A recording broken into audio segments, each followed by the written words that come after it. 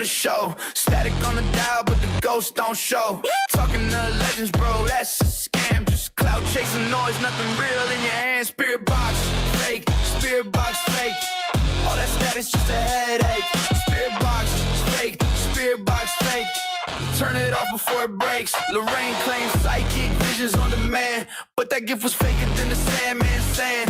We got the crown, real letters, real flow. Spirit box can't compete, everybody know. They selling you whispers that never arrive, pretending the dead got a way to survive, but it's all just a hustle, it's all just a lie. The spirit box stutters in the truth ways by. Spirit box, fake. Spirit box, fake. All that static's just a headache. Spirit box, fake. Spirit box, fake. Turn it off before it breaks.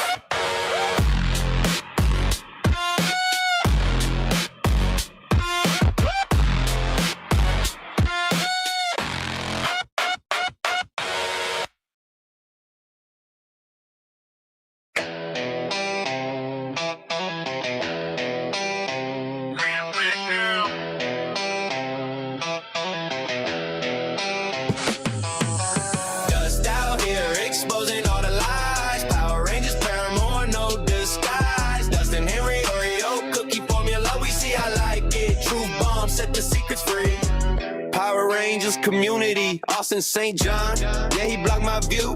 Legacy of nerd, bro, we see through you. Davey Yo's ducking, hiding from the call. Henry Resilient dropping receipts on them all. Fan drama, fake news, all the clout they chase. Exposing the toxic, no mask on their face. Rangers getting shady, trying to play it clean. Dustin, Henry, Oreo combo, perfect team. Dust out here, exposing all the lies. Power Rangers, paranormal, no disguise. Dustin, Henry, Oreo, cookie formula, we see, I like it. Truth bomb, set the secrets free. Paranormal community, Lorraine Warren, psychic hype so fake. Ryan Bull, ghost shows, all the stage take. NESPR, pretending they're legit. Dust Productions calling out the counterfeit. Static boxes fake, demons, all the ghost talk. They flex for cameras while we watch the clock. Drama, scams, clout, and endless schemes. Dustin Henry exposing cracks behind the scenes. Dust out here, exposing all the lies. Power Rangers, paranormal, no disguise. Dustin Henry, Oreo, cookie formula, we see, I like it. Truth bomb, set the secrets free. Receipts on the table, no more pretend. Dust Productions and Henry Resilient starting the trend. Truth over hype, fake facades falling fast. I like it, watch them crumble, the expose they last. Yeah, set the secrets free.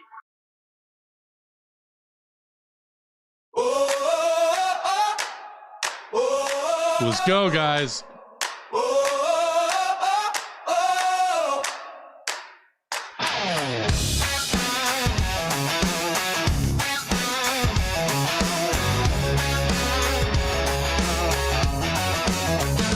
Kick the feet open, lights on blast, dust in the room, better talk real fast. Built your name on exaggerated claims.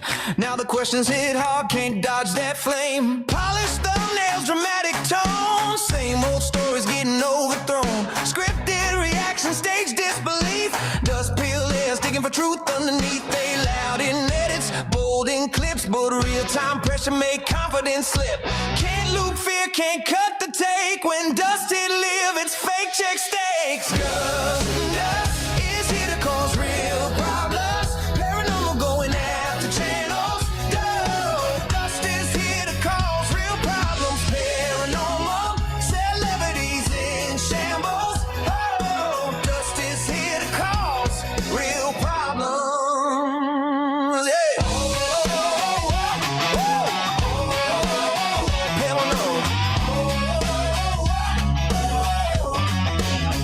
Paranormal celebs with the verified tag, selling mystery wrapped in hopping ads, overacting shock, recycle lines to slow it down, analyze. He questioned patterns, he questioned proof. Why the story change every interview loop? They call it hate when he pressed too hard, but pressure cracked glass exposed the fraud. They say don't watch him, yeah, nice try, but the chat leaned forward when the facts fly.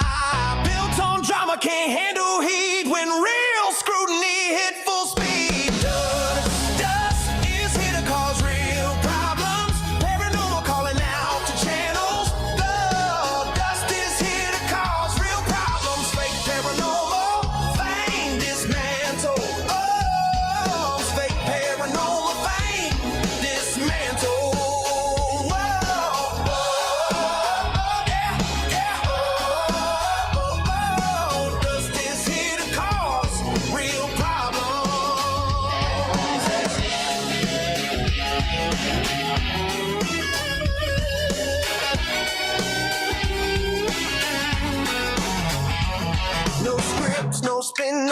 panic bait, just logic, hitting dead on straight. Can't censor questions, can't blur the frame. When does start talking, remember the name. Fake check, fact test, live pressure, no rest. Every claim put under that lens. Dust don't fold, he double down the yeah. Final dust is here to cause real problems. Paranormal going after channels. Low dust is here to cause real problems. Final dust is here to cause real problems. Paranormal going after channels. Low dust is here to cause real problems. Whoa, say it louder.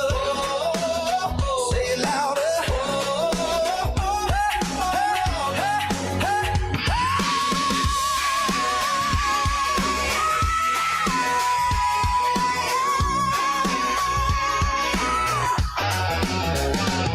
No fear selling, no mystery throne, just truth on stream when the lights stay on. So this is about Dust being an asshole, and he got nothing else better to do than to troll people and cause real problems.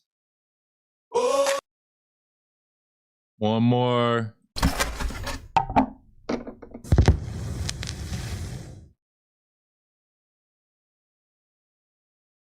Turn the volume up and lock it in. You're tuned to the YouTuber that shakes the platform. This is Dust Production, only on YouTube. Bringing the energy, the vibes, and the movement that's here to cause real problems in the YouTube live scene. No filters, no limits, just pure and raw presence. This is Dust Production! Let's go! Let's go!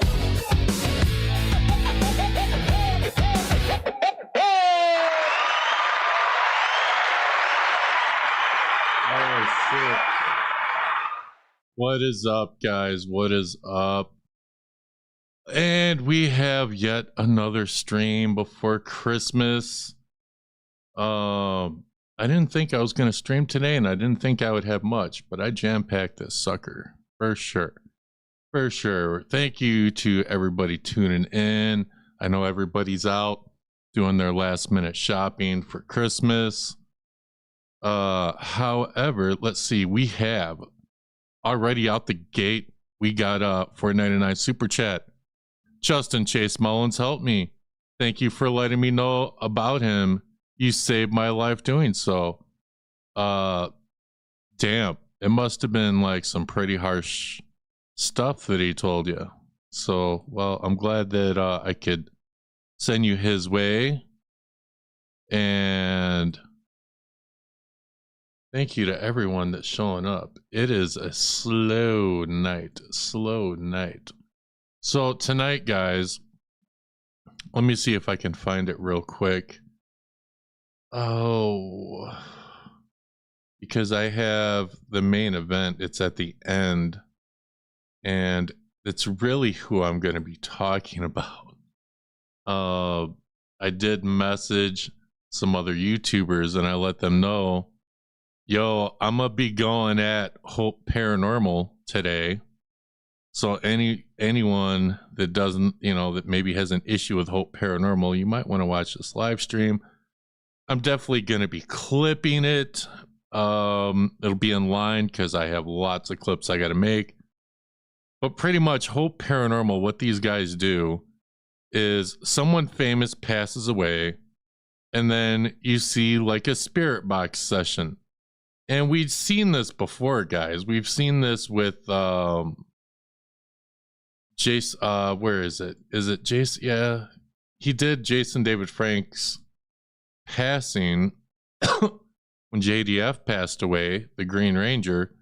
He did a spirit box session for JDF. But, a lot of people have a problem with Hope Paranormal because they think that people like this are just using celebrities' deaths for views and clicks, because a lot of paranormal investigators, when they conduct like they see something like this and it's in bad taste. like, because it's disrespectful to the people that just passed away, and it's disrespectful to the people's families. So we are going to be talking about that, but that'll be a little bit later. Let me get... So if you guys have not done so, go subscribe to Dust Paranormal, my paranormal channel. I pinned the link to that channel, and you guys can go and subscribe to that. When this live stream goes down, or when it ends, it does not stay on the main channel. It goes on the paranormal channel. So let's see. Slow night always reminds of when I used to serve tables and it was dead. I mean, it is a slow night. Like, usually I have more people here, and I'm guessing it's because people are just out and about. People are out doing their thing, and it's fine. But, you know, I can't just sit here and do nothing. But I have a few stories. And the first one that we're going to cover, guys, is none other than Jake Paul reports a double broken jaw from his KO loss to Anthony Joshua.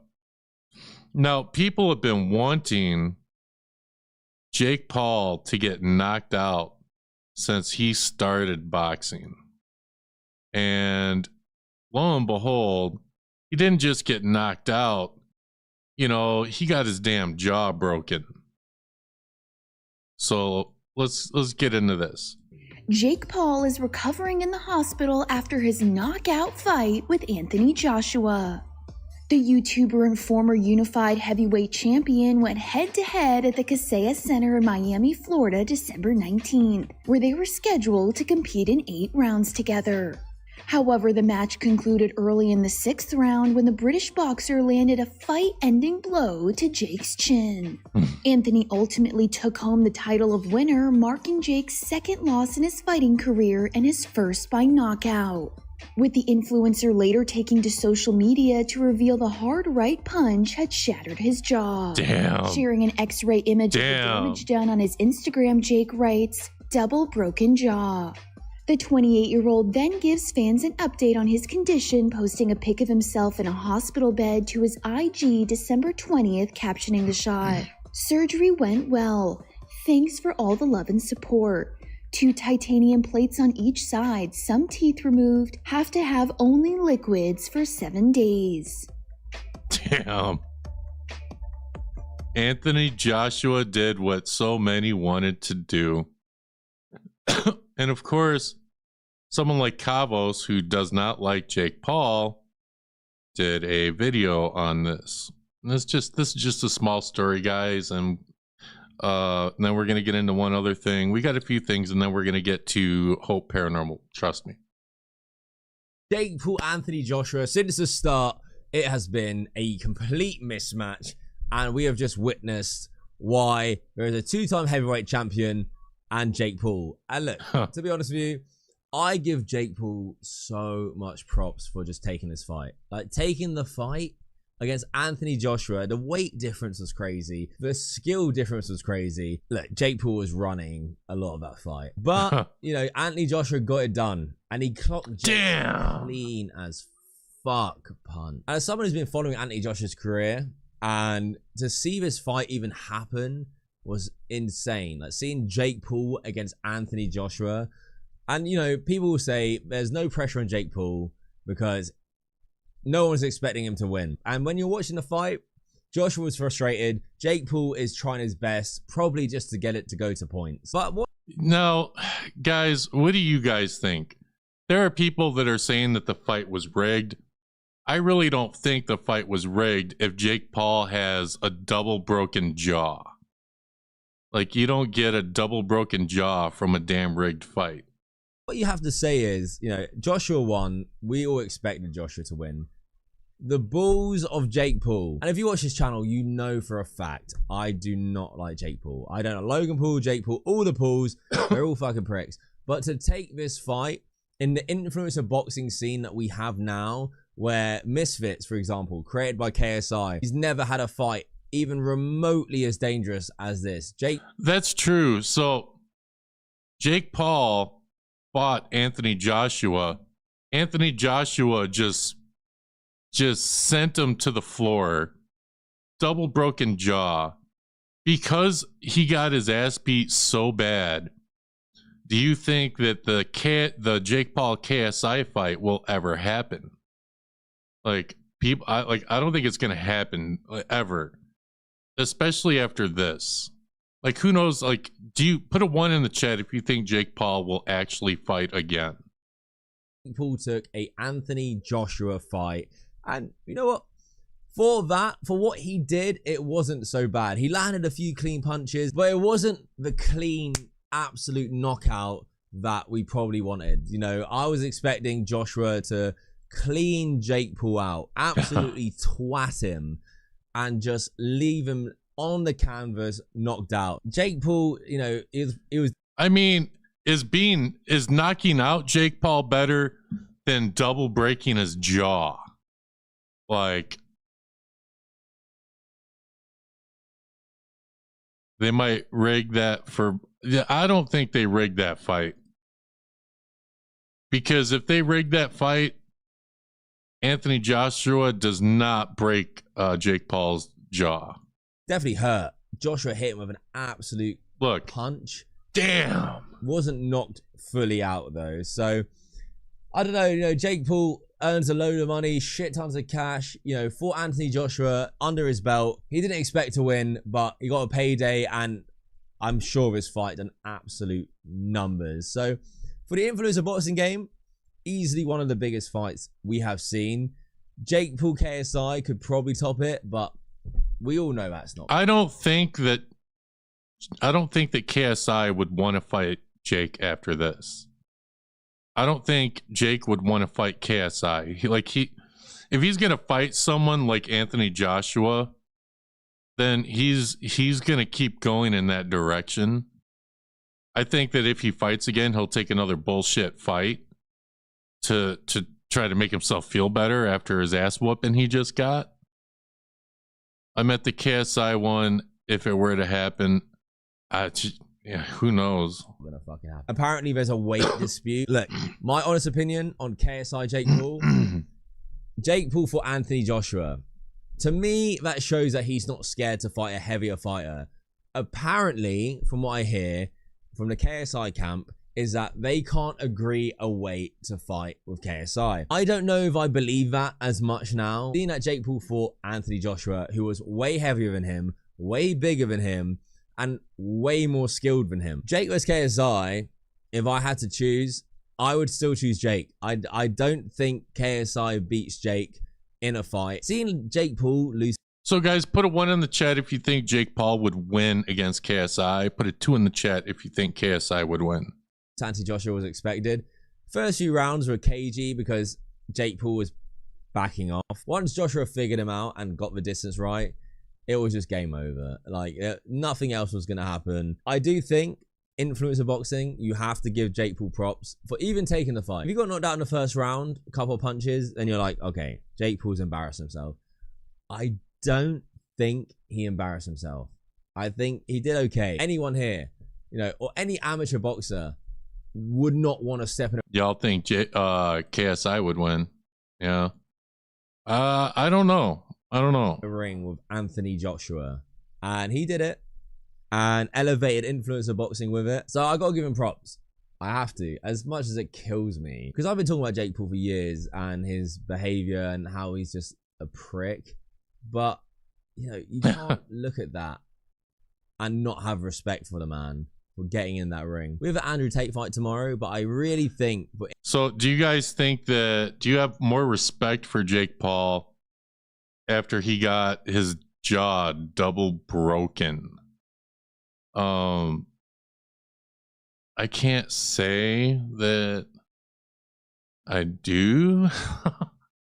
I don't think so. But that brings me to this next thing. Let me bring it up. So, where is it? Now I'm gonna. y'all know that I got to do this. So this is about Dust being an asshole, and he got nothing else better to do than to troll people and cause real problems. So I got to do a little bit of trolling, guys. And so, of course, Rican Ranger, who does not like Henry Resilient at all, put up a boxer registration form. And let me find it. Of course, he's got to troll Henry. Sign the waiver. Email is in bio. Let's see. You know you scared. He pees in a bag. And of course, you see Rican Ranger here. You see Henry Resilient here. And you see Juicebox Poppy right there. So Rican obviously got hyped up from that Jake Paul fight. And, you know, decided to call out Henry Resilient. And of course, I think it was TJ that made this. I'm gonna play this just because normally we watch funny stuff, but I'm getting into this stuff right away. So I think TJ made this. It was in the Discord.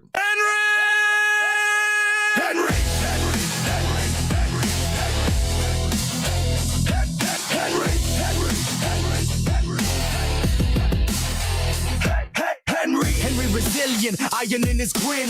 Rican Ranger talks loud, can't back it in. Bell goes clang, hear the crowd all roar.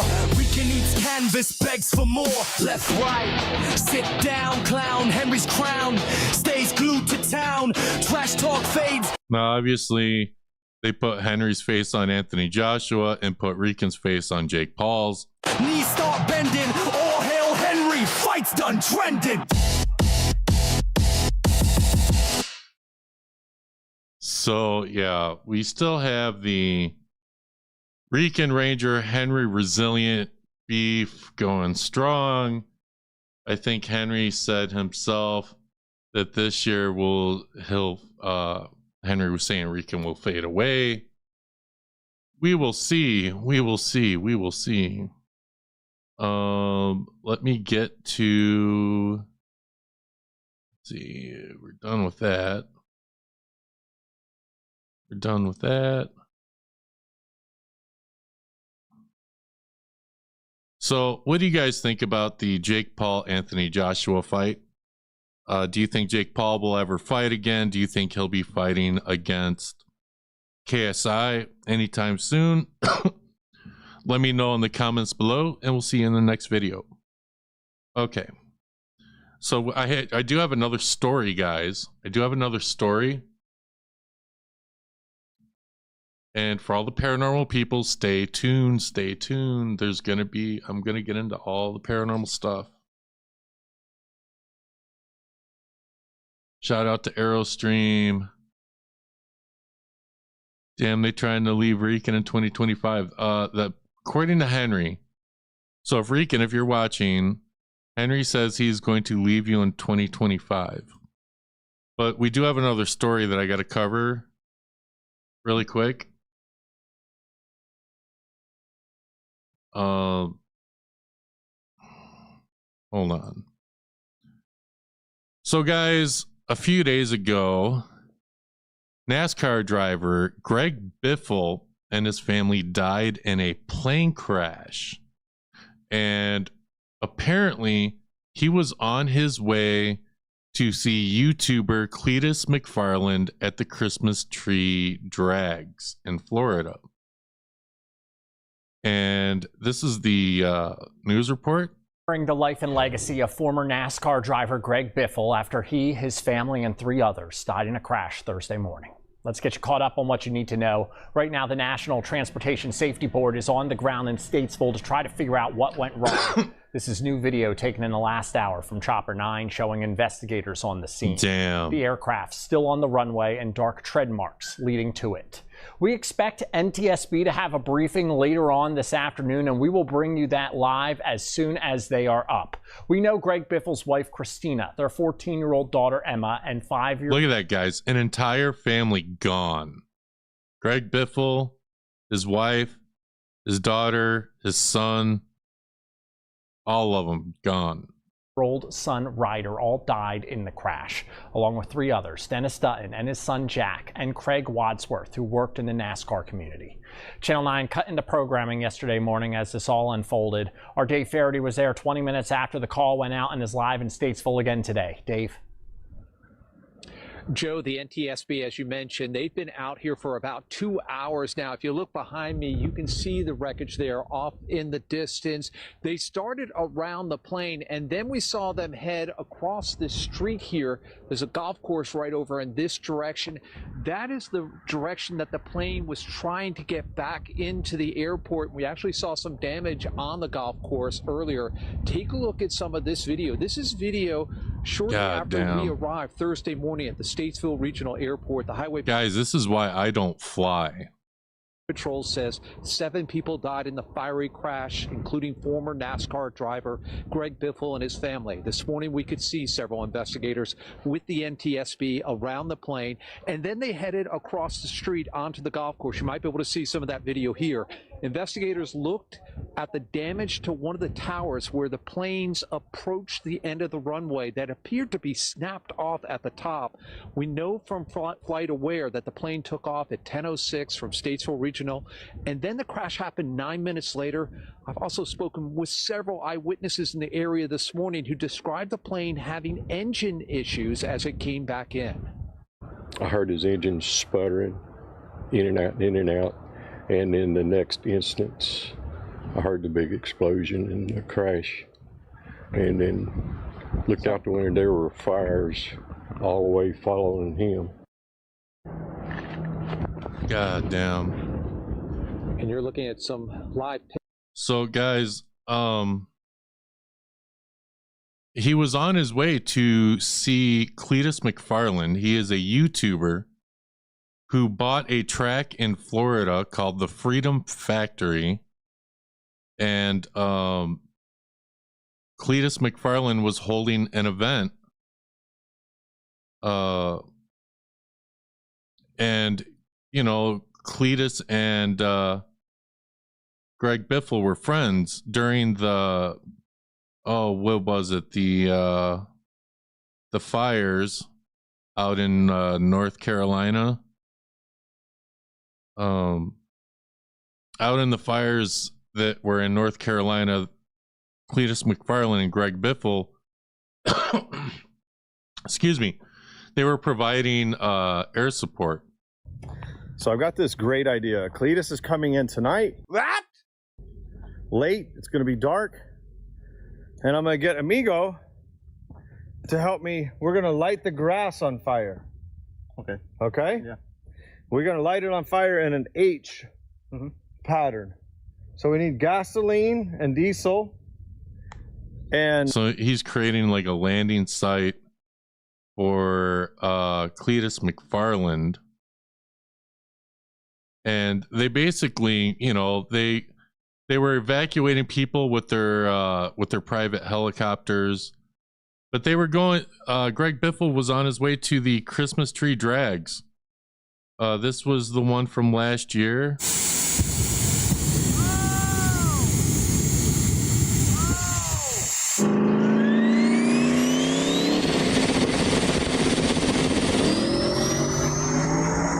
Hell yeah, brother.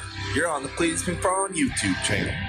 So he was on his way to Cletus's event, and you know, since then there have been issues with AI, guys. There have been issues with AI, with people posting stuff about Cletus McFarland, stuff like this. Biffle's plane crash. I won't be participating in ARCA races anymore. When I heard about Biffle's plane crash, my heart sank to the depths. I can't help but think that if I hadn't... Now, guys, this isn't really Cletus McFarland. This is AI, and people are doing this for fake news. ...invited him to come see me, he and his family might not have faced this tragedy. I will never forget that when I first joined ARCA, nobody believed I could perform well, except Biffle. The first time he met me, he said I was destined to achieve great things.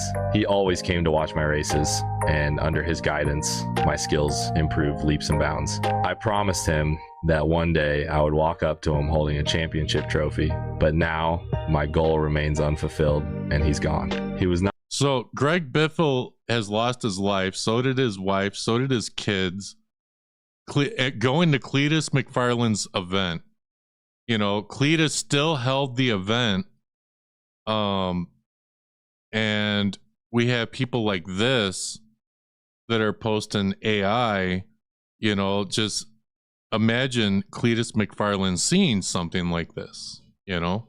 Not only my best coach, but also my closest friend. During the Hurricane Hesel rescue efforts, he piloted his private plane, taking me along for a full 16 hours straight, all to save more families. So I think I need some time to process this experience. I don't know how long it will take, but I will come back. I will walk up to his grave holding that championship trophy and tell him, see, I did it.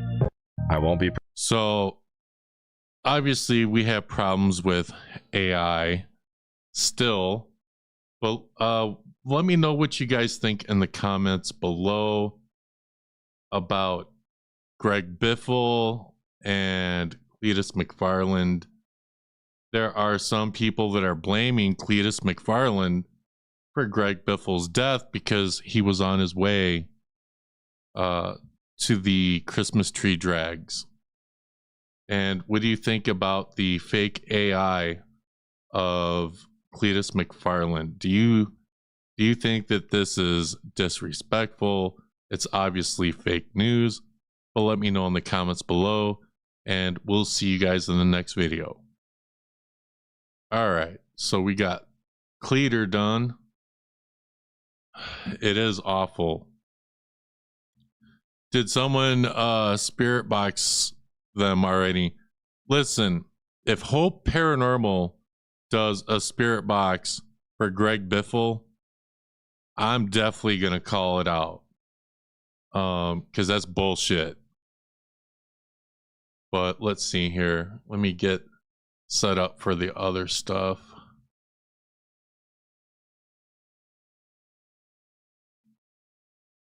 Let's see. I don't need that. I don't need that.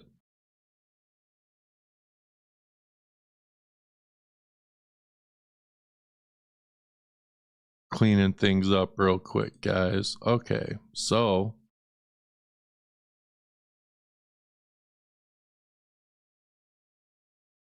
all right, so we are going to be covering, we're going to be talking about first people doing wait, where is that? That should be, yeah.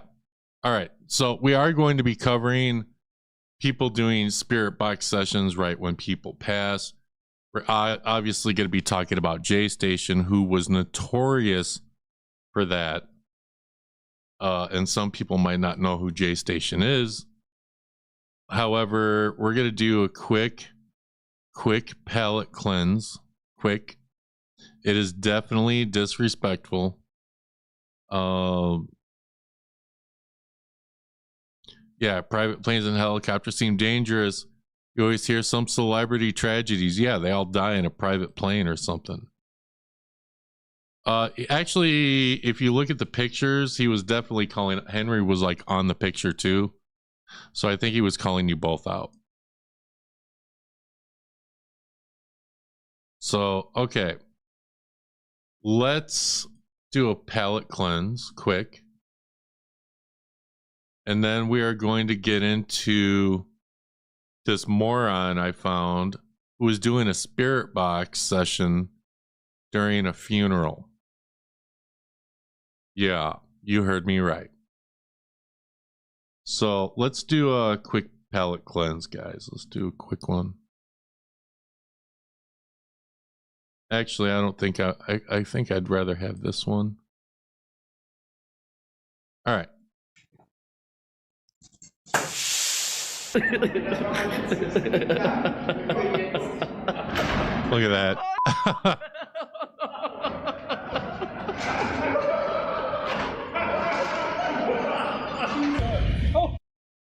Oh. Oh. That looks good in the crack. Damn.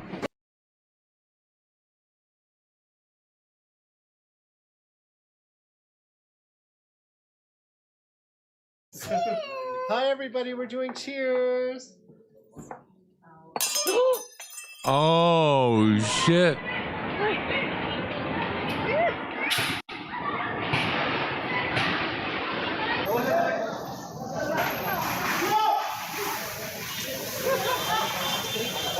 Yeah, when a Christmas tree's on fire, it's just, that's it. These are your Christmas gifts with Fastway. Look at the care and precision that they handle our goods with. Oh, good one. That was a good one. He should have been first five. Oh, yeah, place that one nicely. Good on you. Yeah, did it have Frigilly written on it, did it? No, just chuck that in there. She'll be f***ing right.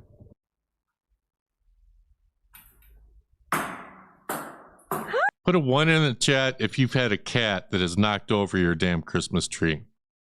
I definitely have. I wouldn't be reading the instructions while you're... These little shits.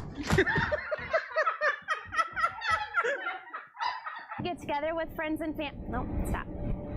It's always fun.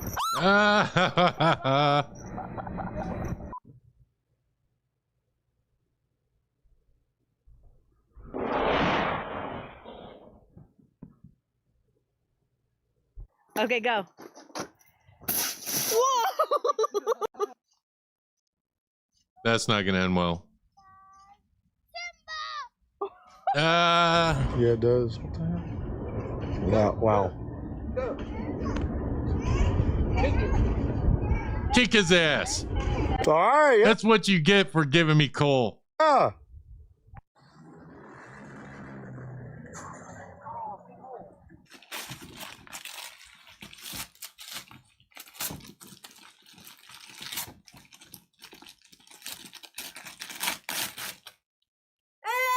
Yeah. What is it? Why? Here. Wait. That kid must have got Annabelle for Christmas. Why? Here. I want to go hide. I see my spot. Yeah. Good luck. Yeah. It's just jumping out his butt. I'm an asshole. Got himself in fucking public toilets and they've locked him in. We're almost done. We're gonna get into stuff. Hey, Merry Christmas, mate. It's class, lad, class. We're gonna get. Look at the lock on this one all. Class. Hey, God. So here is why somebody's not getting Christmas presents. Your back door's open. Your back door's open and packages are falling out.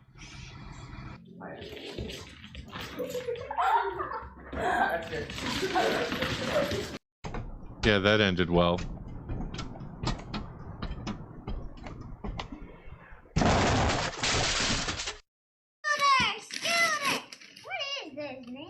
Merry Christmas. What are you doing? Don't touch the nutcracker. See, I would get yelled at. When I was a kid, if I touched stuff, I would get in trouble. All right.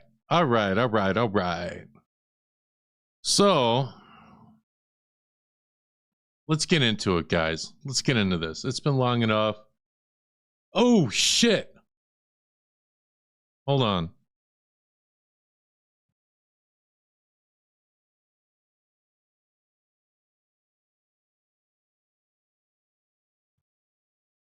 Hold on, guys. I just had an issue.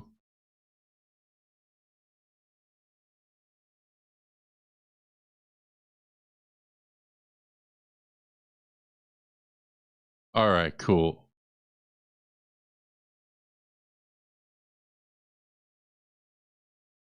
I just had an issue. Sorry. All right. Let's get into it, guys. So I did a thing here, disrespecting the dead. Disrespecting the dead involves actions that violate norms or reference of the deceased, ranging from physical desecration, grave robbing, vandalism, and mistreatment of remains to social behavior, like defaming them, ignoring last wishes, wills, promises, or acting rudely at funerals, cemeteries, stuff like that. And of course, we have someone here. I tried using here, I'll just read it. I tried using a spirit box outside of a funeral service. Like, this is seriously what people are resorting to. But let's watch some of this. A lot of you may know. Oh, come on. A lot of you may not know. There's a storm that's been coming through Atlanta all day today. And it's been raining. I'm talking about like raining all day today. But the sky broke and it stopped raining briefly. Just enough time for these people here to have a resting ceremony for someone that just passed away. So he's literally waiting for this so that he can do a spirit box session.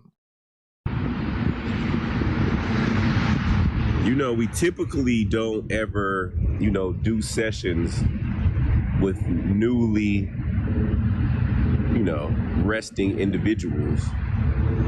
But what I do like to do is give the opportunity, because it would suck for them to see us doing what we're doing and we're refusing to talk to them, and then they're in a place where they're trying to talk to us.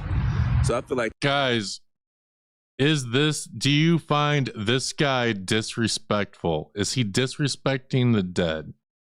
Do you think this is paranormal research?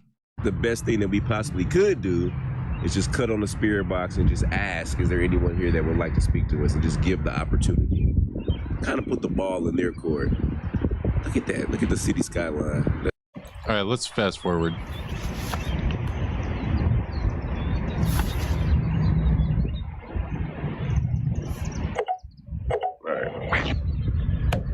Okay. Is there anyone here that would like to speak to me?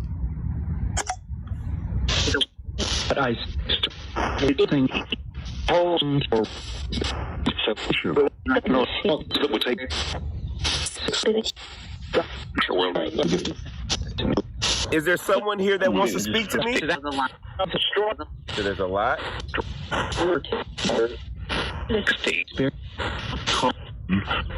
Okay. So there's a lot of people that want to speak to me. Can I speak to them individually so it's easier for me to hear? But before we start, is the person that is newly entered here, are they here and want to speak? Yeah.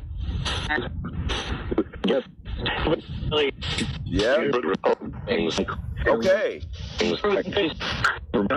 Can you tell me your name? Candy. So my chat was messed up, so on the screen it's not showing up. I can't highlight you. I did fix it though. Sky's World 60. Yes, I find anyone who does spirit box sessions to newly deceased people as disrespectful and disgusting.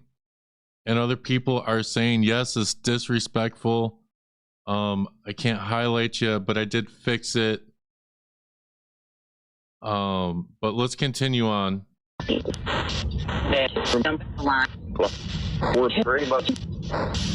said there's a line?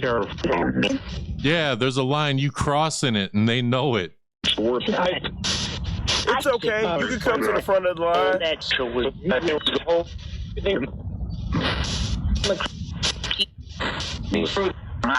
He say, "Let me through." It sound like the club, no?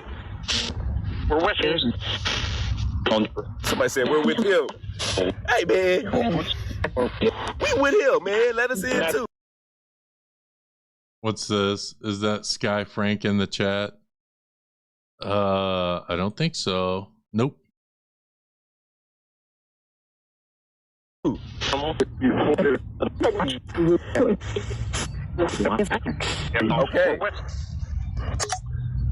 So is there anything that I can do for you?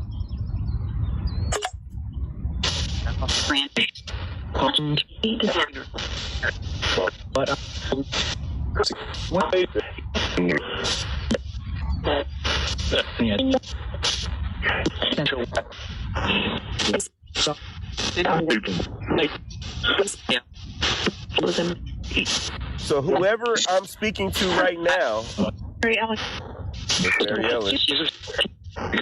are you at peace? Maybe I will.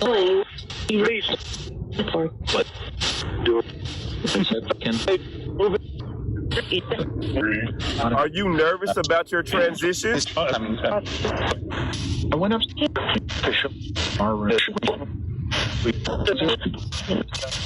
Literally, he's at this graveyard. There's a funeral procession going on, and dude's just trying to contact people.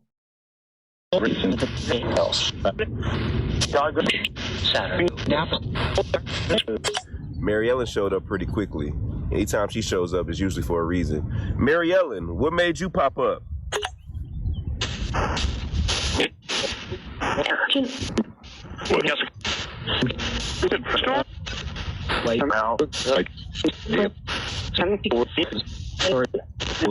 Mary Ellen, what are you doing here?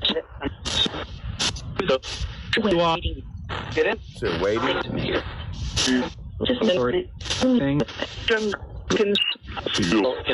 Are you here to help someone, Mary Ellen? My God. Apparently you ain't here to help anyone.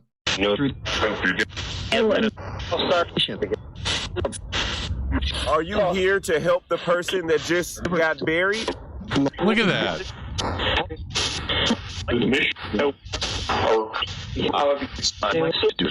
Like, look, yeah, it's a whole new... Guys, look, this spirit box, dude, I've used this in investigations. Until I got some more brain cells, yeah, I use this thing. I do not use this. This thing is junk. It's fake.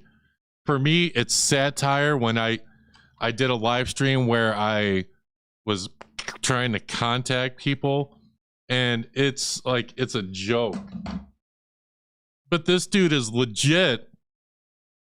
He's legit just trying to contact someone who literally just passed away. He doesn't know them. He doesn't know anyone at the funeral procession. And this dude's literally... This is so bizarre. It feels like Hope Paranormal too. Yeah, this is... And believe me, we're going to get into them, guys. Because all of the paranormal people and all the Power Ranger people in the chat, you're going to be interested when I talk about Hope Paranormal later. Both y'all will. Okay, but we're going to watch this moron for a little bit before we move on.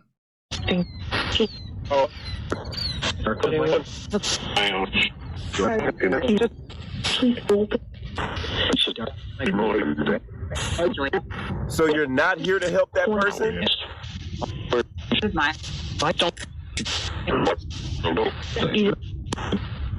I was just Does that person not need help? This is literally, this is pathetic.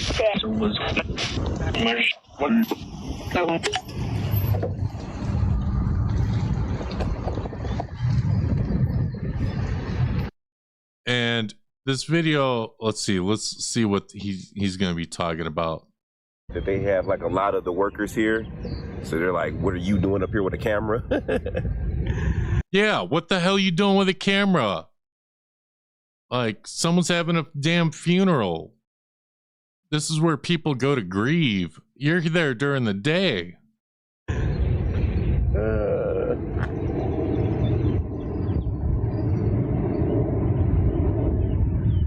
Feels good out here. This is a peaceful day. It's a very, very peaceful day. And I think that it's super cool that it rained all day long up until the time that that person had to be entered into the ground, and then it broke. I mean, maybe it was just the weather, but I just think that that was cool. That was cool. What's not cool is you being there and doing this disrespectful shit. Cool for the family. I think that that was cool for them. I mean, for the person who's resting. It almost reminds me when I proposed to Stacy. Oh my God, no one wants to hear your bullshit story. Do you know where this is? Hold on, let me see if I can find. So his I'm not sure how to pronounce this dude's name. It's got 45K views.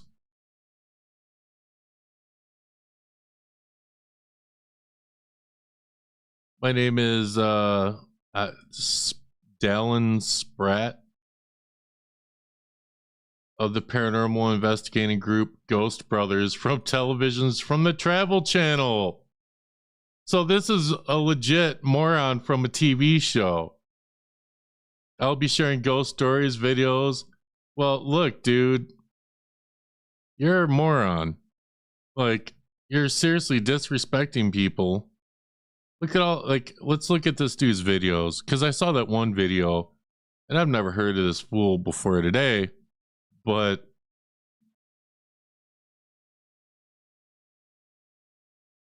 yeah, so it's all the same shit.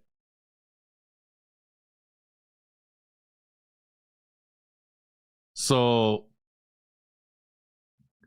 here, guys, like, I'm gonna start doing this. Here's a link to that dude's YouTube channel. If you all want to give your opinions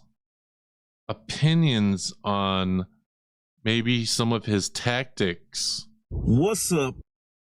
And specifically, guys, if you all want to leave comments, like maybe leave a comment on his video, like, I don't know, maybe you agree with him, maybe you don't. I'm not trying to spread any hate, but if you would like, you know, maybe leave a, you know, give your thoughts on this.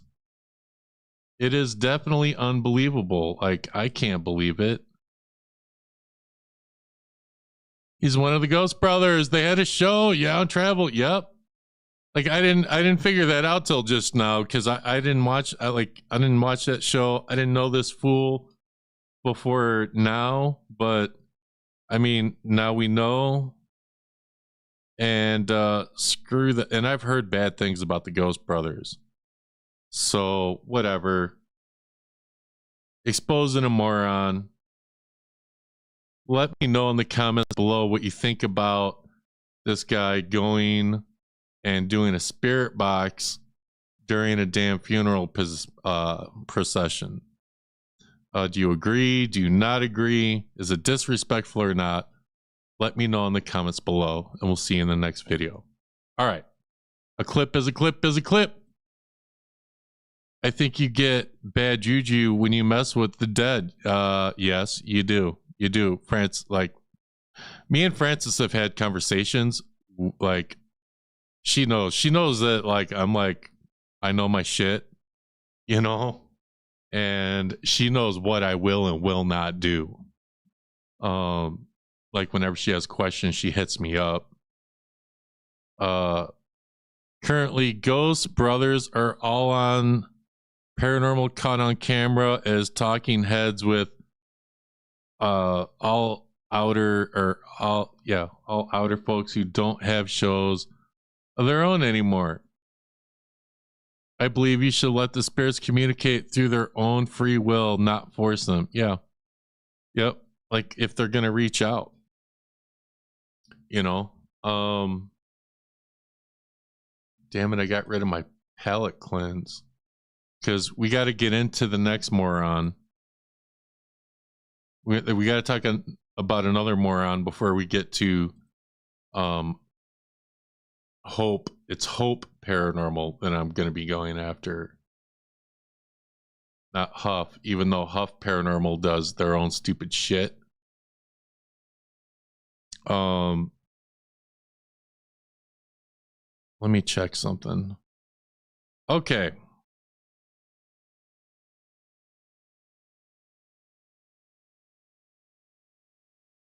All right, let's get into the next clip, guys.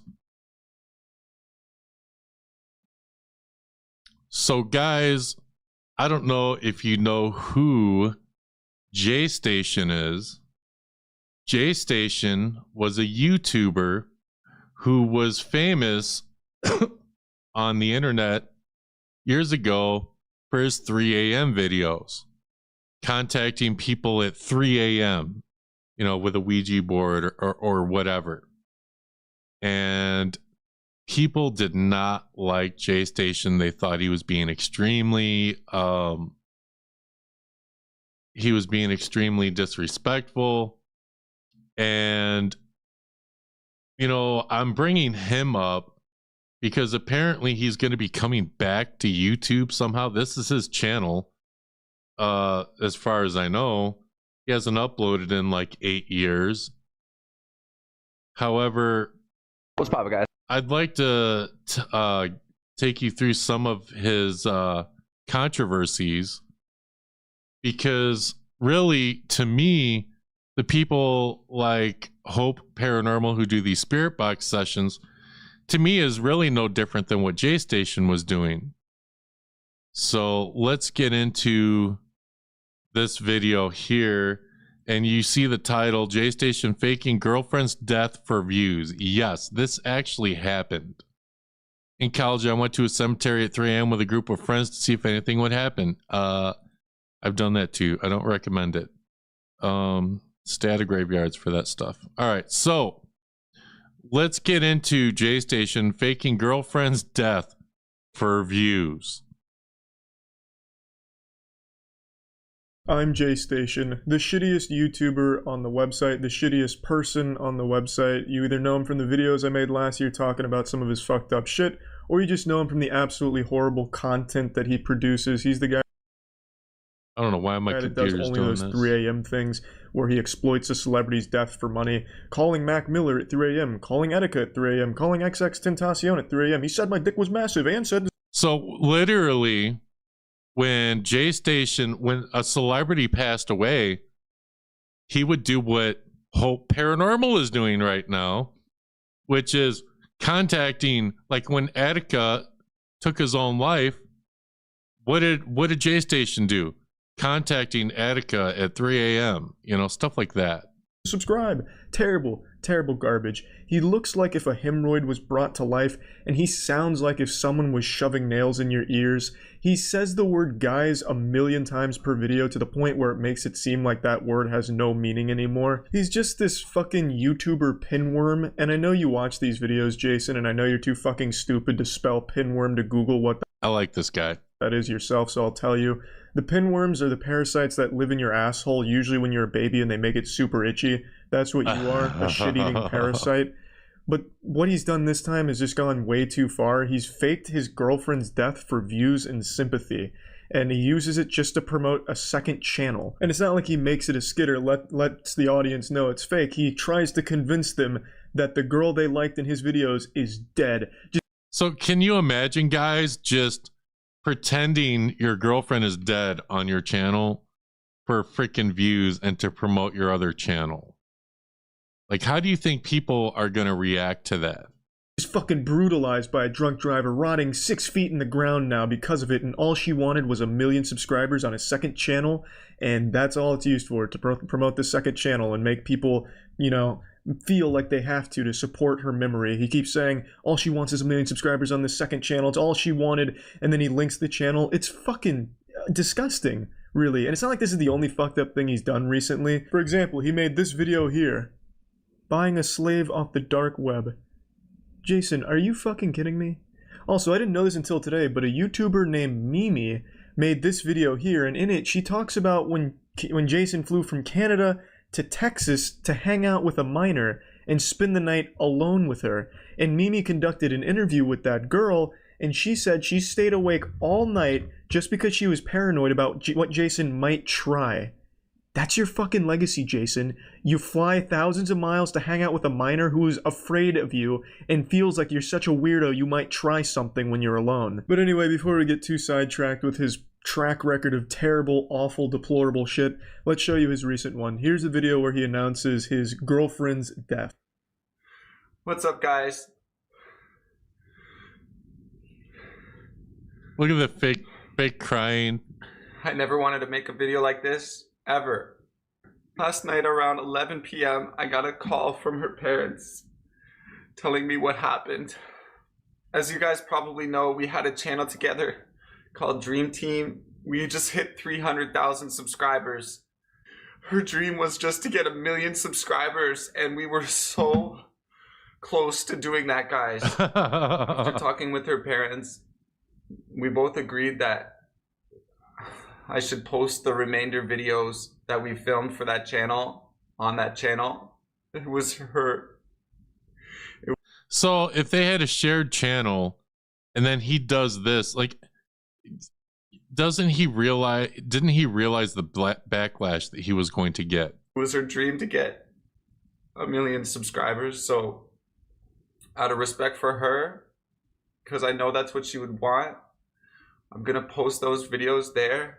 Ah yes, nothing sounds more genuine when announcing someone's death, quite like constantly promoting a fucking YouTube channel. And of course, like all loving and good parents, less than 24 hours after their child's death, they want their YouTube channel to pop the fuck off, baby. Let's get some clout on that YouTube channel. Their child is dead. Can we get 1 million subscribers? Right. Well, of course, that sounds just like what a parent would do in their mourning. Yeah, while they're grieving, I'm sure they gave this limp-dick loser permission to start posting videos on that channel. In fact, they probably just encouraged it. I'm honestly surprised Jason doesn't have video filming their parents crying. Of course, this is all fake, but in the event that it was real, I'd be surprised if Jason didn't try and film the shit out of it to exploit that. This shit is incredibly fake. Yeah, I was half expecting her to pop out of that fucking Egyptian sarcophagus behind him, but that didn't happen because he's trying to play it off as something real to try and grow that channel through sympathy like this. So I didn't want to talk, guys, so this, you know, and like a lot of people covered this, and I'm gonna skip this one because you guys pretty much get the gist. This moron would do Jaystation. I'm not this guy. Jaystation literally would do his little 3 a.m. videos and faked his girlfriend's death for freaking views, you know. But we'll get into this. It's as real as a Blair Witch Project. Damn, yeah. But like this, like Hope Paranormal, this is what it reminds me of. This is why I'm talking about it. So the end of Jaystation. Let's watch this quick. severe as coronavirus, but not far off either. There's one in particular, one real stinky shit-stained greaseball named Jaystation, whom I've made a few videos on by now, and that's because I find the ridiculous and awful shit he does to just be really enjoyable to make fun of. By now you've realized, I don't like him. In fact, I'd go as far as to say I really don't like him. Almost nobody does. He gets used like a goddamn fleshlight on the internet. I mean, yeah. I mean, sticking your cock in the dirty glory hole of a biker bar feels less gross than watching a full Jaystation video. But why am I talking about him again? Well, it's because his YouTube career has ended, and I felt like he at least deserved a proper eulogy, and who better to deliver that than I? So if I may, I wrote a poem. Hello, Jason. You suck. Goodbye, you creepy fuck. So long, and good luck in court in March. Thank you. So what am I talking about? Well, I don't really give a shit about Jason's life outside of the internet, by the way, but that is now spilled over to the internet, and this is why he has to step away from it, because the whole faked girlfriend death thing has led to charges against him. There was a warrant for his arrest. He now has to appear in court about some certain charges of assault and assault with a weapon. This is what happens when you do idiot things. Been some pretty serious accusations, and in response to that coming to light, as well as other factors from Jaystation's past, YouTube has decided to completely demonetize Jason's channel, which has prompted him to step away from YouTube. He made a goodbye video, which I'll play for a brief moment now. What's up, guys? So this video is like super hard for me to make. Basically, I want to have a heart-to-heart with you guys. I had to stop the video right there. He said guys 2 times in the first 11 seconds of the video. If you're unfamiliar with Jaystation, consider yourself very lucky, but guys is a word he uses more than the. He says guys so fucking frequently it's grating. It fucking hurts. That'll put hemorrhoids in your butthole real quick. And even in his goddamn goodbye video, he couldn't help but just sprinkle guys in a million fucking times. To be fair, in this goodbye video, he has moments of self-reflection that seem genuine, others that seem hollow. I'm not a fucking armchair psychoanalyst therapist, you know, I'm not a supreme redditor here that can deduce all of the small details of everyone's speech and get it right 100% of the time. But to me, it at least seems like there is a recognition from him that he's kind of a piece of shit these days, which is great. And in response to that and being demonetized, he's stepping away. But it's hard to even watch this goodbye video just because the amount of time guys is said fucking hurts. Now when I say YouTube demonetized him, and what he means by demonetized is YouTube stepped in themselves and removed monetization options from the Jaystation channel. This is only the second time I can think of where they've ever done this to anyone, at least at this level. I mean, they've done it before. But, you know, here, it's, and, you know, Attica, who, you know, of course, Jaystation, he did his little 3 a.m. video. I remember when Attica took his own life. Attica was a YouTuber, and he wasn't exactly friends with Keemstar. Keem would occasionally do videos on Attica, but a missing YouTube star has been found dead. Desmond Amofa, known as Attica to thousands of followers on social media, was pulled from the East River Tuesday morning, according to the NYPD. The 29-year-old was reported missing a week ago after posting a video that left fans and authorities fearing for his safety. His channel, which had more than 130,000 subscribers, was shut down after the post. Amofa gained fans through his vlogs on video games. Police have not released any other details about his death. Matt Ure, CBS New York. Now, it is said that Attica took his own life because he thought he was living in a simulation. I think it's absolutely crazy.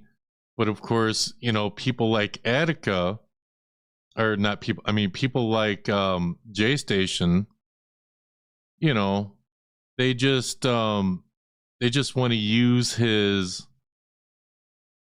they just want to use people, celebrities passing for views. Now, why am I bringing this up? This is old news. This is old news. I'm covering old news. Well, I'm covering this because, to me, what is the difference between that and someone like Hope Paranormal doing spirit box sessions on people like Rob Reiner, who passed away and lost his life? You know, his son killed him. unalived him. And you might say, well, Henry Resilient, who covered this on his live stream, covered the passing of Rob and his family. You know, to me, this is news coverage. This isn't really disrespecting, you know, the dead or disrespecting the families per se. Henry has covered other people, like when Jason David Frank, the former Green Ranger, when he passed away, you know, he covered Jason David Frank and covered the toxology reports and the police reports. You know, I don't really see that as using someone's death for clout. Henry really was doing it as a passion. But you know, we have one more. We're gonna get into this guy. I don't know if you guys remember Aphrodite. We have reacted to some of his tarot card readings. Now we're gonna react to this, and I want to know what y'all think. I want to know, first of all, put a 1 in the chat if you believe in tarot card readings. Do you think that people can actually predict the future or get answers from tarot cards? Put a 2 in the chat if you think this is bullshit.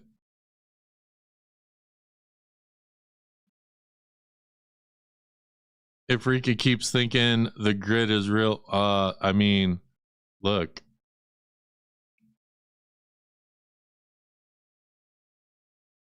But we're going to watch the tarot card reading, and then we're going to get into Hope Paranormal, and then I'm probably going to drop the link.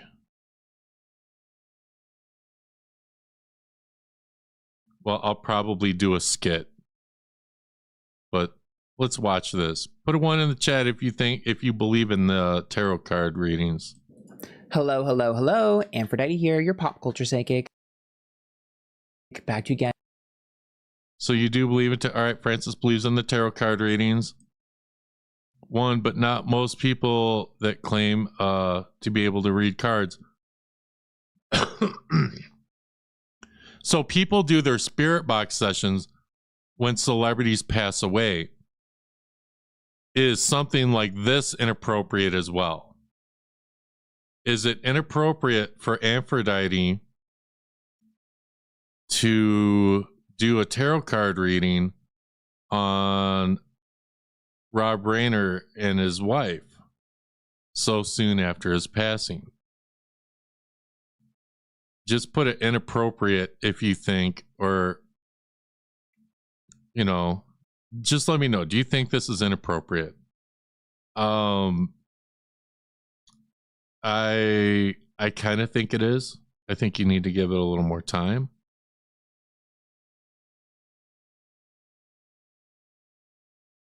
But yeah, let's watch this. Let's watch this tarot card reader and see what he has to say. And with a true crime video. So you guys have commented on every single video and on all my social media for the past couple of days, asking me to do a reading on the murder of Rob Reiner and Michelle Reiner. And the suspect is allegedly their son, Nick. I wasn't really sure. Francis, that's what we should do on your channel. We should do a live stream where you do tarot cards, and like I can be on there with you. Definitely inappropriate. I think they will use it for clout and say your future won't come true if you don't like the video, and write amen. Yeah. If the deaths have just happened, videos like this are so freaking tasteless. I agree, and I've covered stuff like this before. But let's watch, guys, because it's here, and you can give your opinions on this. Sure what to look at, because I feel like a lot of information was already out there, but if I could get something that maybe could help, you guys are right. I should try. My intentions here are to help. So yeah, just gonna give you guys what you're asking for. So remember, these readings are live for tapers only, and let's get started. Entertainment purposes only. Okay. Okay, so how should we do this? Okay, we'll do a card for each of the parents. Or actually, we'll look at a card for what happened, and then we'll look at a card that represents who did it. What happened? Who did it? What? Three of Pentacles for what happened. Confirmation, please. Or clarification. Hierophant reverse, Wheel of Fortune, Knight of Pentacles. Refusing access. Okay, so refusing access, lack of follow through. The Hierophant is like a breaking up of a commitment or marriage. So you look at that as like... Francis, you should let me know if you agree with what Aphrodite is saying with this, because you're watching the... I wouldn't read someone's cards if they're asking for someone who is passed. No. I'm not saying that. Maybe we could like cover something else, but you're watching this person read the cards. Tell me if you think they're doing it right. Tell me if you think they're full of shit. Not following through. Wheel of Fortune with like money or opportunity. Three of Pentacles is like job. And then the Knight of Pentacles is like inconsistency. So there's some sort of like, maybe there's a competitiveness between siblings or something. Like, why do you give this person that and not me? There's definitely some competitiveness. I feel competitive. I feel sibling competitiveness for sure. I feel sibling competitiveness, and I know that the son, who's the alleged suspect, I know the son had like substance abuse issues. I want something. Give me something. Give me that. That should be mine. That was owed to me. Why is that suddenly be given to someone else? That was supposed to be mine. Something like that. I have no idea what any of these cards mean. So anyone that does know how to read tarot cards, your input would be, I'm saying what the person is doing.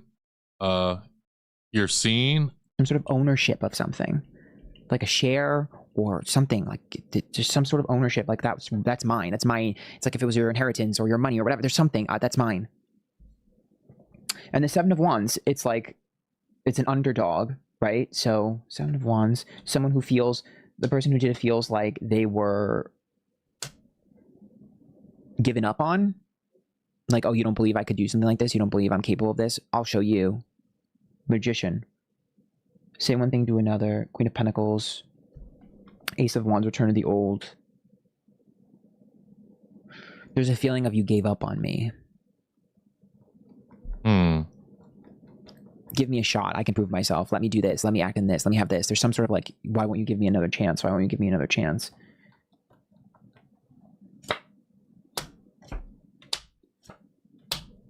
This person learned how to read cards through a book. I would really appreciate it if you click the link later. I understand if you can't, you don't have to cam up, but I would be interested to know. World, Six of Pentacles reverse, Injustice. Feeling very much like an injustice was done to them that caused this reaction. He says he's psychic. See, Six of Pentacles, that was owed to me. That's like having a contract, right? Either literally or metaphorically. And then the World, it's like, I was supposed to have that. That.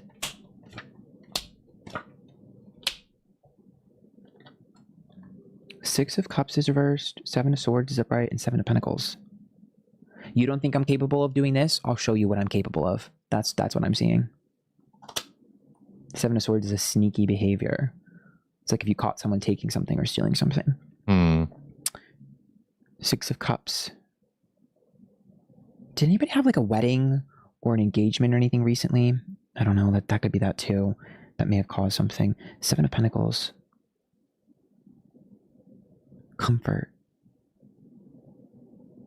I'm going to look at the dynamic between the son and the family.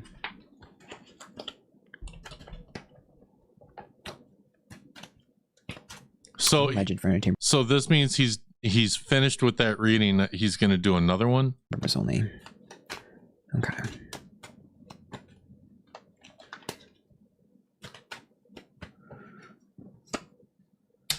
the son, the dad, energy in between. The son, the mom, energy in between. Okay, so there's a feeling of like confrontational energy from the son, feeling like the dad was withholding something, greedy and selfish. So that's like, I feel like you're holding something. And the judgment card, I feel like you care about your public image more than me. It sounds like someone who's like really in the depths of either substance issues or just like depression or something like that. Like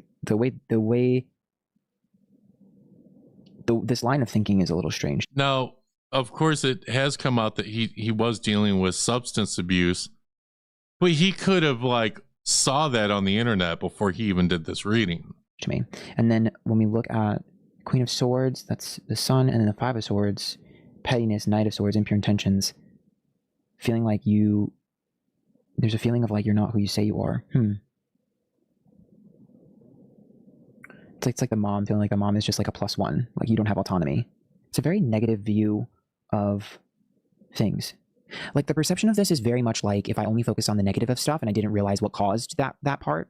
So it's like if I took away all of the reasons why someone is acting a certain way and was confused and took it personally, like they slighted me, even though actions caused those reactions. Like these feelings are like, where did this come from? Why would you feel this way about me? But clearly there's something that led up to that. So it's like, but there's a lack of rationalization. It's irrational. It's paranoia. It's paranoia. Is he giving us any information that was not out a day ago? I don't think so. Tower, Strength card, and High Priestess. Yeah, that's paranoia. So High Priestess, Strength card, and Tower is like stuck in your mind, and that's sometimes your mind playing tricks on you. It could be hallucination, but a lot of times when I pull cards like that, that could be like a change in something. So it could be a change in a routine that causes some sort of chaos. It could be, or like emotional response. It could be a change in, like, if for instance I pulled this for people who have substance issues and they take a drug or a substance that is a little bit different than what they thought it was, or maybe it was laced with something. Like you could see stuff like that with that card. Essentially what this is that what I trusted and my normal was not what my normal was, and what I trusted is not what it actually said it was.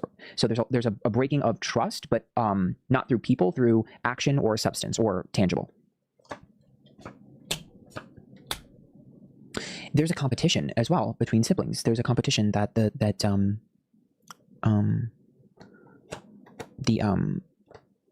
son Nick is feeling between one sibling in particular, Two of Wands, Ten of Swords, feeling like there's a golden child. And I feel like you saw the news and reports before you did this. There's a competition there. It's been that way forever. Ten of Cups. Florio, if you're here, let me know what you think about this Aphrodite dude. Even when things were good, it feels like this was buried in the back. I feel like the murder, I mean, we don't technically know who did it for sure, right? But I can tell you what I feel like, and I feel like there's a feeling, when I tap into it, I feel a feeling of like, this isn't just to get back at the people that are dying, it's to get back at the people that are alive. So it's almost like the children surviving is a part of the act. Like, I want them to have to witness the parents being dead. Very dark. Very, very dark. Very dark. I'm going to be honest with you. This might be one of the darkest things I've ever seen. Like, this is... It's... So I do think that there may be like some sort of... I mean, it's possible there's a psychotic break. It's possible that there was like emotions involved. But I don't know if I personally feel like this is like one instance of emotional outburst, as much as I feel like horrific influences from substances or outside things, whatever, may have heightened. Yeah, he had substance abuse. If you saw the like articles, a damaged mind, and cause a damaged mind to act on feelings that have been dormant for a while. I don't know if I necessarily feel like, I could be wrong, all legend papers only. I don't know if I necessarily feel like it's like a heat of the moment and I did something out of emotion, and no, this is so calculated and specifically calculated to cause psychological damage, in my opinion, allegedly, that I don't know. I guess I don't really know the legal terms and how court cases really work all throughout. You know, I'm not super educated on all that, but I can tell you that to me, it doesn't emotionally, right? To me, it doesn't feel, I've done a lot of readings on true crime. It doesn't feel like a heat of the moment thing to me. It doesn't. It's there may have been a part of it, but it's just, there's a calculated psychopathy almost feeling here. And to me, that makes me feel like, sure, like, for instance, you know, let's say that someone was doing a ton of hard drugs and then it just made them paranoid and then acted on, you know, whatever, it's possible. But either way, there's a consciousness to this act and a methodicalness and a psychological warfare aspect to this act that I'm feeling that leads me to believe it's a little bit more calculated and planned out than just one spontaneous moment. And I'm going to leave it there. Let me know what you guys think. I try to do this as respectfully as I can and maybe help. But this is pretty dark, and I've done a lot of dark stuff. This is definitely one of the darkest. I mean, imagine being the person, like, it's just such a weird, strange phenomena to basically bring into this world the person that takes you out. Like, that's extremely dark and twisted. So, and I will agree that it's dark and twisted that you take people out of this world who brought you in. But yes, I believe he does charge for like readings if you go to his site. But let me, I bet it's in his description.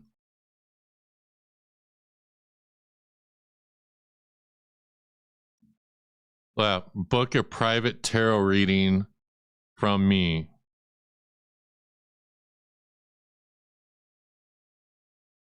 So, yeah, I don't know what the hell this is. I think that's what continue to destination. So look at how look at this. $400 for a rush order, $175 for a psychic reading. A personal reading is $125. So yes, he does charge for these readings, and it's insane. You know, let me get out of that. I don't want to be anywhere near that. I can close out some windows.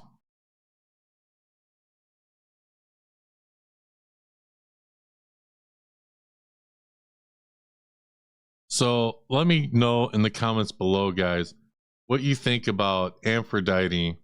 Do you believe that Aphrodite is a real tarot card reader, a real psychic? Do you think it's wrong for Aphrodite to post these videos covering celebrities who have passed right away? Do you think it's inappropriate? Let me know in the comments below. We'll see you in the next video. All right. And we didn't actually watch this, and we are going to watch this real quick because Rob Reiner, who passed away. Beloved TV and film icon Rob Reiner and his wife Michelle dead at 78 and 68 per TMZ.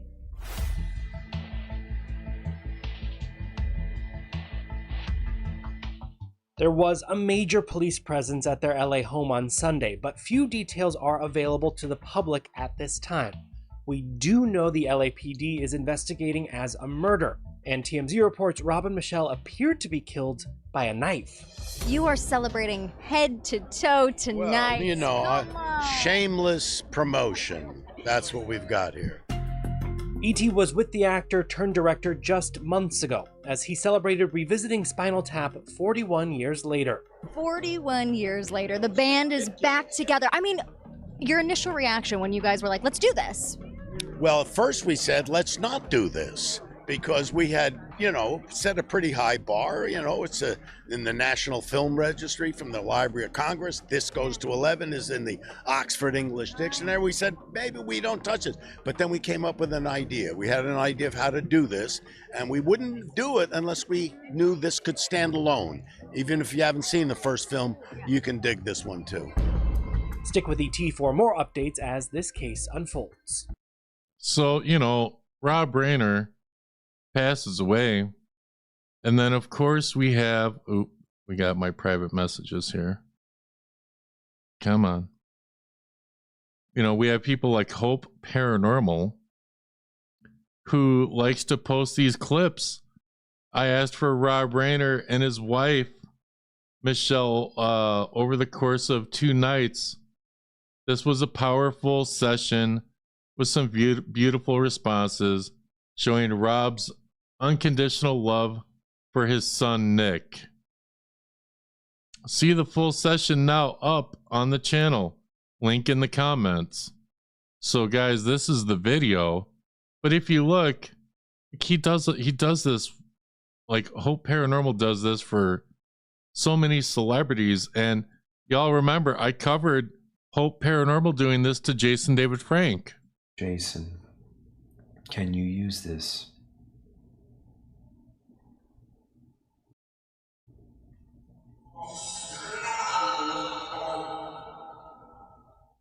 So can you confirm that you have found God, that you have found our Lord, that that experience that I was seeing last night was real, that you were having that experience?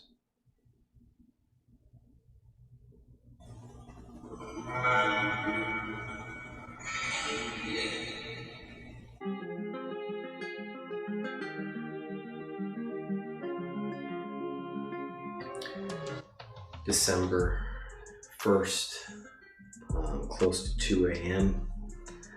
I have... Oh, you're off by an hour. If you were doing it at 3 a.m., I could call you Jaystation. Just asked for someone else, and now I'm going to ask for Jason David Frank.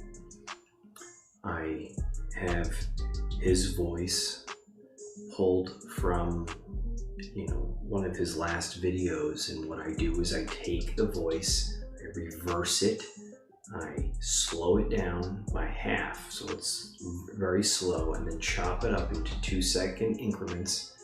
Okay. No words. It's the Hope voice signature method, and it is a very effective method I've been using for the last 6 years. It consists of trying to do a spirit box session when a celebrity passes away so that you can monetize it. And that's the problem that a lot of people in the paranormal community have. And for all of the Power Ranger fans in the chat, put a 1 in the chat if you think it was disrespectful of him to do this spirit box session of JDF.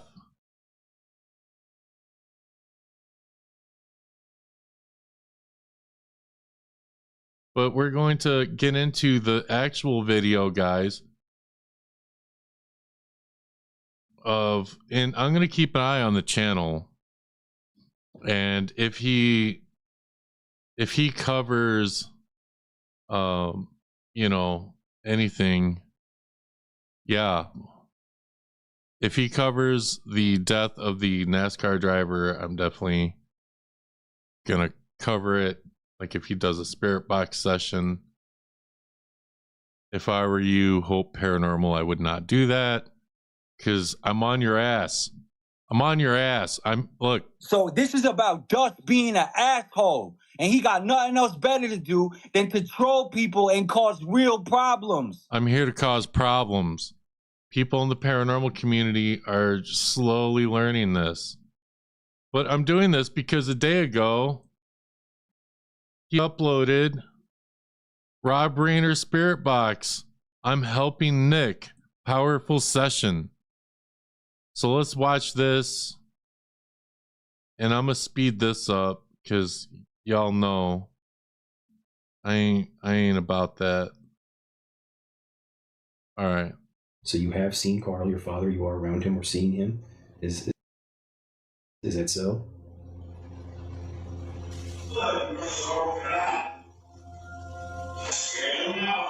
Yeah, I see him now. That's amazing. Hey everybody, it's me Josh with Hope, and today I am sharing a session, a very special one, a powerful one, where I'm asking for Rob Reiner and his wife Michelle. They were both brutal. Well, yeah, where you're exploiting them being unalived. Murdered by their son Nick, fueled by addiction and mental illness. It was a tragic story, and of course Rob is someone that I grew up watching and loving his movies. I must have watched Princess Bride 1,000 times when I was a kid, and all of his acting appearances. He's just had such a great personality, and he will be dearly missed. He did a lot for people. He cared a lot about people, and I knew I wanted to reach out to him, and I did so over the course of 2 nights, mainly one night where he really came through. I even gave a chance for Michelle to give some messages, and they both came through very strong. It's a wonderful messages that he was able to give. I am going to just share briefly about my process, just so you understand. This actually makes me sick. And I am a full-blown medium. I've been doing this for a long time, over 4,500 readings. So this guy's claiming to be psychic too.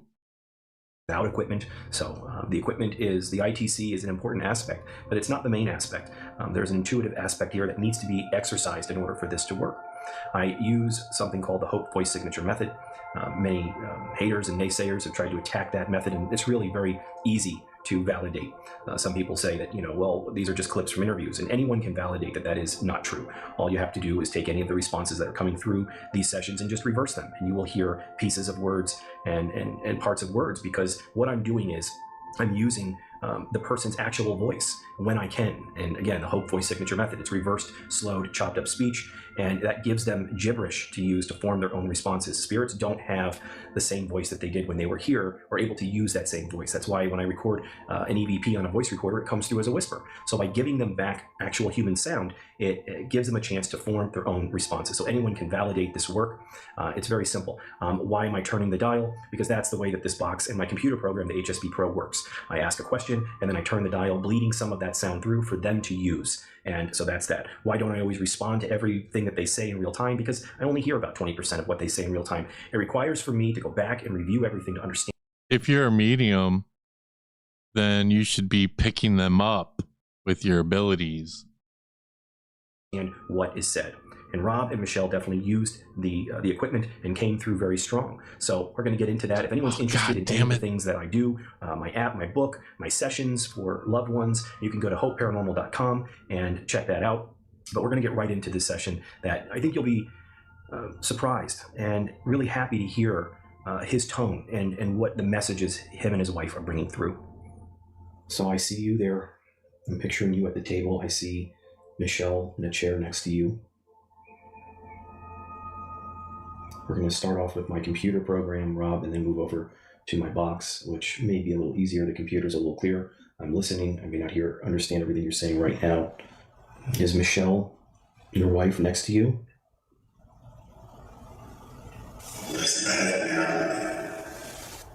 Okay. This is your voice, Rob, so... Put a 1 in the chat if you think this guy's full of shit. Put a 2 in the chat if you think he's a real medium using his little spirit box. There's no words in it. It's reversed, chopped up, slowed speech, but it's your voice.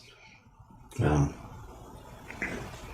a lot of news, a lot of things going on, being talked about what happened. It's a very tragic story. I extend my condolences and my sympathies to you at this time.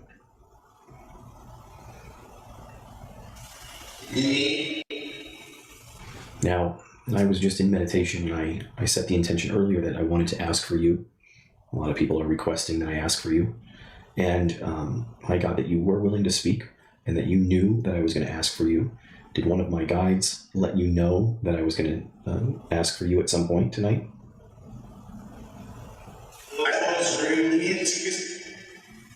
How is Michelle doing? How is your wife doing? Like, it's not even, he didn't even get like a proper response to the question, and he just moves on. Like, not something, not great or not, I don't know.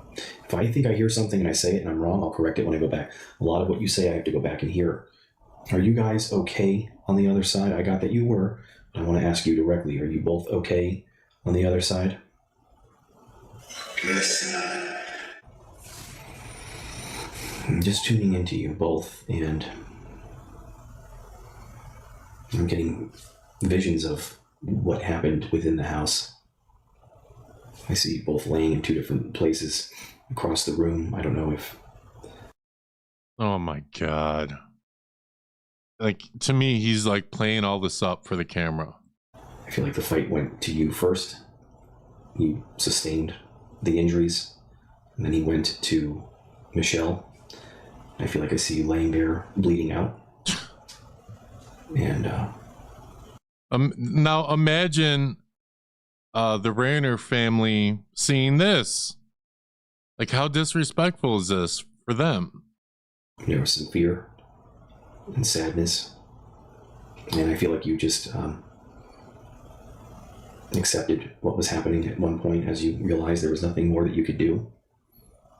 I don't know if Michelle ran to try and get some help, try and call or do something, and get away. Then he tracked her down. I'm just hit with a profound sadness just seeing this. I'm getting profound, like, disgust just listening to this crap. Feeling this. Is there anything that you want to say on your own about this or about anything?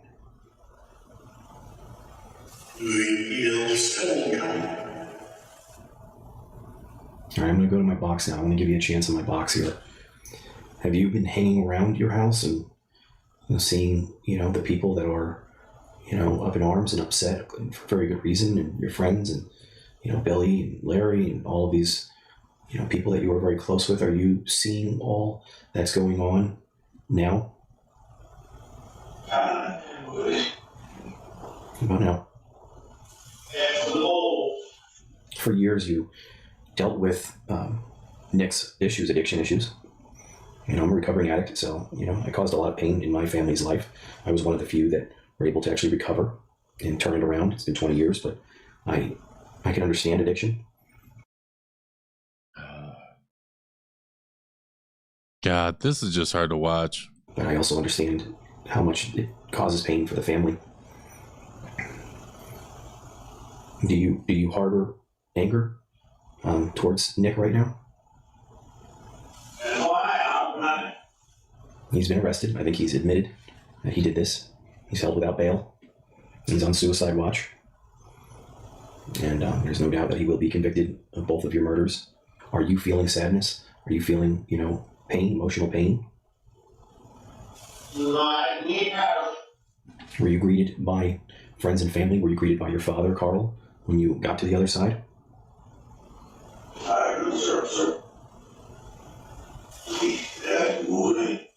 Now, I got that you are okay. You both, I feel lived a good life, a wonderful life, a gift. You guys were, I know you were gifted. I know that you did a wonderful, a lot of wonderful work, amazing films, worked with wonderful people. You stood up for what you believed in, which I really, truly admire. Do you feel you lived a wonderful life? Yes. Yes. It's hard to understand that this is how it ends in this realm here. But that life... Guys, do you think this is the same thing that Jaystation has done? With his 3 a.m. videos. Do you think that this is in bad taste? Whether he thinks he's really communicating or not. Should he be even doing this? A lot of these people aren't afraid to bring in bad juju into their homes. Jeez, yeah. And I'm sure you had that feeling already. I feel like you weren't one of those people that were completely skeptic about the other side. How is it over there? How is it on the other side for you guys?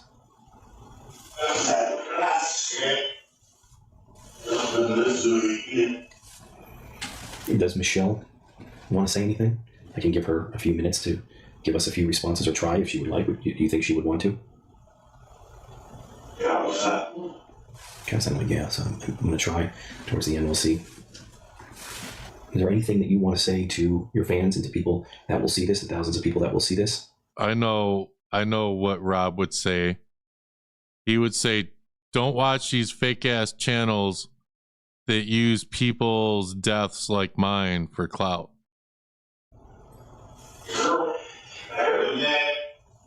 To Rami and Jake and Tracy, is there anything that you would ever want to say to them? If they ever had a chance to hear this and be open to receiving these messages? You had this fight with Nick at Conan's party, it seems like, holiday party. It was about treatment, possibly, about going back into treatment. He wanted to do it at home. He didn't want to go to another facility. It raised a lot of eyebrows, I guess. You were concerned. Is there anything else you want to say to clear up or say about what happened? It was bad. It was bad? Well, I'm going to give Michelle a couple of responses, and then I'll finish back off with you. And then oh, God. I just wanted to check in with you, give you a chance to speak, okay?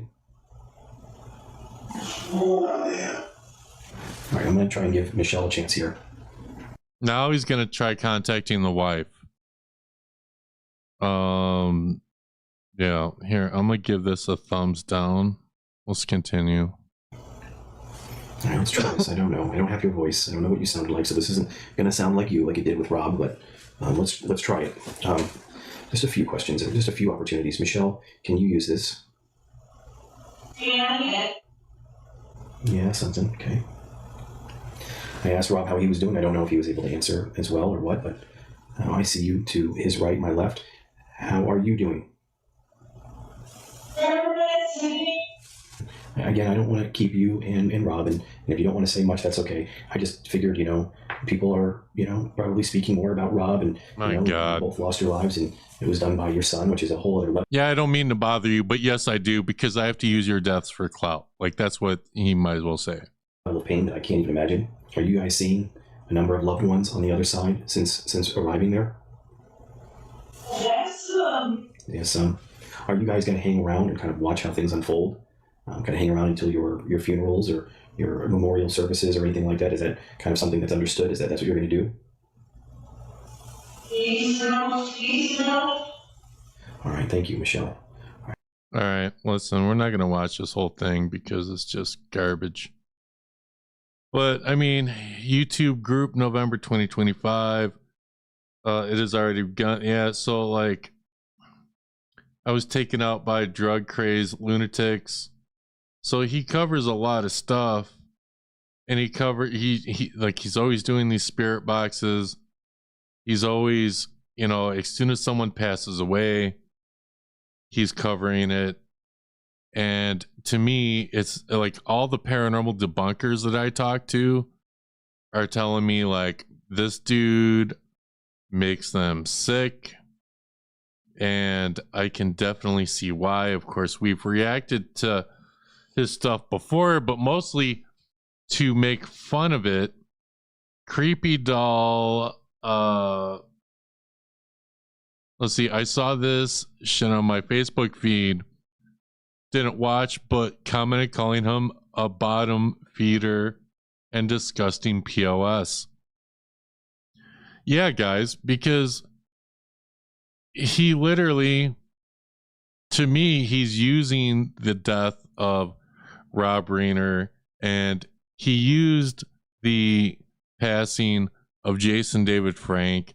To me, that's using, like, because in the paranormal community, if you're conducting an investigation, like you like, it's way like most paranormal investigators will tell you, unless you're experiencing something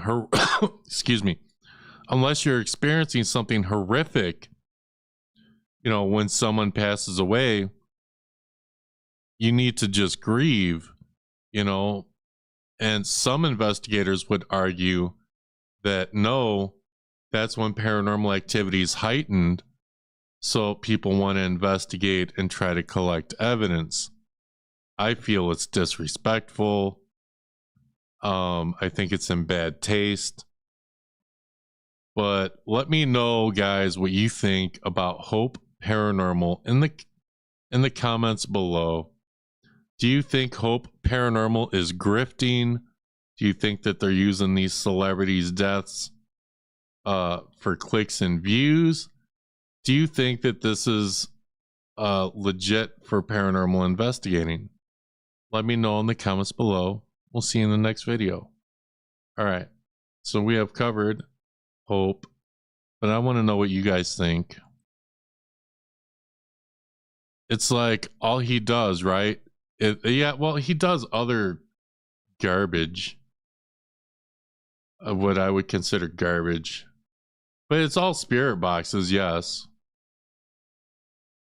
Look, private. Woman uses my box to talk to husband.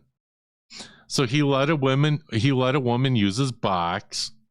Let's oh, it's members only content. So I can't show you him letting someone use his box. But he did the Charlie Kirk spirit box. We covered this.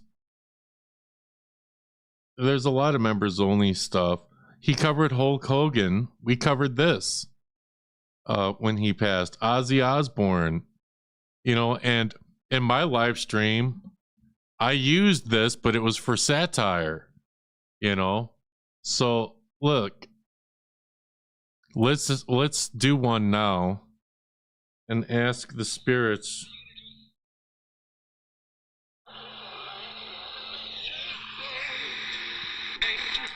Oh, spirits, is Hope Paranormal using celebrities' deaths for clout?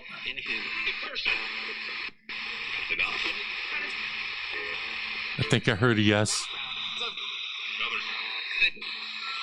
Is Hope Paranormal really a medium?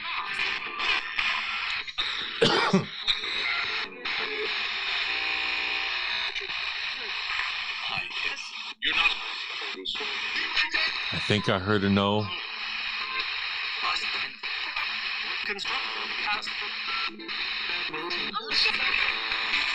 Should Hope Paranormal work with Jaystation?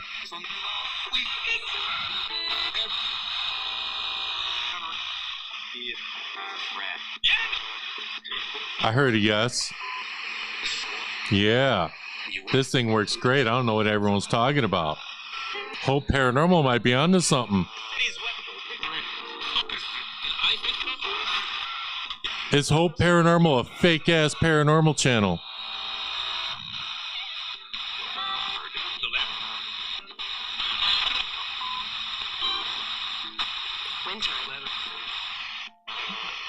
Pretty sure it heard a yeah.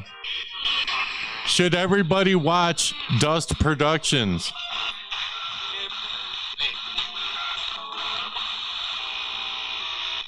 Pretty sure I heard yeah. What is it? Subscribe to Dust Paranormal. Yep. Yep.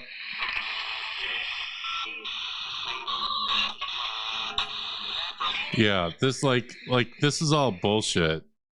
Like the stupid Spirit Box. Let's see.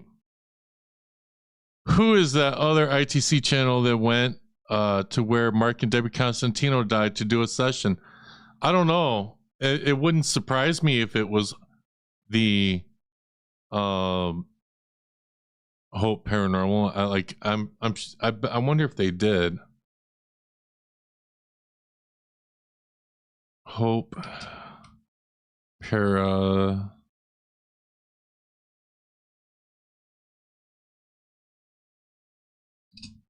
Mark and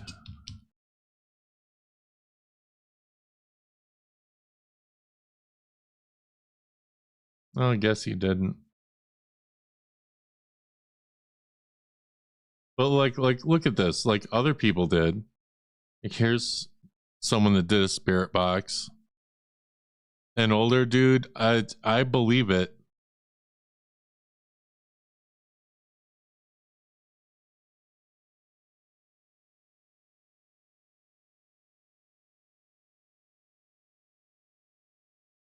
But if we just do a quick search of Hope Paranormal, like this is the kind of crap you're gonna see. Oh look, here's my live stream.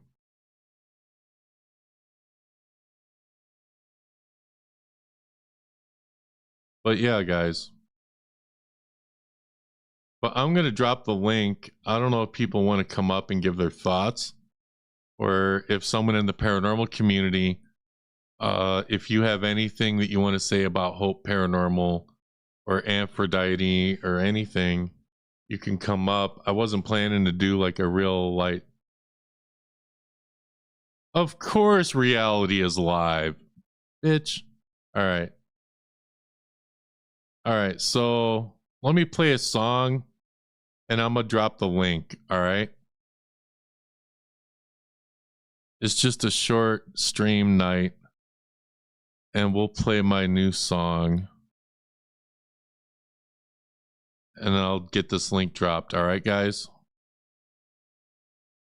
Oh, let me get this set up first.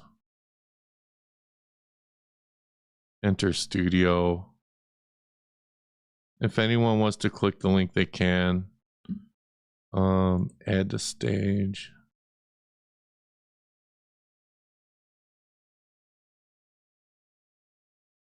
Here. I'll post the link and then play the song.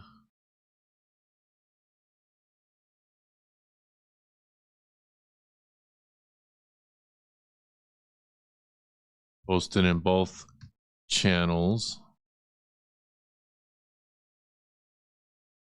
So if anyone wants to click the link, they can. I'm going to play a song and then I'll bring people up. Okay?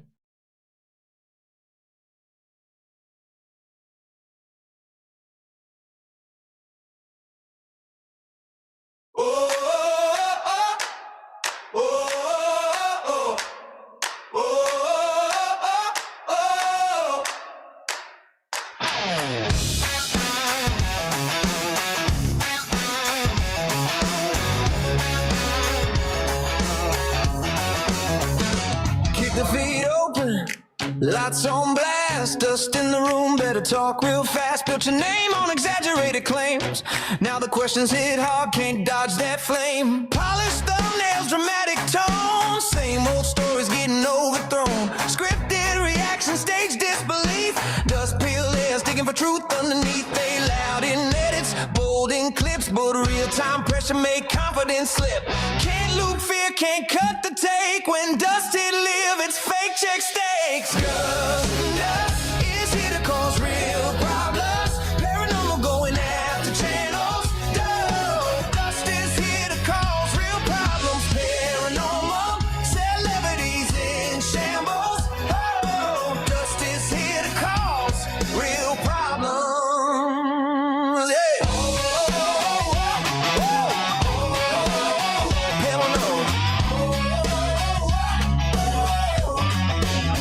Paranormal celebs with the verified tag, selling mystery wrapped in hyping ads, overacting shock, recycle lines to slow it down, analyze. He questioned patterns, he questioned proof, why the story change every interview loop. They call it hate when he pressed too hard, but pressure cracked glass exposed the fraud. They say don't watch him, yeah, nice try, but the chat leaned forward when the facts fly. Built on drama, can't handle heat when real scrutiny hit full speed. Dust is here to cause real problems. Paranormal calling out to channels. Dust is here to cause real problems. Fake paranormal, fame dismantle. Oh, fake paranormal, fame dismantle.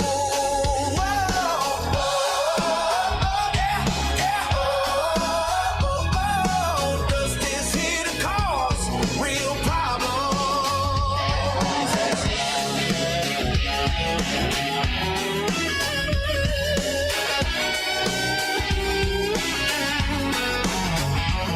No scripts, no spin, no panic bait, just logic hitting dead on straight. Can't censor questions, can't blur the frame. When dust start talking, remember the name. Fake check, fact test, live pressure, no rest. Every claim put under that lens. Dust don't fold, he double down the yeah. Final dust is here to cause real problems. Paranormal going after channels. Low dust is here to cause real problems. Final dust is here to cause real problems. Paranormal going after channels. Low dust is here to cause real problems. Whoa, say it louder. Say it louder.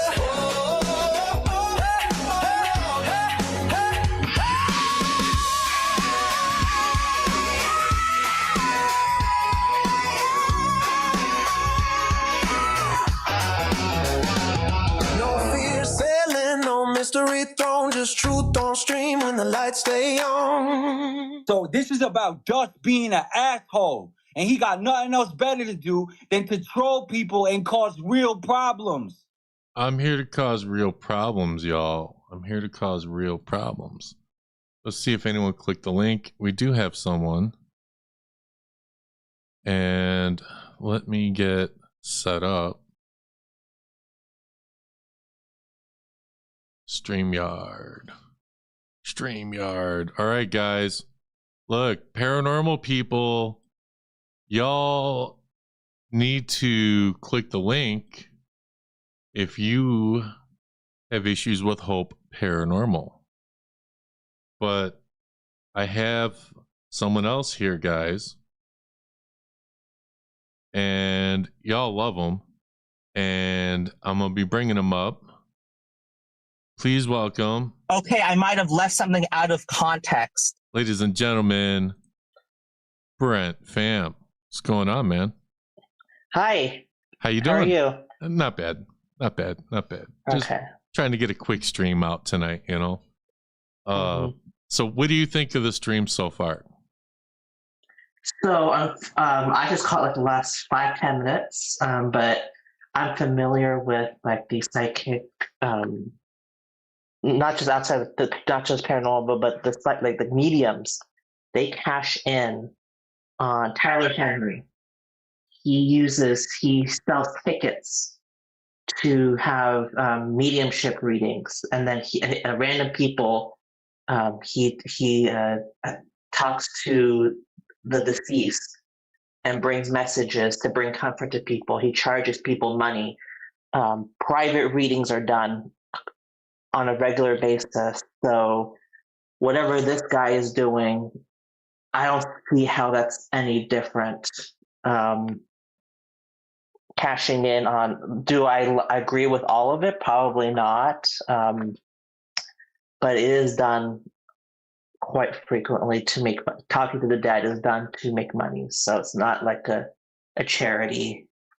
So do you think it's distasteful for people to do something like a tarot card reading for a YouTube video or a spirit box session when a celebrity passes and they're doing it on them right away? Do you think it's disrespectful to the families? Do you think it's done in bad taste?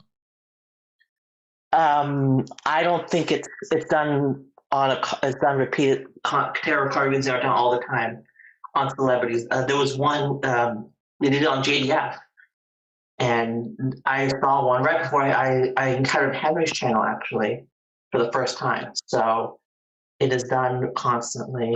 You see on mediumship readings, you see celebrity tarot card readings. It's done on a consistent basis, and if you believe that people's spirits are there to guide you, then if they're alive, if they want to speak to you, what's the problem? I don't see a problem with it, honestly. So you don't think that kind of like you don't think that any of that's done in bad taste, then, is what you're saying? Right, I don't see it, but obviously taking advantage of people, or I know people saying like, oh, JDF, I'll use a Power Ranger example. Oh, JDF was my best friend, so don't criticize me. So people using people's, whether they're alive or dead, is disrespectful to try to avoid accountability. You see this in the Power Rangers community. So it can be used to be disrespectful, whether they're alive or dead. So it can be disrespectful, but it would also apply as if they were alive. So I don't see the problem with it, especially if the spirit, if it's legitimate, if you're able to speak with them and they want to talk, I don't see the issue with it. Okay, well, I mean, I think a lot of people that I've talked to have huge issue with it. They think that maybe it's fine to do something like that after enough time has passed. But some investigators might argue that that's when paranormal activity is heightened, when someone passes away. So that's the argument, you know. And I think that a lot of these people are fakes. I think that Hope Paranormal is full of crap. And, you know, it's just my opinion. Right. Using people's deaths to scam people is always disrespectful. Or doing anything as a scam is disrespectful in general. But people's deaths are used all the time to make money, and some people I do find disrespectful. Some people, they want to honor people. Like I'll use another Power Rangers name. They want to use JDF's memory to make money. for clout. I think that if you are doing that, then it would be disrespectful if they were alive as well. So it's kind of like if they were alive and it's a disrespectful behavior, then their death doesn't make any difference, because if you believe in spirits, then people are always present. So if it was disrespectful when they were alive, it's disrespectful when they're dead. That's how I see it. Like if a loved one wants to communicate with someone and a medium is charging $1,000 and it's their legitimate medium and they just died maybe the day before, for example, then I don't see an issue with this because they're providing a service and it's legitimate. So maybe the people take issue with timing, I don't know, but in general, if that is allowed when they're alive, then I don't see an issue with it. This Hope Paranormal stream, I think it's a scam. So he's using those deaths to make money, and I don't think he's legitimate, and he's cashing in on people's emotions. I think Hope Paranormal is being disrespectful because I think it's a scam. That is why I think it's disrespectful. But there are people like Kyler Henry who have proven to be legitimate. And I believe those people are doing a good service and they're cashing in. And I don't see any issue with that. But I think Hope Paranormal is disrespectful, not because of the premise, but because of that he's not real, in my opinion. That's why he's disrespectful. So. Okay. So what do you, let me find it real quick. Did you hear about Greg Biffle, the NASCAR driver that passed away? I have heard about, but NASCAR driving, unfortunately, is I hear a lot of these deaths. I mean, I hear maybe one every few months. It's quite a frequent thing because high risk. I didn't hear about this guy in particular, but well, he was a NASCAR driver. He was headed to a YouTuber's event and Christmas tree drags, and he was on his private jet, and the plane crashed. Now, you take a lot of flights, commercial flights. You don't really fly on a private jet. Do you think that private jets crash more than like regular commercial planes? Yes. So I think I heard about this actually. It was the entire family passed away? Yeah, him, his wife, his kids, gone. Because there's no regulation when it comes to private jets. You hear the stories, Aaliyah, Kobe Bryant. These are two high-profile examples of private jets crashing because Kobe, I heard stories of him wanting to be on time, and the weather wasn't it was cloudy. I think Aaliyah's example, there was too many people, so and the balance was off. So I think there's a lot less regulation when it comes to private jets. So you have to be careful with commercial jets. There's more regulation. There's more checks and balances because they are at the command of, there's more regulation. So it's a lot safer. Private jets, a lot of risk because obviously they are being funded by individual or like a small group of people, whereas commercial jets are funded. It works differently. So it's different in that respect. So when you take private jets, you have to be very careful. So yeah, they are different. But yeah, people think I take a private jet. I don't take a private jet for that particular reason. Because if you want to go somewhere, the pilot is more motivated to bend the rules because they want your business, and I think that's what happened with Kobe. The weather was not good. They still went, and it's kind of like Aaliyah. I heard like the weight. That That's why when they I don't know if you've been on a plane when this has happened, but they always worry about the weight balance of a plane for that reason, because they don't want to tip over. I mean, it's less likely on a commercial plane, but on a private jet, it's a big concern. So that's why you always have to be at least aware of the safe flight safety. Like a lot of people on the commercial planes, they ignore, like when they do the demonstration, they ignore it, and you just have to be careful with when it comes to transportation with safe public, like transportation safety. And when you're not careful, when you think that you are fearless, like Tui Trang didn't wear her. There are stories that she didn't wear her seatbelt, dies in a car crash. I can never see her at a convention, and this is just a consequence.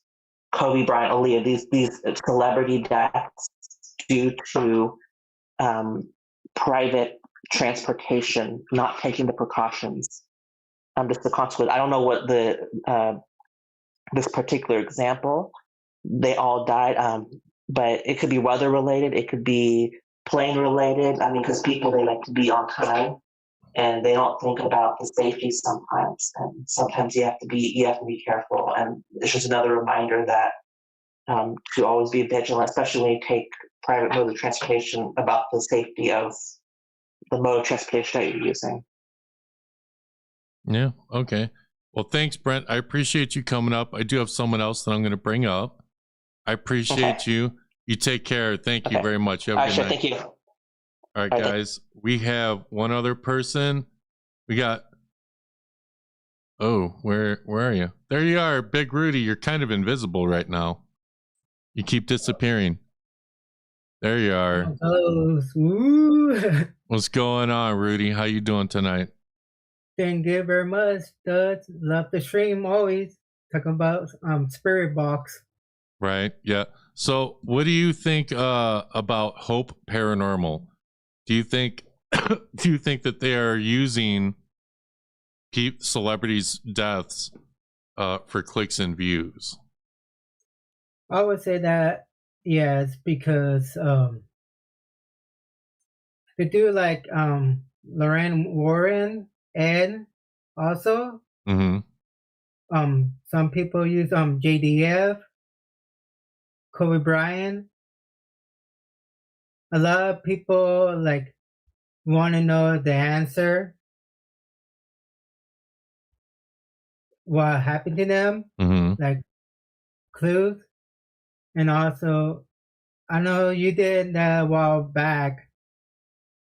Do you believe in the Spirit Box? No. Like I did the Spirit Box session that I did. That was all satire. Like I don't believe in that thing. True.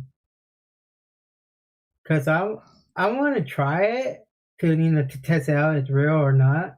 It Experience it. It ain't real. But what do you think about what else did I cover? I covered Aphrodite, who did the tarot card readings. Do you believe in tarot card readings? I never tried it before, but some people try it before, like can like read like this is gonna happen to you from the past, what happened to the past, what happened now, what happened to the future. But I think it's like real or fake, one of the two.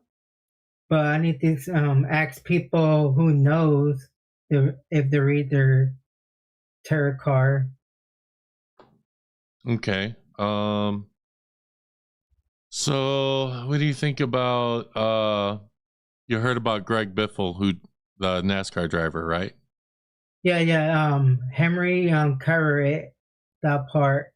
Now, do you think Henry's coverage is using someone's death for clicks and views, or do you think it's just news coverage compared to someone like Hope Paranormal, who's doing a Spirit Box session and is spiritually trying to contact a celebrity who has passed for a video? Like, do you think there's a difference?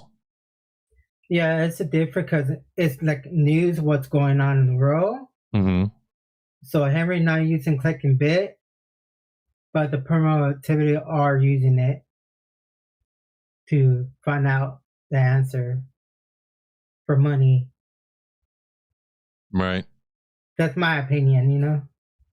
Yeah. Yeah. Everybody has a right to their own opinion, you know. Anything else that you would like to add, Rudy?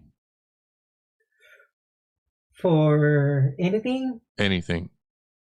For the show or something else? I don't know why. You want to talk about something else? Oh, yeah. So, we're doing a special event on my channel. It's called the Henry Universe Award. And I sent it to you already a while back, yesterday. But they're like category, like for example, the one is the asshole award goes to. Okay, and when is that happening? Voting start on right now to the 28th. That's the closing part. Okay. So it's open to everybody can vote on. Okay, and Rudy, when is your next live stream? My live stream will be tomorrow. I'll cover Francis part, and the next couple days I will cover some the other half, and I will end that chapter of Losing Veil. You know what? Okay, Juicebox, I see you back there. Stay back there, okay? I want to ask Rudy a couple more questions. I got someone else. But Juice, stay there. But Rudy, I gotta ask you, since you're covering Rican, have you asked him to cam up on any of your live streams? I tried to cam up, but he's scared of me. Okay. Yeah, I tried to cam up a bunch of time. I will send him the link multiple time, and like mostly like all bark, but no talk to face and cam. Okay. Okay. All right. Well, another keyboard warrior. Do you think that Rican? Do you think Rican will do another live stream soon? Probably not, cause remember BG take his YouTube channel away. Oh, I didn't know that. I didn't realize that. And also, you don't pay for the more hours, cause you get the free version. I want to give you 10 hours, and he raises all his hours. Okay. All right. Well, listen, I will tune into your stream tomorrow, and thank you for coming up. I got a couple more people I need to bring up. All right. But I appreciate you. You take care, Rudy. Okay. All right. All right. I got one other person. I'm gonna bring Juice up, but hang on a second. I got Andrew Swaney. How you doing, man? How's it going? Not bad, not bad. So, what do you think of the stream so far? It's good. Just wanted to come and bring up the Greg Biffle stuff because you probably know I'm a huge NASCAR fan. Okay, so what do you think about people using AI to make Cletus McFarland videos talking about Greg Biffle? Yeah, that's wrong because Cletus and him were like protege. No, what's the word I'm looking for? They were friends. They were friends. Yeah. Yeah. To Cletus, and Cletus already said what he wanted to say about the thing. Mm-hmm. Okay. What do you think about Hope Paranormal? Do you think that they're using celebrities passing to do these spirit box sessions, do you think they're doing it all for clicks and views? Do you think yeah, like we'll do most recent celebrity, and it, come on, guys, we know what you're doing, and like we can tell that it's not a real time, like sometimes, you know? Okay, hang on a second, because you are cutting out. Try to come back in. I'm gonna bring Juice Box up, okay? Because like you're cutting out pretty bad. Okay, so guys, we have Juice Box Poppy. You're live streaming right now? No, I'm on my PC, like clipping and stuff. Okay, because you put Brent, I'm live streaming now. You're welcome to click the link whenever you want. Oh yeah. I was just letting Brett know that now I'm doing videos and he can come up whenever he wants. Okay. Yeah, because I'm not sure if he's aware. Okay. Oh, so I just wore like, my Chucky shirt for you for the paranormal stuff. Huh? right? That's cool. That's cool. So, what do you think of the stream tonight, man? What have you caught? So I caught that there was like something going on with the spirit box or something like that. Yeah. So, Hope Paranormal, Mm-hmm. who has done, like, whenever someone passes away, like when JDF passed away, they did a spirit box session for JDF. Okay. They did the same thing for Rob Reiner, who just passed away, a spirit box session. And a lot of people say that they're doing this in bad taste and that they're just doing it for clicks and views. What are your thoughts on that? I mean, I have a question on that because obviously, you know, I'm a noob when it comes to the paranormal stuff. Like I'm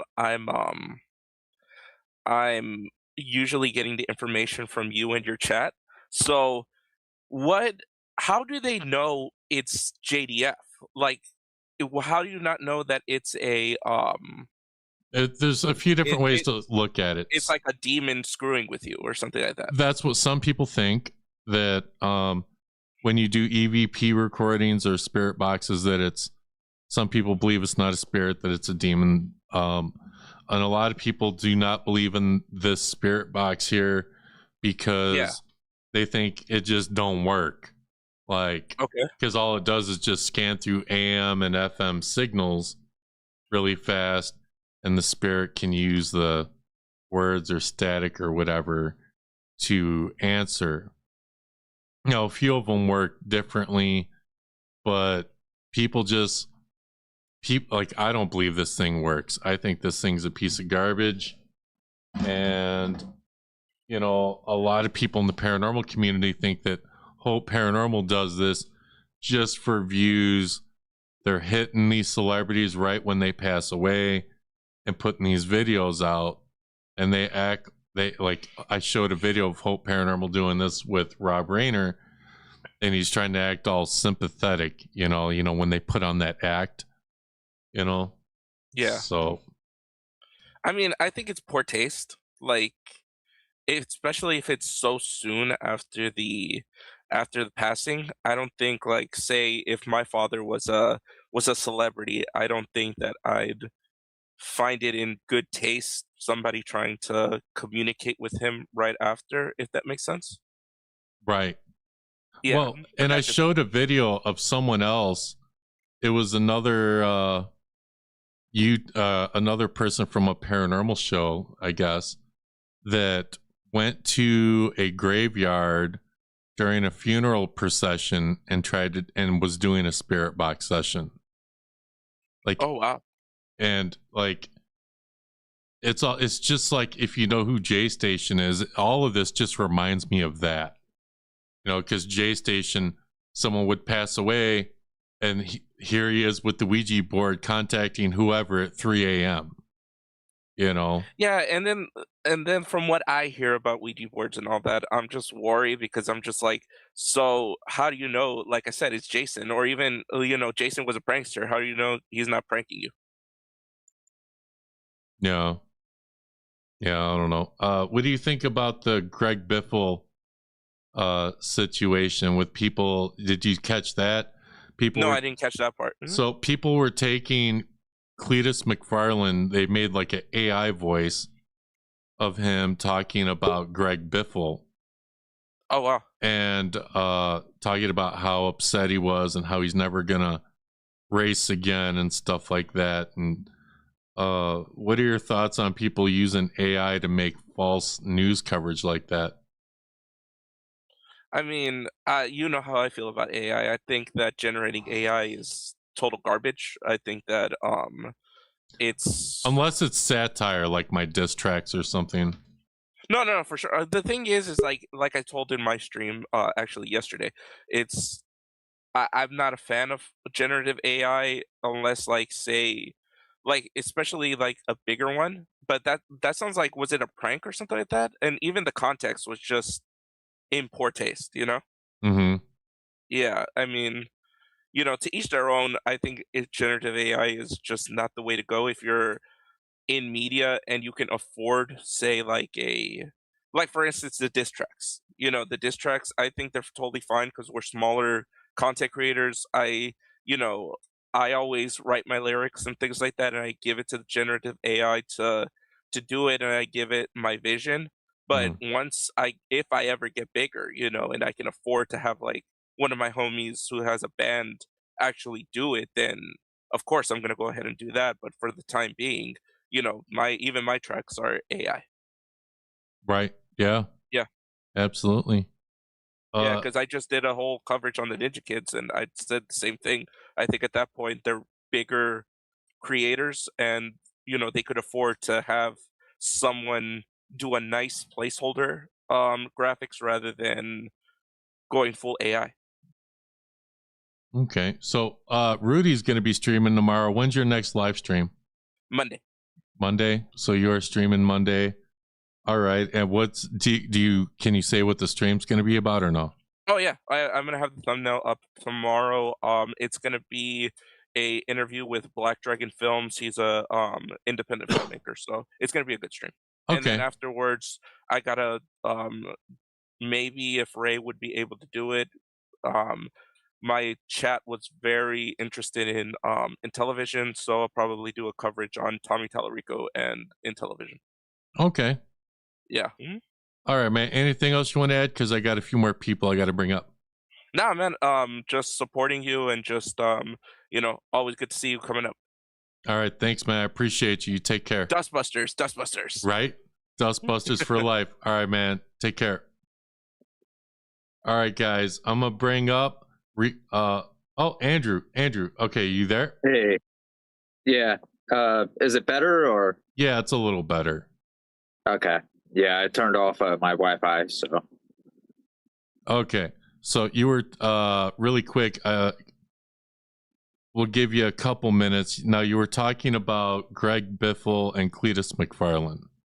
Yeah, they are friends, and like even hearing like Greg Biffle was even doing stuff outside the track, like when Hurricane Helene like hit North Carolina, he was going around with his private helicopter. Yeah, he was with Cletus McFarland. They both had their helicopters and they were doing like search and rescue. Mm-hmm. Yeah. But yeah, so it's devastating that like his wife and kids were in that too. I cannot imagine. I just can't imagine. Like, imagine being Greg Biffle's family. Like, right. They got to go to an empty house. Mm-hmm. Like, and go, like, I can't imagine that. Right. It was some years ago, and I can't imagine that. Imagine this. I can barely I can't imagine it. There was a car accident, like 5 minutes from my house. Mm-hmm. It was a woman and her 3 kids got T-boned.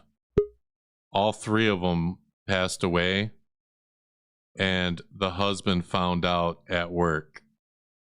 Right. So like you go to work, you find out your entire family's been unalived, and then you got to go home. Like, that's rough. That happened to my grandmother mother in 2024. Like she was T-boned, and then going to her house, like cleaning up everything. It was like, and still to this day, it's like, oh, I wonder what we'll be doing for Christmas, and it's like hits you like, she won't be there. I just can't imagine, because it's around Christmas time. You know, Greg Biffle's house was all decorated, like going to the kids' rooms. Like, I just can't. Like, it's just sad, you know. But I'm wondering if Hope Paranormal is going to be doing their little ghost box session of Greg Biffle. Like, do you see how disrespectful that something like that can be? Yeah, it's very disrespectful. Like, especially there's kids involved now. Yeah.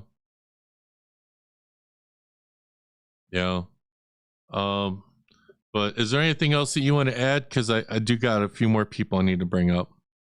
No, just hopefully I get over this kidney infection soon that I've had. So I've been going to work with that, so that's been fun. I've had kidney stones, man. That shit ain't fun. So feel better, man. Thank you. I appreciate it when you click my link, man. All right. All right. You take care.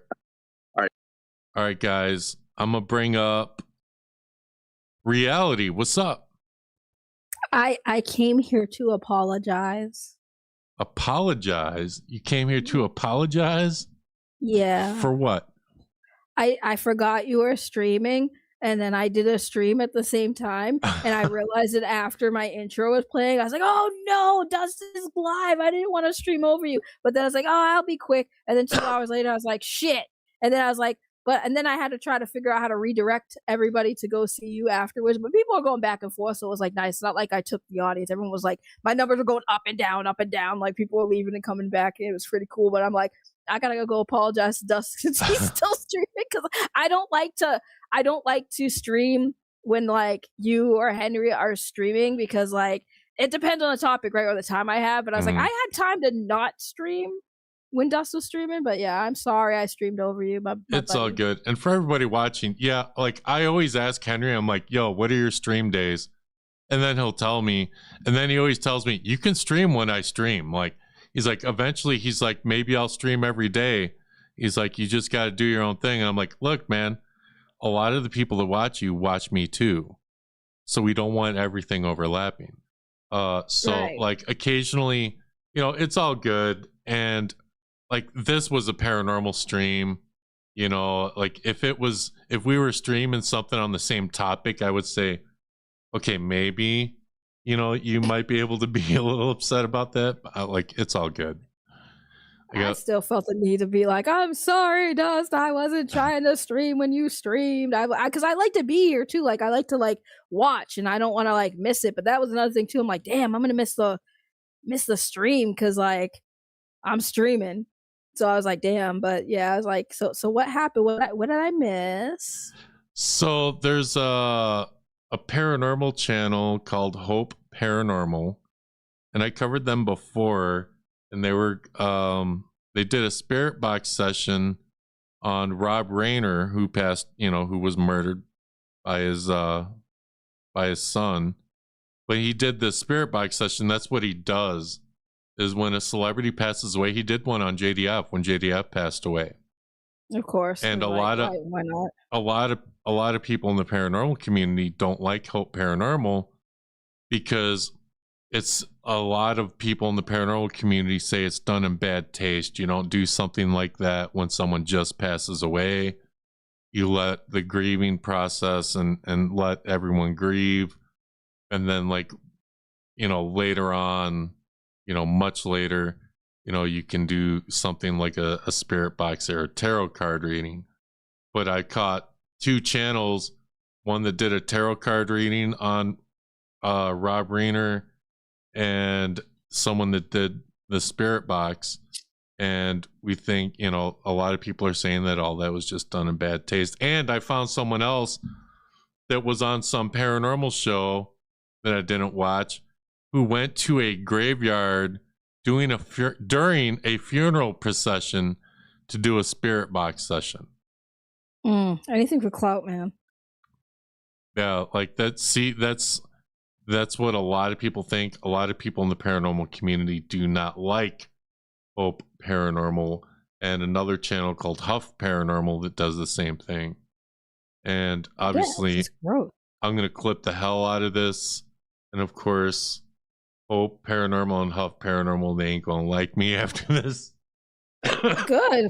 I'm like, that's gross. Like, why are you like, this is why I don't do true crimes. This is why I don't do, because like it's mad disrespectful, and you don't care. Like, that's where it comes to me. Like, you don't care that you're being disrespectful to the families of the deceased. You don't care that it's bullshit, because we know it's bullshit. Ouija boards, all that stuff. Like, I was listening to Angel talk, and I was like, it is bullshit.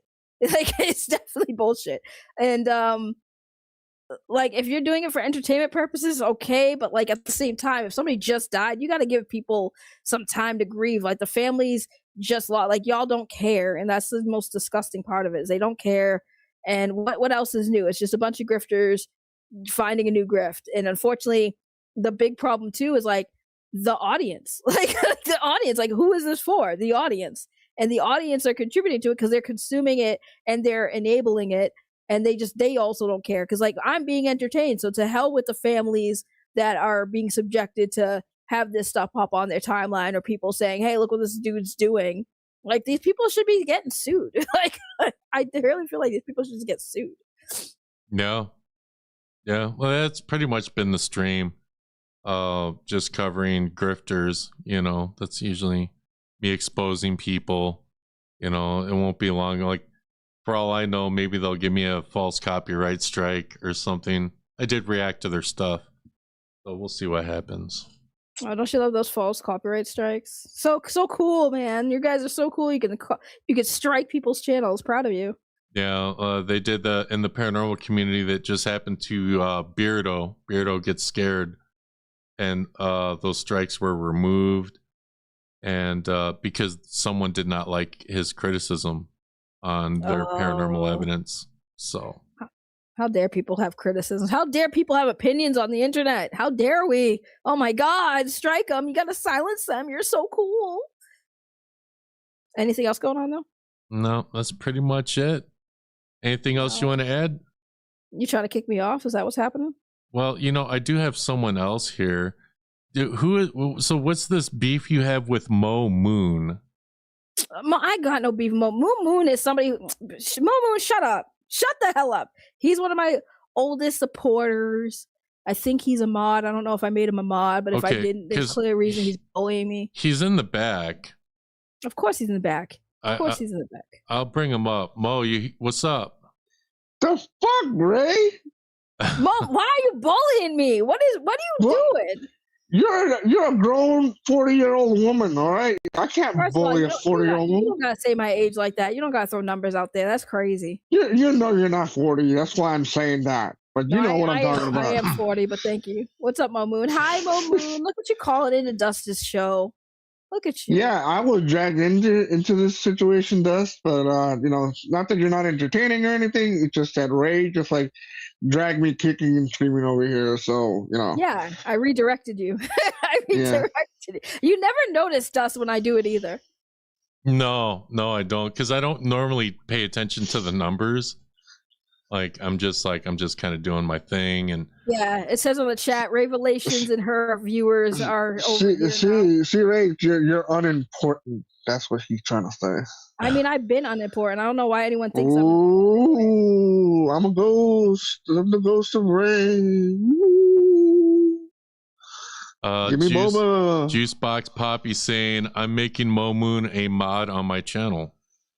Why does everyone do that? I feel like everyone does that to spite me. I swear to God. They all. Why? Everybody loves Mo Moon, all right? Mo Moon is awesome. Wait, do it to spite me. Isn't he a mod on your channel?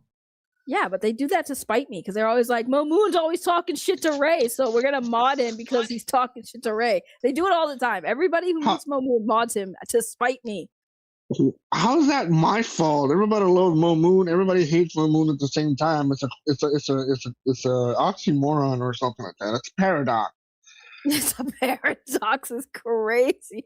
Paradox. You love me, Ray. Come on. That's Come also on. true. That's why when you said I had beef, I'm like, I don't have. We have fake beef. Me and Mo Moon have gone way back. Mo Moon is from my movie talk era, so that's how Mo Moon met me during my movie talk era. I don't get it twisted. I will yell at Ray if I have something of substance to say. Me and her have gone into like 1 or 2 arguments in the past that got really heated, but I will always respect Ray for letting me air out my own opinions. You know. Yeah, even though her opinions are wrong. You know. Oh, here we go. Here we go. You can see this is why we got beef. Here we go. Now my opinions are beef? wrong. So there's more pork than beef. Dynamite, I see you in the back. I'll bring you up in a minute, okay? But Dynamite. Sorry, I had to say. Look, Ray, I love you. I love you. I've always been one of your supporters ever since like 4 years ago. The whole thing started 3 years ago. But like I said, you and I will not agree on everything. So I will argue with you because unlike you, I mean, unlike Matt, you at least let me say my side of the story and why I disagree with you. I know Matt would just shut me down. I know you didn't call into Dust Stream just to glaze me. That's wild. I didn't even know you were in the back. What do you mean? I was on the stream the whole time. Poor Dust. Yeah. Dust is like, why do I do this? But who's Dynamite? Have I met Dynamite? Yes, you did. Yeah, you said you liked him. He came That's up. What she says about everybody. I think I was covering the Rican stuff. I don't know. Are you going to be talking? So reality, are you going to be talking about Rican Ranger again soon? Probably not, because like, why? Why bother? Like, I talk about him, I get smoke. I don't talk about him, I don't get smoke. I'd rather actually talk about things that actually I care about and other things that matter than to argue with this dude for another year. So like, there's no point. There's really no point. So my next question is: Henry said that in 2026, Rican Ranger, that whole thing will die out. Do you agree with Henry?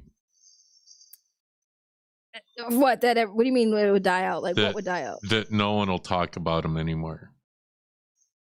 I mean, it's got to get to a point where no one talks about him, right? Because like, what is there to talk about? I mean, there's so much.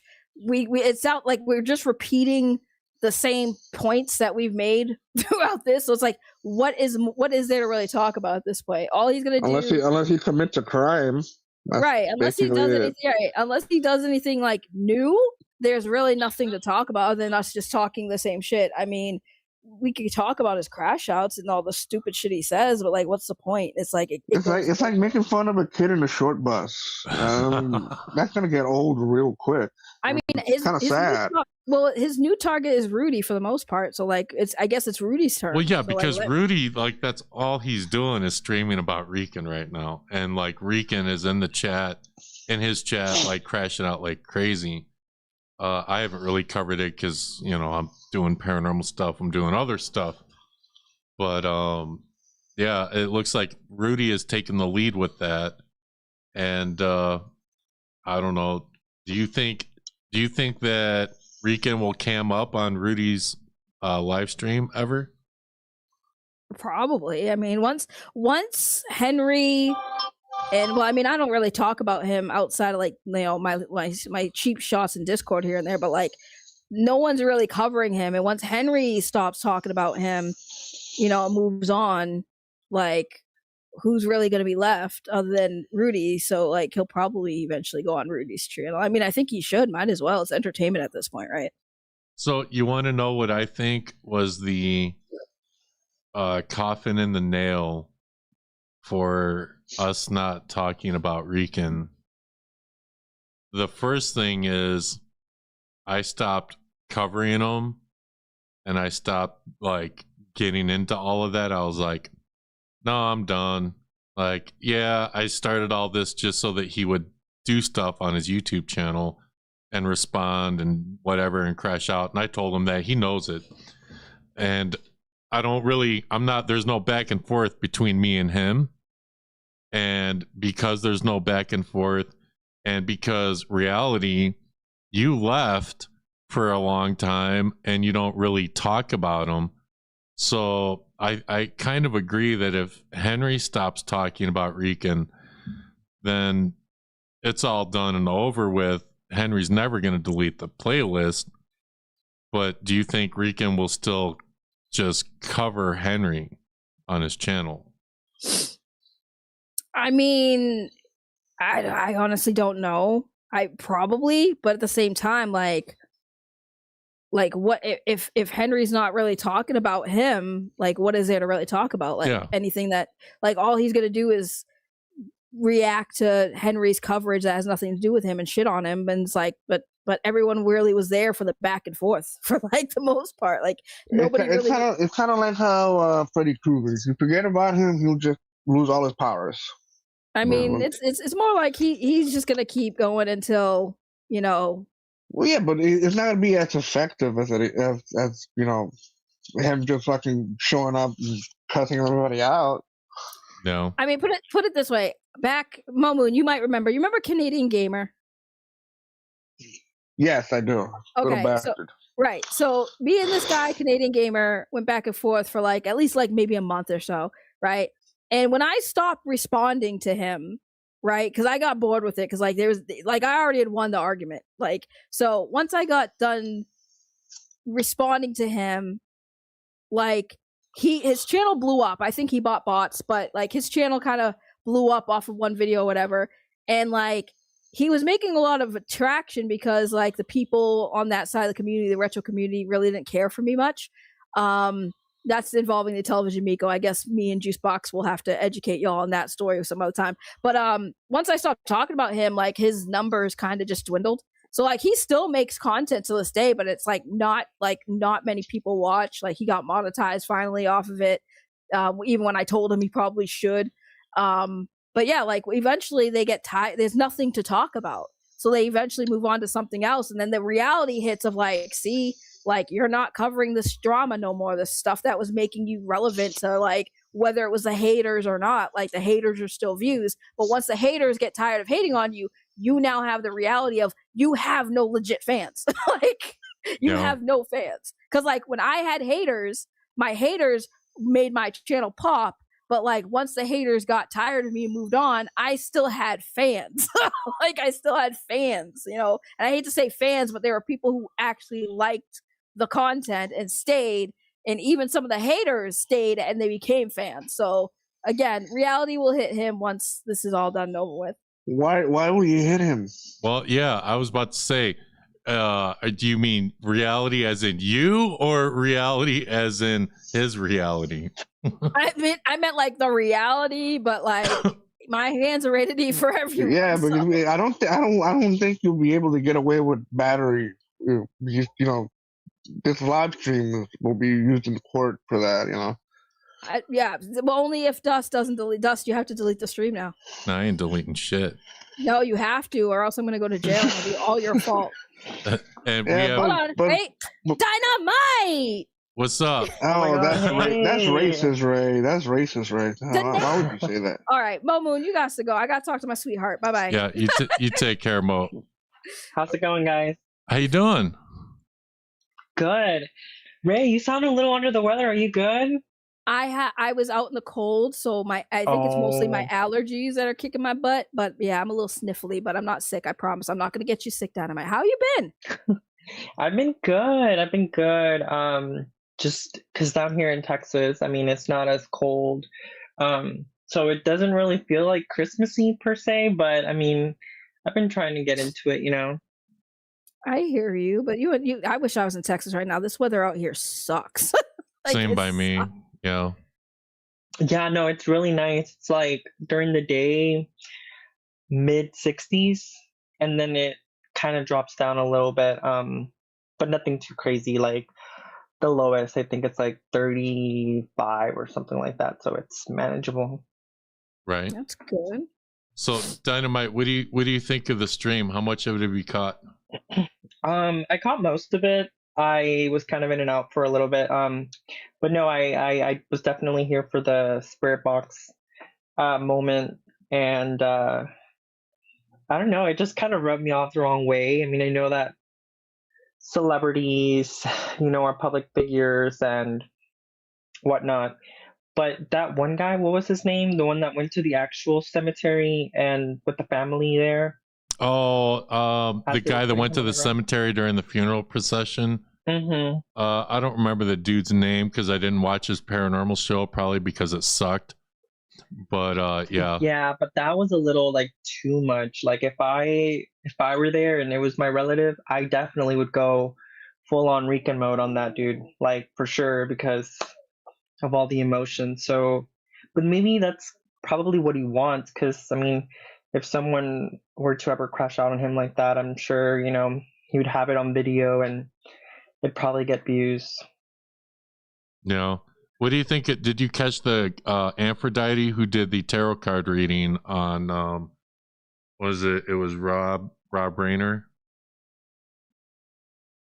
Oh yeah, I saw some of it, but I mean, everyone claims to be like a tarot card reader. I remember in college, a lot of my friends were like, "Oh, I'm gonna get into it," and then they would meet someone else through a club or something, and they'd be like, "Oh, let me read your palm, let me read your cards," and I would just kind of go along with it. But I feel like that's most people.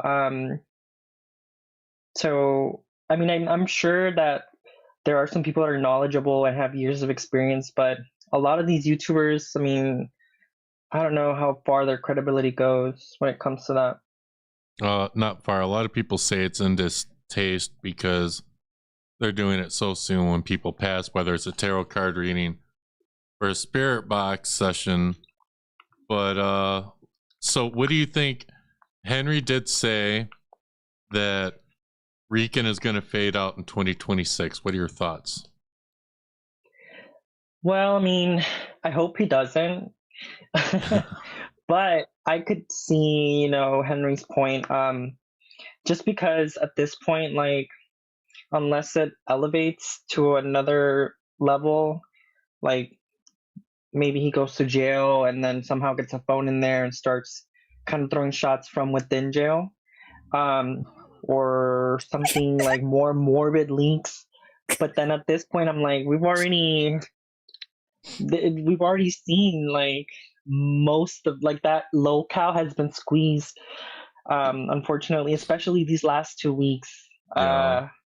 With the whole like BG stuff, Colleen, the arson, and for the whole thing with like Rudy, and like he's just, I mean, it would have to escalate to another degree for sure, but I don't know. I mean, if he's willing to take it there, then that's his prerogative. But yeah, I mean, he might, yeah, fade out for a little bit. Do you think Rican is still with Colleen? Do I need my vibrator tonight, or are you gonna get it up for me? Dang. No, that's not her actual voice, right? That's just that's Henry. That's Henry. Okay, yeah, I was about to say, I'm like, oh well, because I've never heard of Colleen like that before, like some of the recent streams. But I guess that's the one that gave her, because I always knew that somebody was like kind of funding him behind the scenes, like with the car, the Durango that he got gifted that didn't run after a while. Mm-hmm. Yeah, so that's her. Yeah, I believe so. But do you think that because I'm not beefing with Rican anymore and reality's not really talking about Rican anymore, there's not like all Rican's really done other than like going on Rudy's live streams while Rudy covers them. Henry doesn't really cover him that much, and if he does, it's members only. So there's not really that back and forth. Do you think because Reality and me aren't really covering them, do you think that's why it's all fading? Yeah, I mean, if Rican were smart, he'd probably start a like dating channel, like a couples channel with either Colleen or BG or something like that. just to kind of keep things going. Dating Jim. Hilarious. This is why I love Dynamite, bro. No, because I feel like some locals and stuff like that like have a couples channel where, you know, then they end up breaking up and there's like a whole drama there too. But I mean, when times are good, you know, they make content. Well, I just see like Rican just says stuff about Henry and Juicebox on Instagram, and he's not really live streaming. I know he was having issues with his laptop and his microphone. It was a while back. He was trying to live stream, it wasn't working. And I literally messaged him like, dude, you have to do A, B, and C to fix it.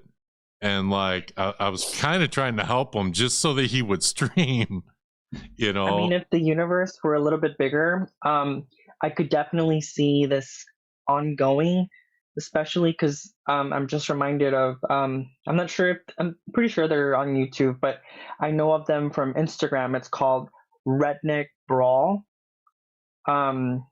And there, it's just a whole bunch of rednecks throwing shots at each other, kind of like Weekend. But they actually do fight. Like they sign the waivers, I'm sure, and then they get put on a ring, and then just go at it. Well, so I mean, that's kind of like Rican's vision, but yeah, Rican posted that that application for like a fight, like a boxing fight or wrestling fight or something. And I think it was aimed at. I forgot what YouTuber it was, but I remember on a Ray stream, she was covering some dude that was like just kind of like actually pulled up to the address and was just waiting there for, I guess, the person to come out, and the person called the cops, but then they couldn't really do anything because he was on the sidewalk and whatever. They had like a whole back and forth. I don't know. Wasn't that Boogie? That was Vito. That was Vito. Yeah, I think that's what it was.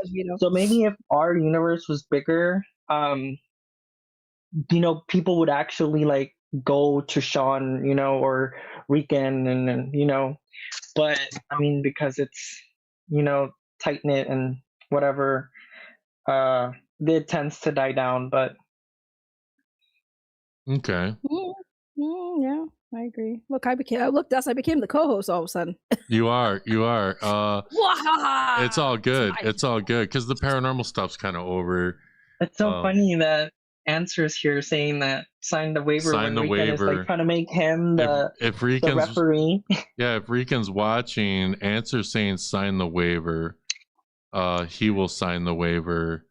No, but what I really would love to see is Nerd Talk versus Answer, because I do remember they had a little like scuffle back in the day, and I would actually love to see that. See, like, okay, here's who I would actually like to see. Well, I don't know, because it's different weight classes in a way. I mean, I don't know. I mean, maybe Henry could train, and you know, go at it with Rican. Really but quick. Then do you trust the cousin or something to like not step in all of a sudden and then just try to? Well, that's why you have a bunch of people there. But look at that. Look at this. So Juicebox saying, "I'll come up now that Rhea's here." Everybody wants to ride the Rhea train now that she's here. You know, I'm just saying. You know what, Dynamite? Anytime when you were talking about Henry going to like train, all I could picture is Rika saying, "That ninja don't do shit. That ninja don't do shit." And then you know what's funny? In this instance, he'd be right. I do not picture Henry going to train to fight nobody. He'd be like, "I got too much going on. I got my snow bunnies I got to deal with."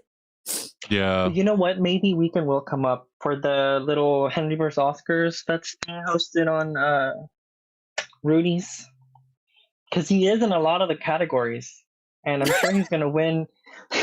he's gonna take home. Yeah, no, for sure. So he has to go up and give an acceptance speech.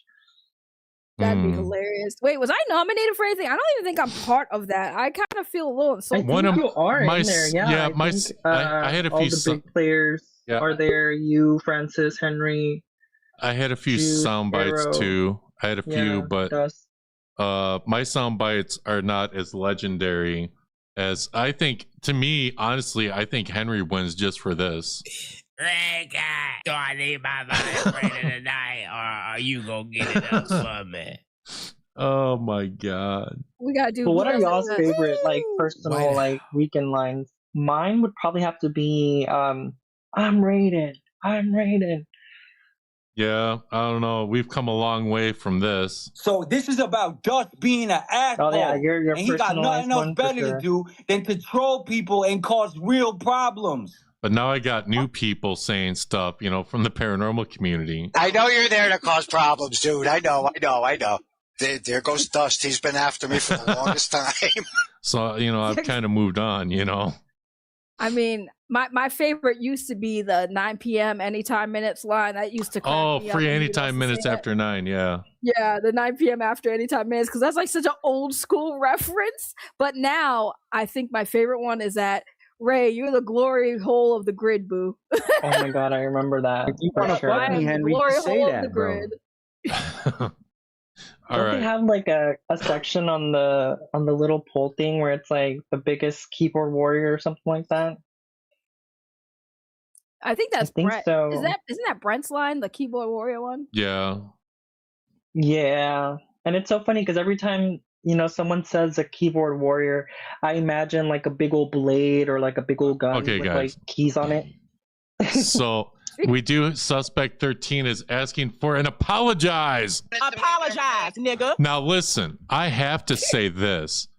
Out of anything, out of anyone's live stream, out of anyone's channel, Renee crashing out on Rican will always be number one. Always. Oh my god, that was the best crash out. By the way, I see Francis chat. I love you, Francis. Happy holidays. I miss you. Sorry, I had to say hi to Francis. I love that Francis. Like, y'all have no idea, like, how much I love Francis. She is one of the realest ones ever. And I'm telling you right now, even though I quit you, if Francis said, I need you to come back and check this dude, I don't even care. I'd do it. I'd take a bullet for Francis. And not many people I'd say I'd die for, but Francis, I would 100% die for. I love that woman. I love her to death. No, I feel that. Yesterday she was spilling a lot of tea on the ASJ assistants, and like I just didn't even know all that stuff. Like I knew ASJ was shady with like the shirts, the Hitler, the anti-LGBT, but to see the assistants too, have twisted ways was like, See, this is what I need. I need the paranormal community to come up and start talking like this, because then we would finally get something. And I do have a $2 super chat from Aerostream. Reese Crash Out is up for an award vote. Wait, what crash out did I have? I had a couple of crash outs, but which one in particular?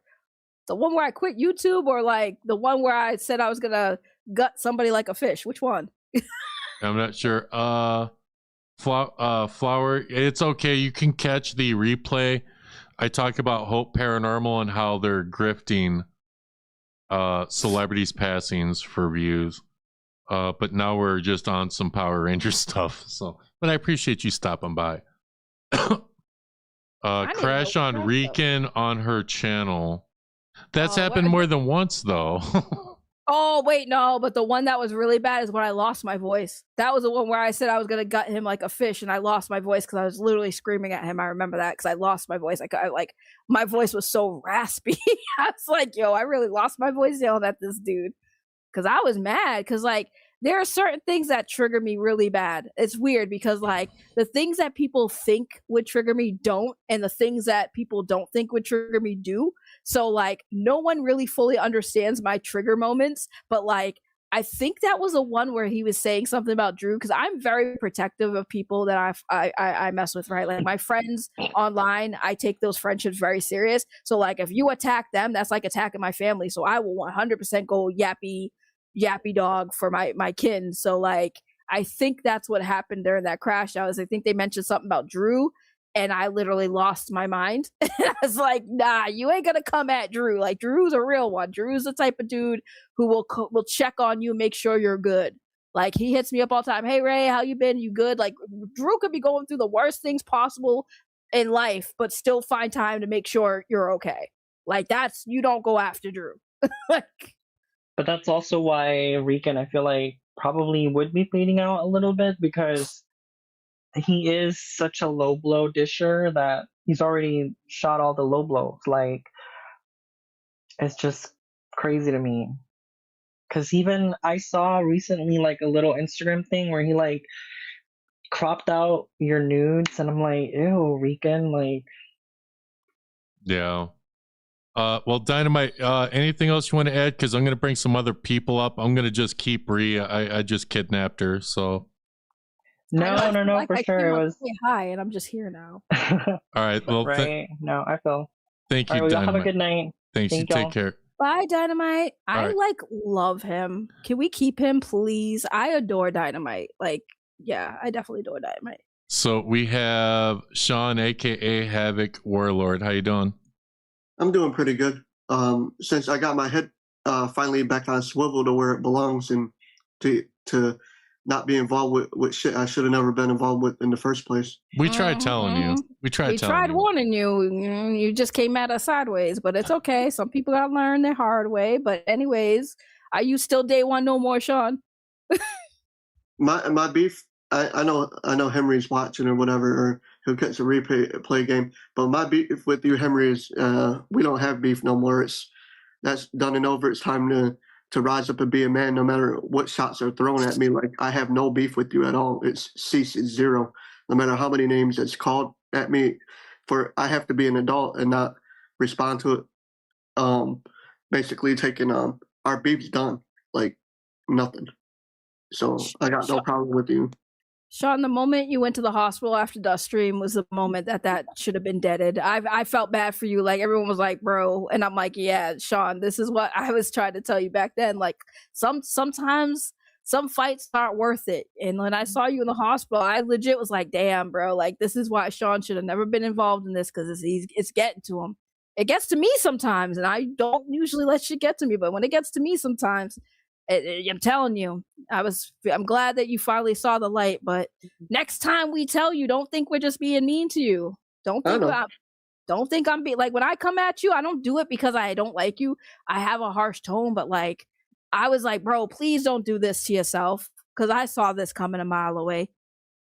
But like, people, the reality is people are going to continue to talk about me. This is the internet. My skin has to be thick if I plan on doing this. And so people are going to say stuff about me. If I had a time machine, I would go back and probably slap the shit out of my person in the past and be like, dude, don't do what you're about to do. Don't with the DMs. Don't start the shit with Henry. Don't do this and that. Don't align yourself. In the future, you're going to align yourself with Rican. Do not align yourself. That's going to be the worst mistake you ever make. I would literally probably slap the shit out of myself. But the worst mistake I made was aligning myself with what people I should have aligned myself with. And like, I've always grown up with a backbone to where I've always, tried to defend myself. Like, it's hard to defend myself. And what I've defend myself in real life completely to the internet is a lot more different. And so now it's just to move on. And so I know, Dust, you're probably going to ask me, do I think that he's gonna fade out? It depends. It depends on how he does for his future and handles things. Like, people eventually are going to stop talking about him. It's just a fact. That's just a fact of life. People are going to stop talking about Rican, and the fact that it's like, he's going to have to find something to keep him relevant or to make himself stay relevant. Like, it's all out of everybody's hands once everybody stops talking about him. Do what you got to do, because when people stop talking about you, if you let people talking about you with your relevance, then that's all you have at the end of the day, is these people keeping you relevant. Now, when they stop talking about you, you're no longer relevant. So I think in the future, he would have to find a way to keep himself relevant. That's my opinion about that whole. I wish the best for everybody. Like, I always see the good in everybody, no matter how bad they are, of a person they are or whatever. I try to see the best. So it is what it is. But my thing is, I made two mistakes three mistakes. If you was to put a checklist there, there's probably a list. I made three big mistakes. Was talking about the DMs, treating the people that like shit that was sitting in that meeting on Father's Day to try to talk to me and try to talk sense in me, and me going over and aligning myself with Rican Ranger. I mean, those were my mistakes. It's a cross I'm gonna have to bear, and it is what it is. Can I ask you just one question though, Sean? Like, at any point did you ever like maybe apologize to some people for the things you said because you were kind of blinded by anger towards like Henry and the situation? Like you kind of took it out on some people who it really didn't have to be taken on. So did you ever like try to at least apologize to those people for it in hopes that like that's the start of people not talking about you anymore? Because I think that's why they probably still do, is because you never really issued an apology to people who really didn't do anything in the beginning. They were only kind of just responding to you. Yeah, I've said it, that I apologized to, and I'll say it again on camera. I apologize to all those people that I hurt, all the earth that I scorched in the way, and for people to be innocent casualties that didn't deserve to get treated the way they were. Maybe you guys don't forget about it, but maybe in the future find some way to forgive me, some way, shape, or form. I mean, I'm not gonna ask for that, but maybe in some time, it'll happen eventually. But I have to work on trying to be a better person. See, my thing is, people see me as a guy that says stuff, then there's a 360 degree and goes back on what he says. That I apologize, then I go back on it. Apologize, go back on it. My thing is, for the future, since I broke away from that camp over there, and I'm not in Henryverse or anything over there.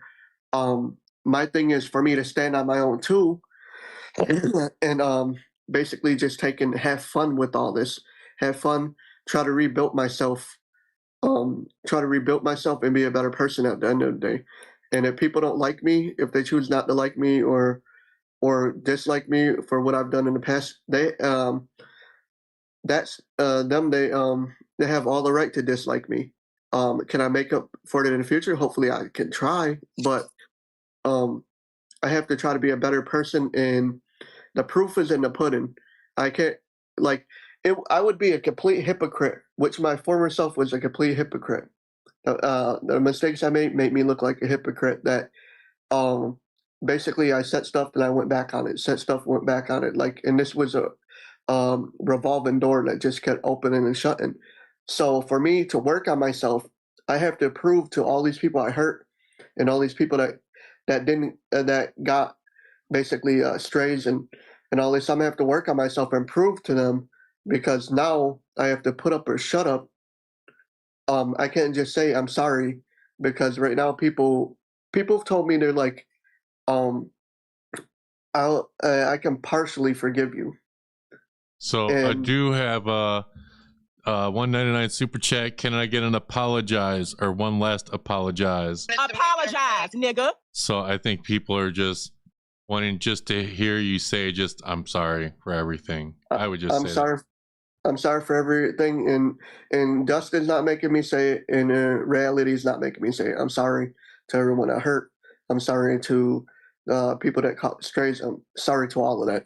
So it's my duty to be a better person towards everybody. So I was, if you know wrestling, the terms for wrestling, Ray, you know, a heel persona, you know, a baby face. Mm-hmm. And I was in my heel persona, and I turned, the way I acted was like my 18-year-old self all over again. A heel persona that didn't give two bleeps about somebody, that didn't care who they were, about their feelings, what I did, how I burnt the ground around them, fuck their feelings. This is how I was at 18 years old. And so I was in a heel persona of between getting kicked out of Henry Court to making PSAs, to going over to Rican's channel, to doing this, doing that. I was in a heel persona. and now I'm just trying to make everything better for myself, not just for people around me, but for myself. And now finally in my babyface, a babyface persona again, trying to just be a better person in general. And so for all the people I hurt, I'm sorry again. But like enough of me. I had a question I wanted to ask you, Dust. Mm-hmm. So so the Hope Paranormal stuff. Mm-hmm. I've heard a little bit about Hope, but I've watched a lot of Huff Paranormal. I don't know if you're familiar with him. Yeah. And so they're next on my list. I actually reached out to him because my father, I don't care if anybody knows, it's common knowledge. My father took himself in self-deletion 1996, 1:54 in the morning at I think it was like May 19th, 1:54 in the morning in 1996. And so I reached out to Huff Paranormal because I believed that he knew what he was talking about. And I was trying to get him to talk to my father to ask questions and stuff like that. And he never reached back out to me, like he ghosted me. And so fuck you, Huff Paranormal. Fuck you. Take this finger and stick it straight up your ass, Huff. But like I followed him, like I was a fan of all that stuff. I believed that he knew what he was talking about. In general, people have to understand that that a lot of the YouTuber stuff like that, most of it's smoke and mirrors. Like 50% of it's smoke and mirrors. Like the other 50 is content. And so he might know what he's talking about. He might not know what he's talking about. But like the whole point is I reached out to him because I wanted to know what my father was going through and all that. So, but he never reached out to me. He's like, fuck you, Sean, you ain't nobody. And so, and that's all right. But like, it's crazy. The fact that these, like the people that read palms, I think there might be some real ones, but I don't really believe too much into that. Like I believe into the Ouija board. I believe in the poltergeist and the demons and stuff like that. I believe all that stuff, but it's hard to believe. You have to take everything with a grain of salt when basically when it has to do with the people trying to do majority of this stuff. Like it's just crazy. But I mean, what can we do? They're always going to be there. Right. And do I think that it's disrespectful for going to a cemetery when a person's putting someone in the ground? Hell yes, it's disrespectful. Like that's something you just don't do. It's kind of like people that crash funerals for a date. Oh God. It's the same difference. You know those people are out there. There's wedding crashers out there. There's funeral crashers. Like it wasn't just a movie. That's the type of disrespect I'm talking about. Like they could have met with the family. There's certain things that they could have done though. Hang on. Hang on, can I ask this? Do you think that that's where Rika met Christine? Was at a funeral? Oh no, no, Das, no. Tonight, or are you gonna get it up for me? I have to be a troll. I'm going through decomposition. I'm really cold. I'm gonna need you to warm me up before they put me in the dirt, Regan. Naughty Dust, man.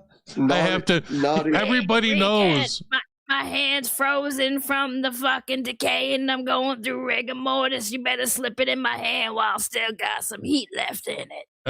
Look, Rican knows. So this is about Dust being an asshole, and he got nothing else better to do than to troll people and cause real problems. I mean, I'm just an asshole. It's all good. But listen, Sean, I gotta drop you down because I got a few other people I gotta bring up, man.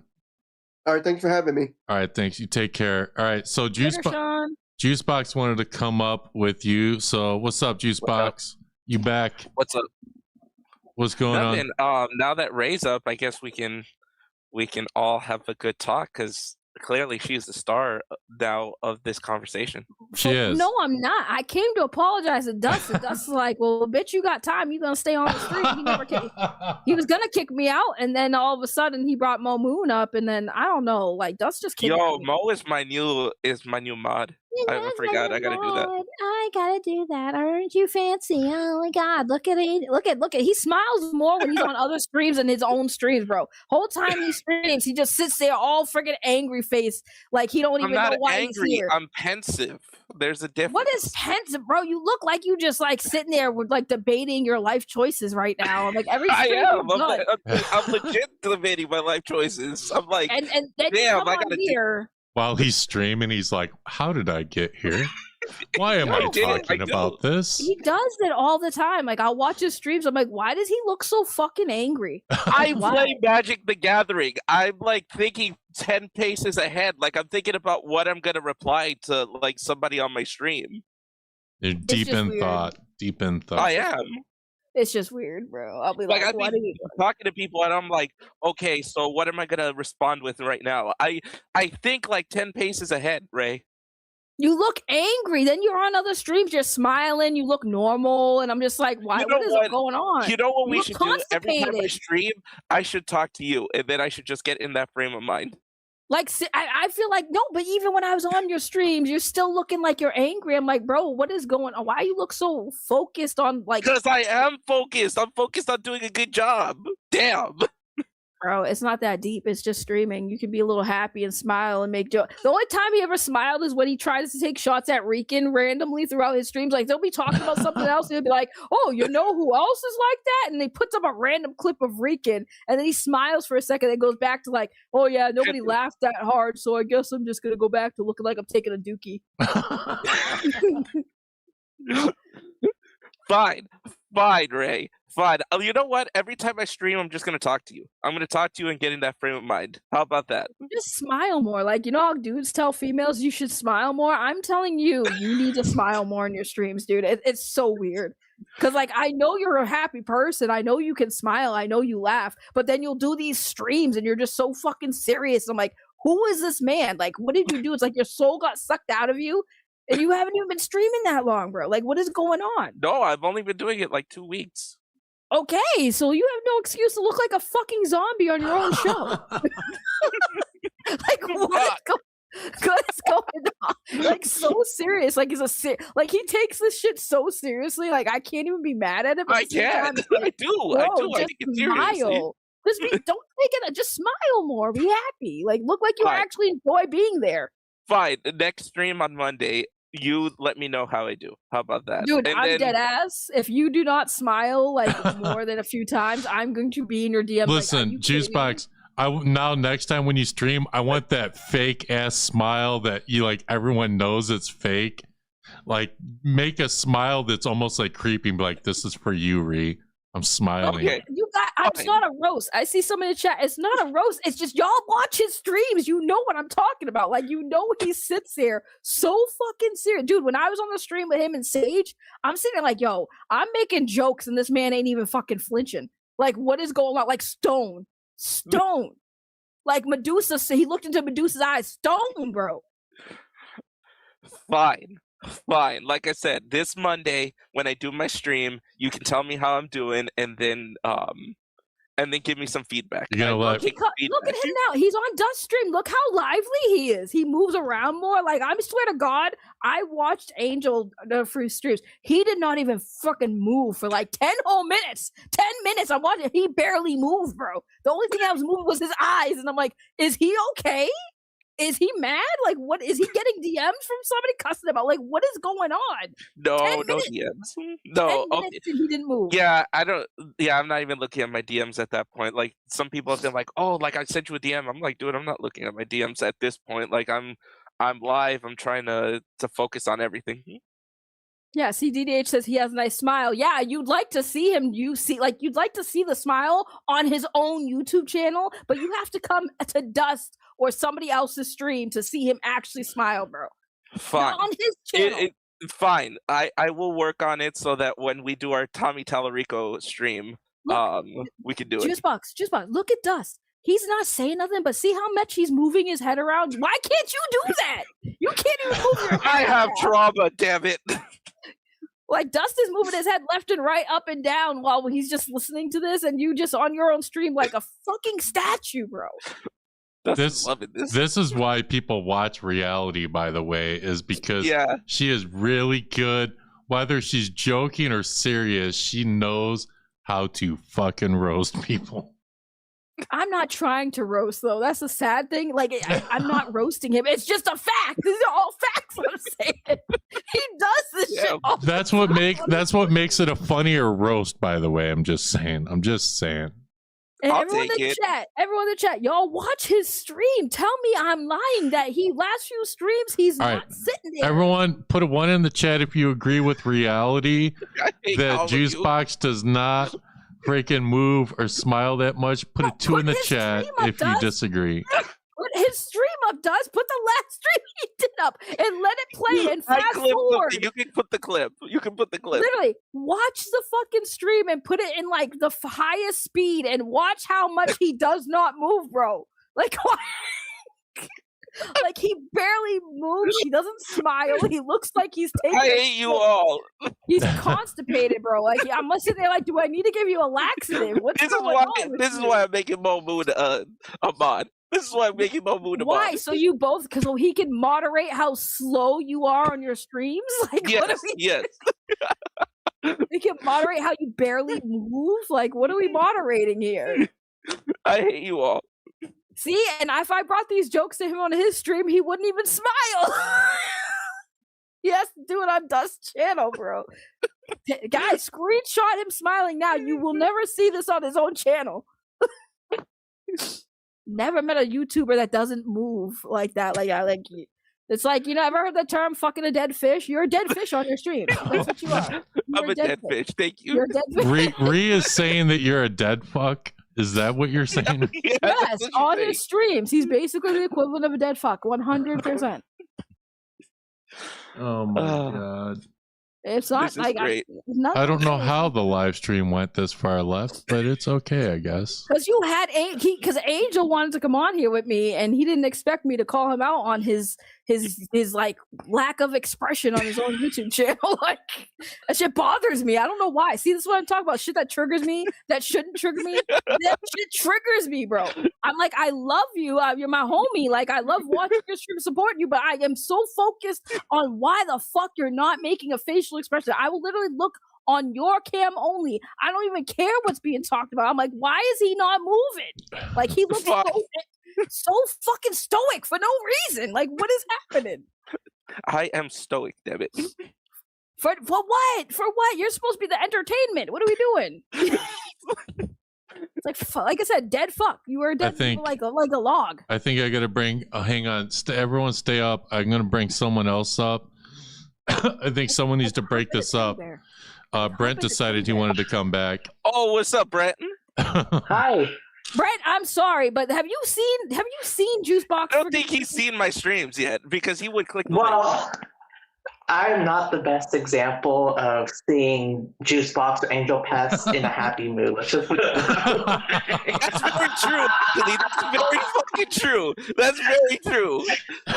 So I'm not the best person to ask if I've ever seen Juicebox Poppy and smiling or happy. I don't think I'm the best example. But we'll just. But we're cool now. We're cool now. Right. Because I understand, but I understand there's this is social media and people get excited, let's put it that way. But yeah, I mean, it's kind of like.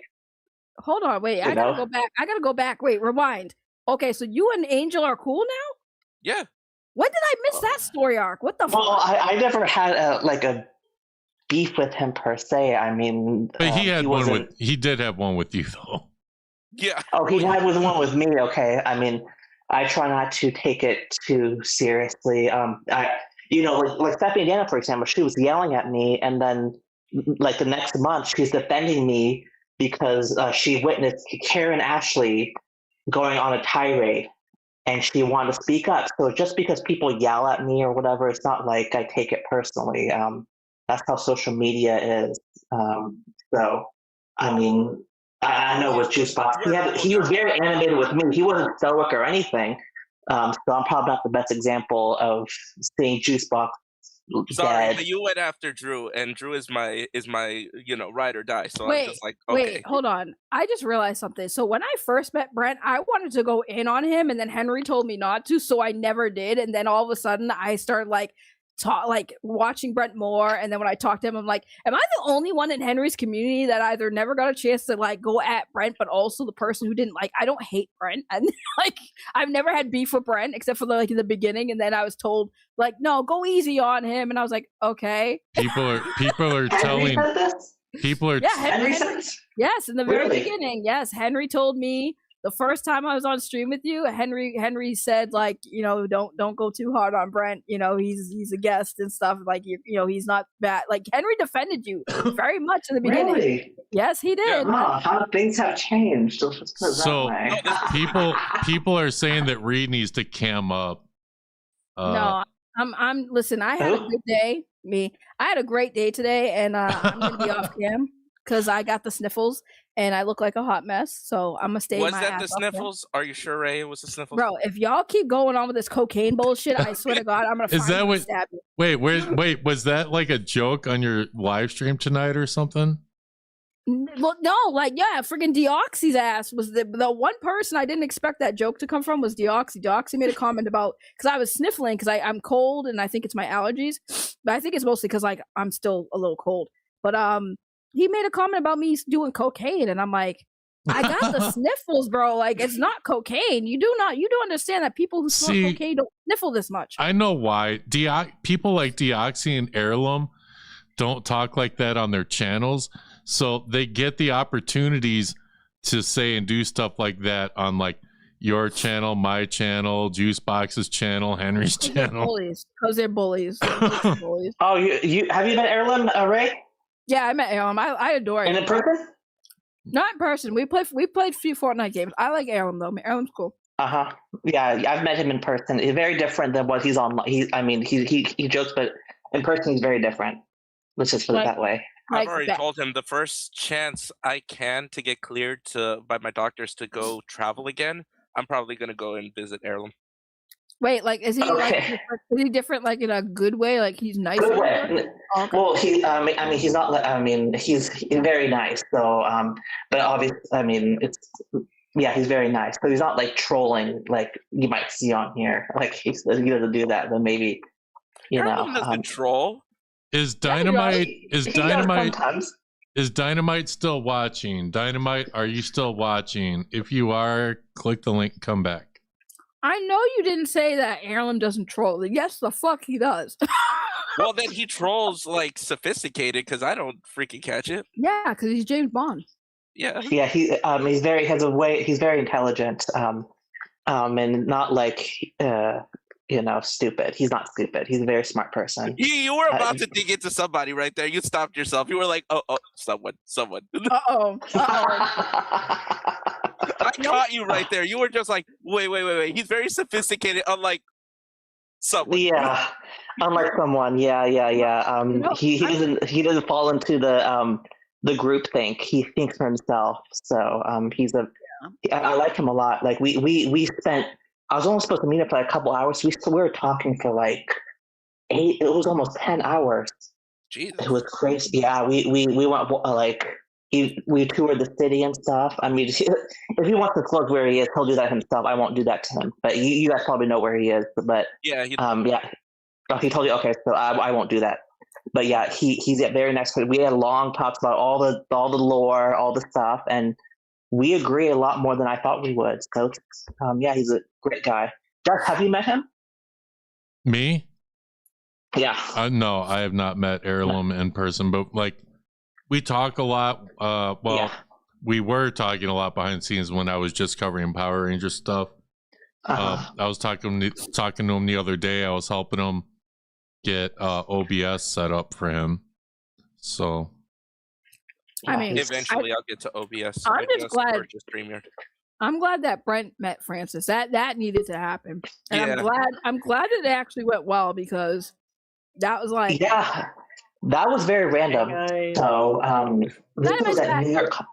This was at New York Comic Con. I was there for, I think, the Saturday, and then she messaged me while I was there, and she said, "Are you here?" or something like that. And I was like, "Yeah, I am." And I was hearing this drama about Blake Foster, and I was like, "Is she here? Is she actually going to do it?" And then it took a while to find her because she was in the artist alley, and then I saw her, and I was very impressed with her because a lot of the people I cameraman. I'm sorry to cut you off, but would you have been a cameraman for that? If she would have said, "Hey, I'm about to go do it," and then Blake was over there. Oh, 100% he would have. 100% he would have. Probably. He would have had his 360 camera, so we would have had like high definition ones.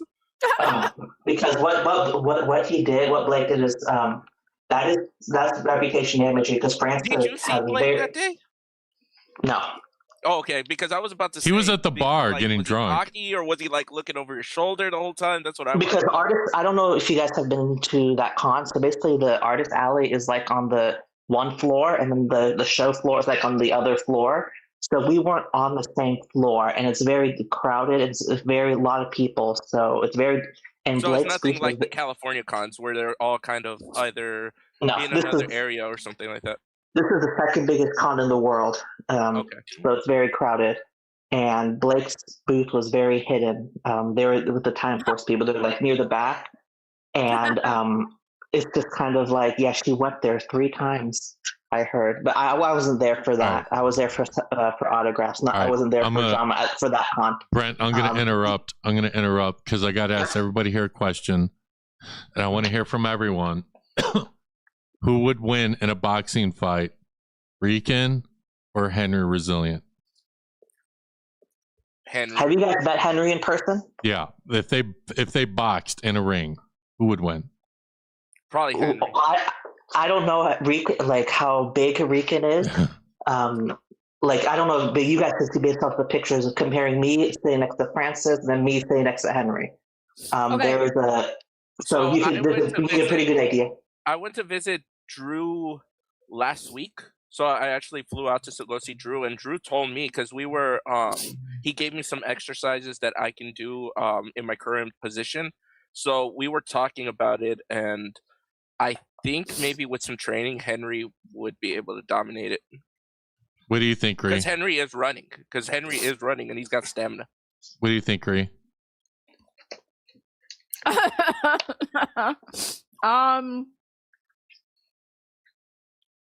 And then we know that Are we talking about like right now, like as if they were to get in a ring right freaking now, who would win? Henry, because Rican's a smoker too. You think Rican would beat Henry? Yeah. Oh. Yeah, I would have to give it to Rican because, well, for me at least, it's the height and weight difference.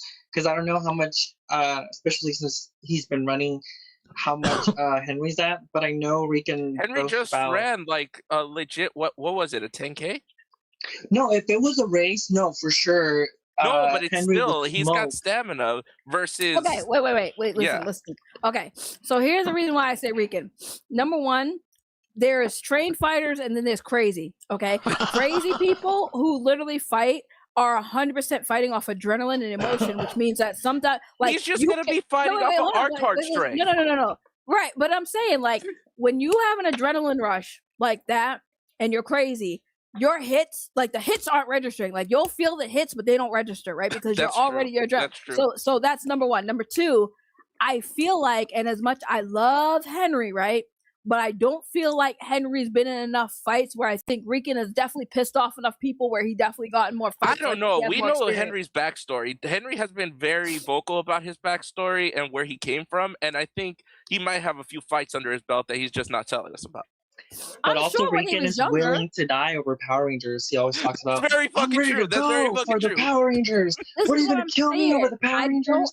I think I think Rican would probably Henry would put up a good fight, but I think overall Rican would probably win because I think there's a level of crazy that even Henry can't outmatch, bro. Like I'm telling you, I would put if I had to put my money on it and win, I would put my money on Rican. Do you think? sorry. Do you think What is Rican? Rican? Hang on. Do you think Rican would just come in like swinging with haymakers and shit? Bro, or- I think if Rican ever saw Henry, he would be the first one in his face, and then he would just wait. Because I'm telling you, crazy people, they need to get hit first, so that adrenaline kicks in. I don't know. So I he's think it gonna would be want like to a get real hit. boxing match, and like Henry would get in Rican's head, and he would like insult him to the point that he's But not even that's focusing the anymore. thing, though. When you antagonize somebody who's literally crazy, I'm telling you, that adrenaline kick is like, I've done it, right? So, like, I got into a fight with a friend, and I wish I could get my friends to tell these stories because nobody believes me when I tell them.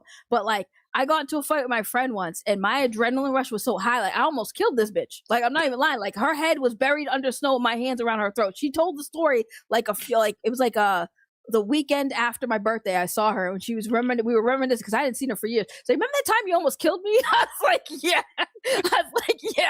Because when you're crazy and your adrenaline rushes, you feel no pain and it's just pure rage. Okay. And I'm telling you, like, that's something that Henry would not be. I don't think Henry can Let's see how far this goes.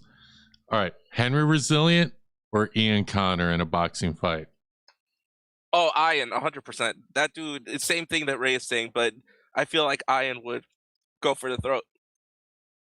I kind of agree. You're comparing, Dynamite. I want to know what you think. What you think? I mean, are you talking about Ian without the roach suit or with the roach suit? Without. I'm just kidding. See, I don't know, because I feel like I would give it to Henry just because Ion is a little malnourished to me, like, or he looks, I mean, no shade, but it's like, I mean, I don't know, and the smoking too, like Juice was saying earlier, he's not going to have as much stamina, because, I mean, I can't imagine. I feel like I'm on a panel on Sports Center right now. Y'all need to stop. You're saying it incorrectly. It's not smoke that causes the stamina. It's smoke with the breathing. So, like, the breathing is a factor in fighting, sure, but it's not stamina. It's the breath. They run out of breath. Malnourished. Malnourished was crazy. Dynamite. Malnourished was crazy. That was crazy. Malnourished is crazy. He said, "Motherfucker, you look like you need to eat some protein." No, but earlier Brian was asking how big Rican was, and it just reminded me of his little soundbite from Henry. Ooh, Henry, I didn't know you were this, or what is it? Something about being big. Oh, Henry, I didn't know you were this big. What was the context for that, Brent? I need to know what the context was.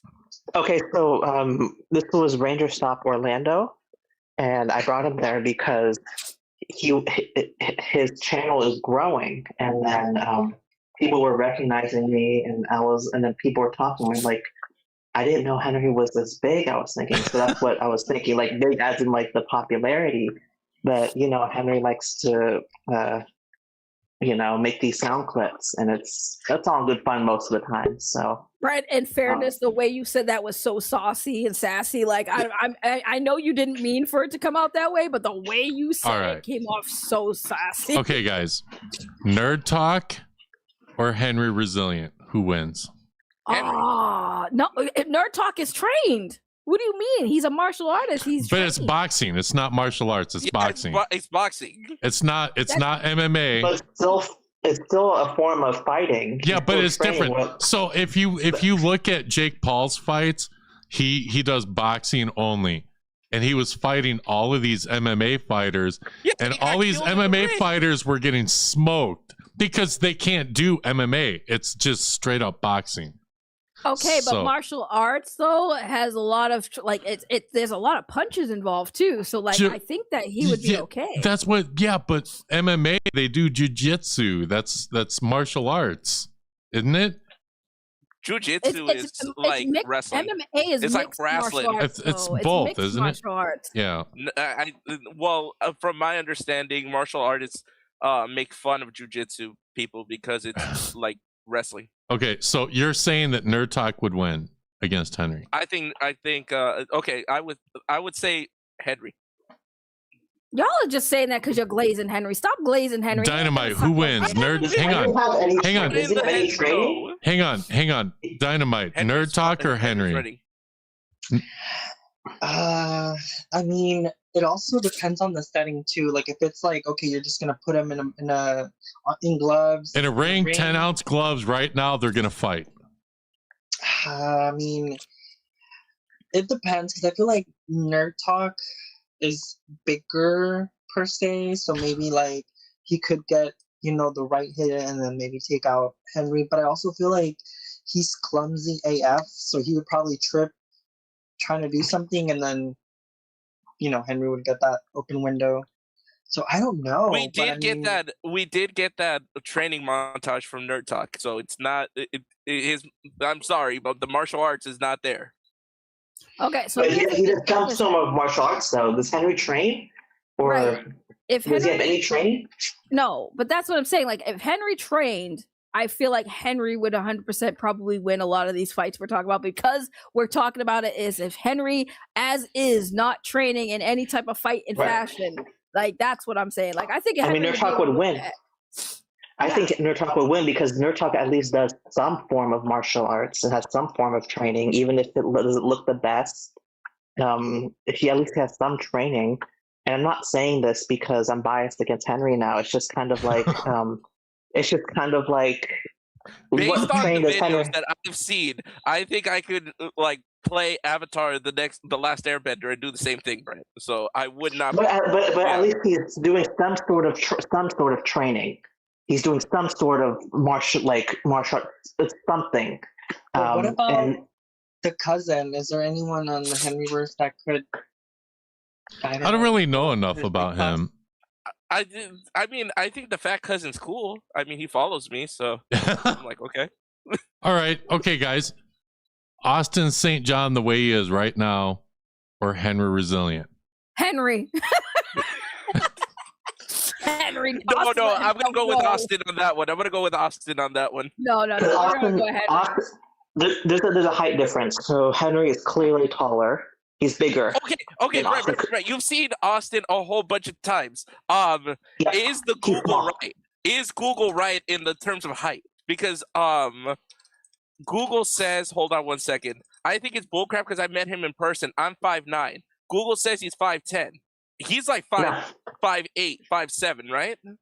They're Walter, Austin. They're all shorter than me. Steve. They're all smaller than me. How short are you? 5'8" or 9. I have to measure. Okay, I so think we're it's both okay. So you're a little shorter than I am. Okay, so Right. yeah, they're shorter than you. Okay, there we go. Right. Walter is definitely, and I would know, obviously. Yeah, And, Walter's a keeper off. Right. And they're about the same height. And I think Austin, due to his experience, I don't know what, but I even know Henry has a significant height advantage. He could do like a female wrestle or something. Austin's got a beer belly right now, so I'm not sure. But he has some fighting experience where like training. I know you guys don't like him, but he might say that some of his black belts are fake. But I'm indifferent. Like I don't hate him, I don't like him, but I'm just like to the fact. It's just like you say, facts over feelings for him. But what if Right, Henry right, and trained? Because I know ASJ is ASJ and he does have experience, but I feel like if he really, let Henry train, I feel like Henry would probably take it. But that's not the question. The question is right now. And right now. Henry Yeah, no training. Right Henry does now, not have training. Right now, He here's does the sumo gloves. wrestling, like just like a belly flop or whatever. But it's just kind of like that's not. But what about That doesn't Brent work. versus David Yost? Could you take on David Yost? Oh, no David way. No David way. David Yost. I'm sorry, because David Yost has training. Yeah, he has training. On top of that, he's You're right, I still have a seen some of gymnast. the videos, that he... Yeah, Wait, he has you're saying training David from, Yost? from the stunt people. David He has Yost? training on the show. People have trained him. JDF trained him, I think. You're saying other people hang trained on. him. You're I have saying a yellow belt. That's hang not gonna on. work. You're saying David Yost versus Henry? No, me. Oh, you. Okay. All right. So, all right, guys. All right. Now let's here's the serious question, because we have Brent here. Brent Pham versus Henry Resilient in the ring right now. Who wins? That's crazy. I think Brent would fight dirty. I don't think Brent would fight at all. He comes off very passive. Like I don't know, but if you put them in a ring like two cornered animals, Brent is gonna go for like the gonads or something. But I think it's like, if maybe sure, but like I don't think in a serious thing, if like they were in a Brent's not a fighter like that. Like I'm sure Brent can defend himself, but he's not like Dynamite. a fighter. I want to know what do you think? Like, hang on, Henry Brent. is quite taller. She's like 6. I don't know what's his exact height, but he has a height advantage, and he's bigger. So he has that going for him. You know, it's just kind of like Dynamite. I'll just try. Hang on, Dynamite. Who wins, Brent or Henry? I mean, I feel like maybe Brent has a few tricks up his sleeve, so I don't know. And you follow the Power Rangers a lot, and I feel like you do have the income to kind of get that training. So maybe no training. No training. No, right now. Right now. No, but that's what I'm saying. Maybe you're not telling us that you've trained before, and you're just like, oh, you guys, I'm just so. We don't know if Brent he clicks off and he's hitting the bag and shit. You don't know. You don't know. I mean. Listen, I would pay to see Brent literally fucking snap. Like I would pay to see Brent snap. See and just Brent go in a boxing ring. I'm telling you. That's actually happened. Almost happened. It's with the situation at the con. No, I'm not joking. You would have sucker punched. You would have sucker punched David. No. The situation with the security guards. I was thinking about pushing or using force to get out of that situation. So I know we're joking and this is all good fun, but that was actually a situation, and it would have been on camera because the con owner of that con saw all the footage.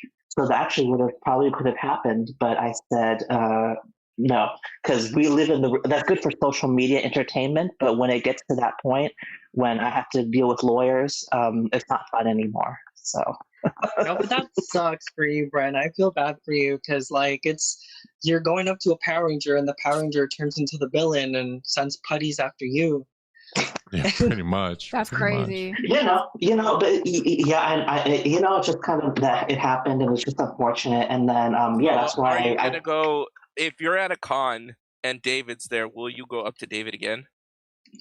Well, why? I already did that once, so there's. I'm just asking. No, just asking. Like, if you see probably him not. at a con, you're just like, I'm not going up, or yeah, I'm going up. Okay, so you're saying guys, I'm not going up. There's no way.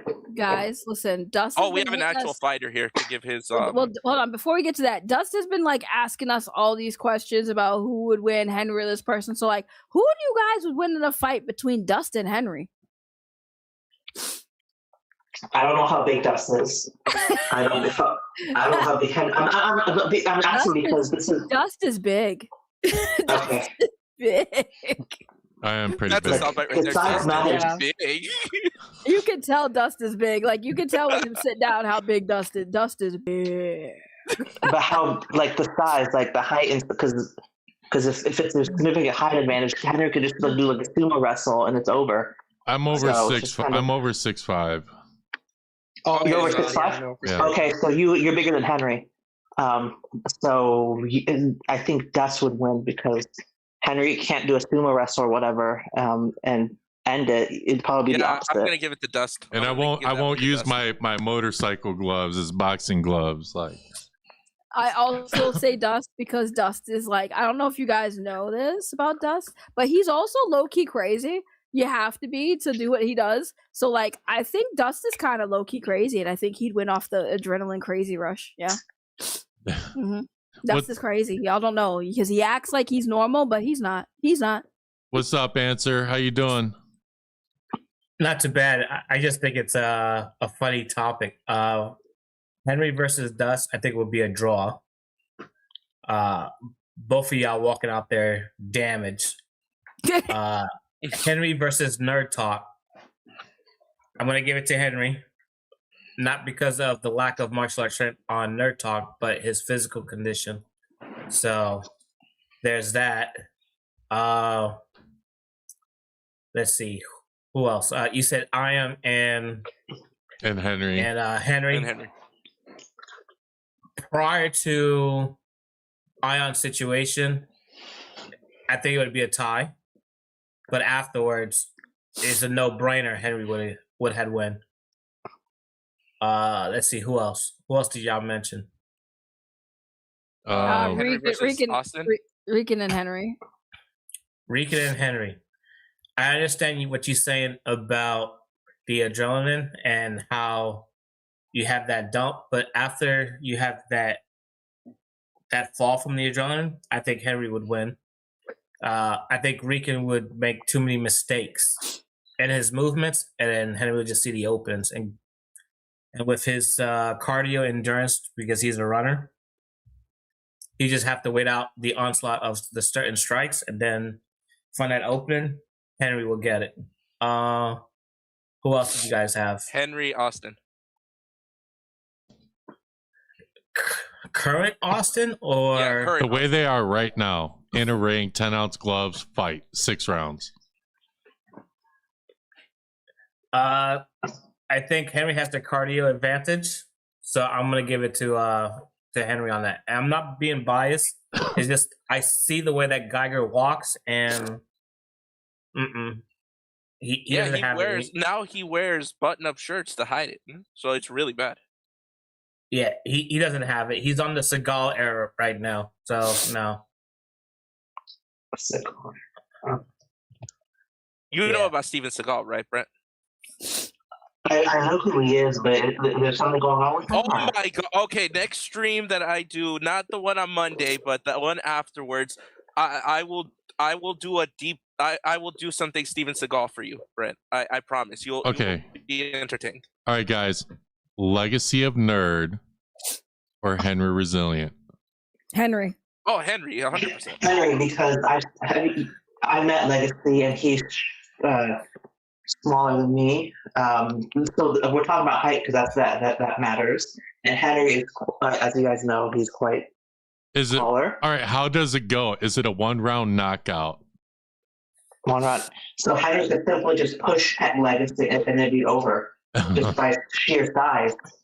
And I'm not saying this because it's just the fact that when you have a significant height advantage, that helps, especially when it's like not complex fighting. I mean, it's just like sheer force. All right. Henry has the weight and the height. So guys, I have the ultimate. Legacy of Fluff is gonna lose. Okay, ultimate showdown. Henry Resilient or Aaron Shonky in a ring right now. Henry. Aaron taught stuff by JDF. Oh, okay. We're using the oh my god. Okay, I took a few karate classes. That means I'm a fucking fighter. Shut up, Angel. Shut the hell up. He has better endurance Dynamite. than Henry. Dynamite, who wins? Hang on, Dynamite, who wins? I mean, as much as Aaron's scripting rubs me the wrong way, I would have to give it to Aaron. Just because, I mean, if anything, he's conditioned, and I mean, yeah, that's, and he probably has some bottled up resentment against Henry for all the videos. Oh, that's true. Yeah, that's true. That's very true. Brent, who wins?